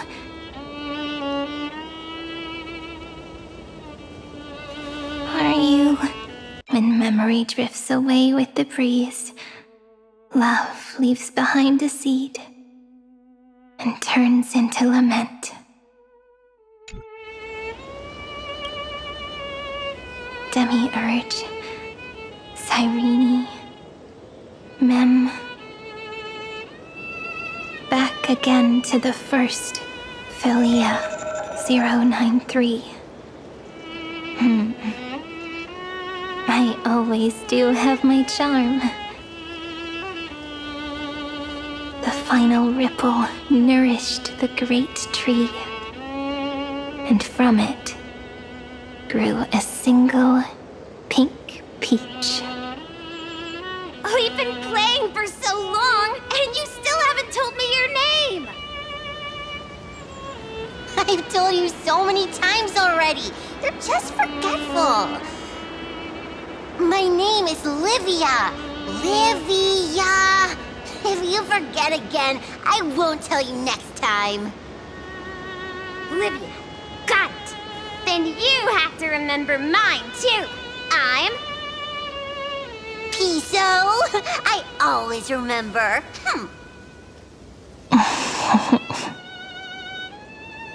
So, Cyrene was just a pen name after all. So sleepy. That drowsy little fairy barged into my mind again. The last of my memories are slipping away. I wonder what this world will look like when I wake up again. I remember a cry and my name, daughter of Lady Celestii.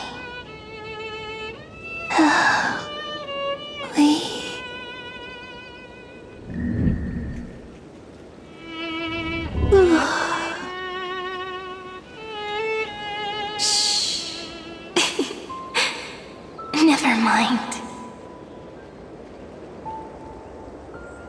The same seed, when planted in different soils, blooms into flowers that are alike, yet never the same.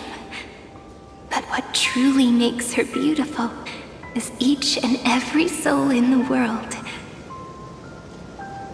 No matter what form liking takes, it is still precious love, and I will accept it gratefully and return it with joy.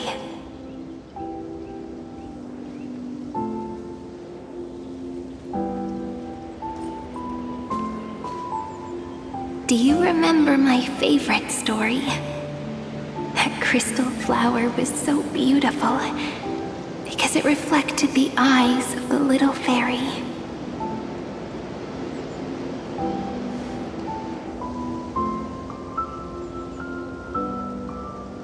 The stars across the cosmos will know I am the fairy who wrote, as I've written, together with you. And in your heart, I know I will always be given the name I love most. The one you gave me. After all, we've always been in sync. Hey, don't rush! Slow down. Let the words settle. We have plenty of time. In Amphorius's month of mourning, all conflicts across the land come to rest. On the 11th day and night of the month of mourning, the dead will part. The living will embrace. The snow will fall. And bonfires will rise to warm every heart aching with lament. It may sound heavy, right? But on this day, laughter always rises louder than tears. Because people understand that parting is for the next reunion, and sorrow is so we may love more deeply. That is why this day is her favorite of the year. Under the same sky, across 8 phases of the moon, 13 heroes composed an epic together. 1 plus 8 plus 13 equals 2 11s.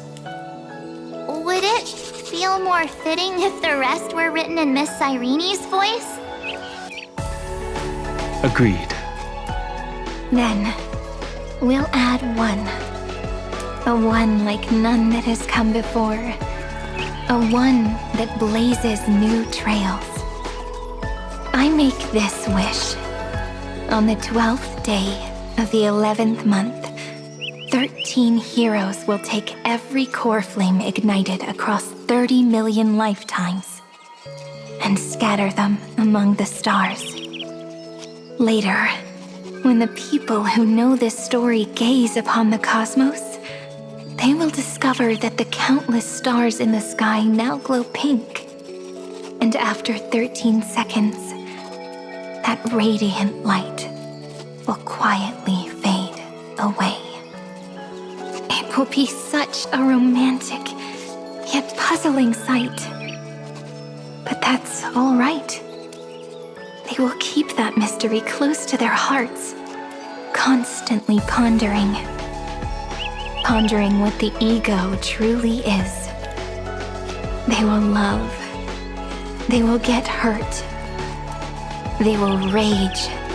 And in 30 million moments of helplessness, they will stitch their shattered hearts back together, again and again. But remember this well. Losses are a constant on the flame chase journey. There may be pain along the way, but you and I will never be alone. They will come to understand what it means to lose, and in the end, they will choose to let go. They will offer their hearts to this world, to every companion they walk beside. And they will take in the hearts of others and pass them onward. For every soul that exists in this world, there is a different ego, a different prime mover of life. There will never be just one answer, not even for love. But when people gaze into the night sky and love what is fading with the same resolve they have to praise the stars, I want that soft, gentle pink in the sky to tell them love will always be answered. This is a story about love, and a story about how to answer it. Whether it is one we have already written, or one you are yet to write, it will be a romantic story, like none that has come before. You think so too, right?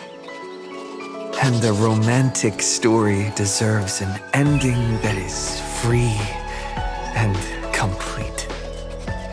When every clue and thread has found its end, and the weight of the pen is no longer constrained, pour the spirit of trailblazing into it, and end this tale with the most pure and romantic period.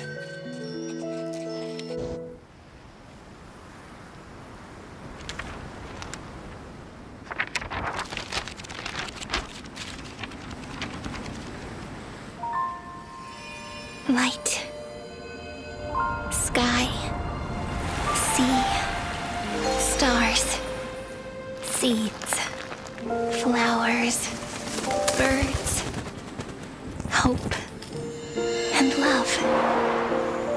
Such words of beauty were how I first imagined the world. For as long as I can remember, I've used them to tell the stories of Amphorius. And now, this is the last one. A story about tomorrow. Dedicated to you.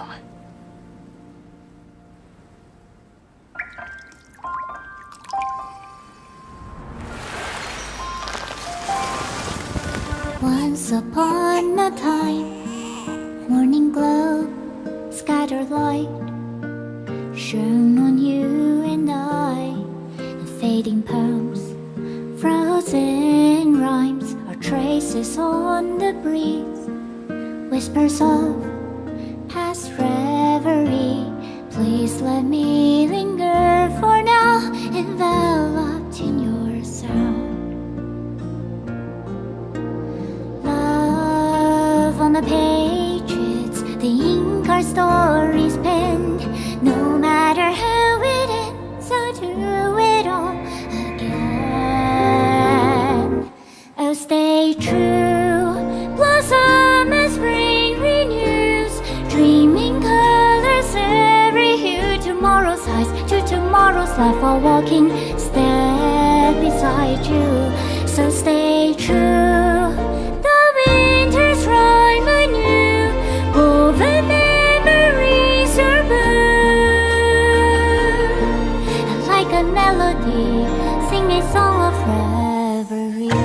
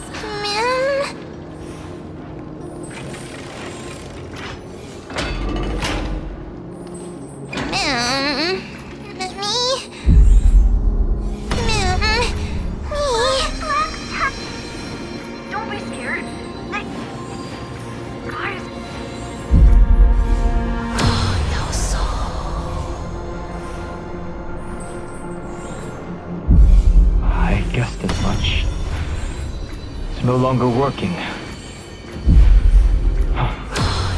Looks like it's...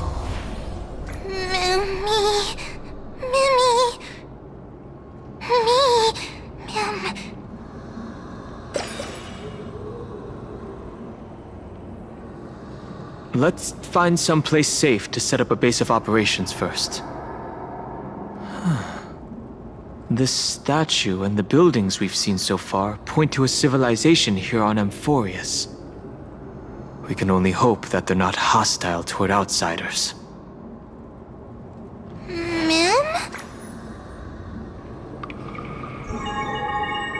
I've reunited with you so many times, and every time feels like the first time we met.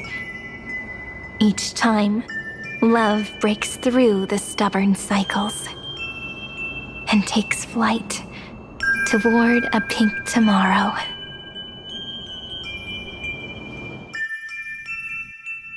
It's still early. Where to now?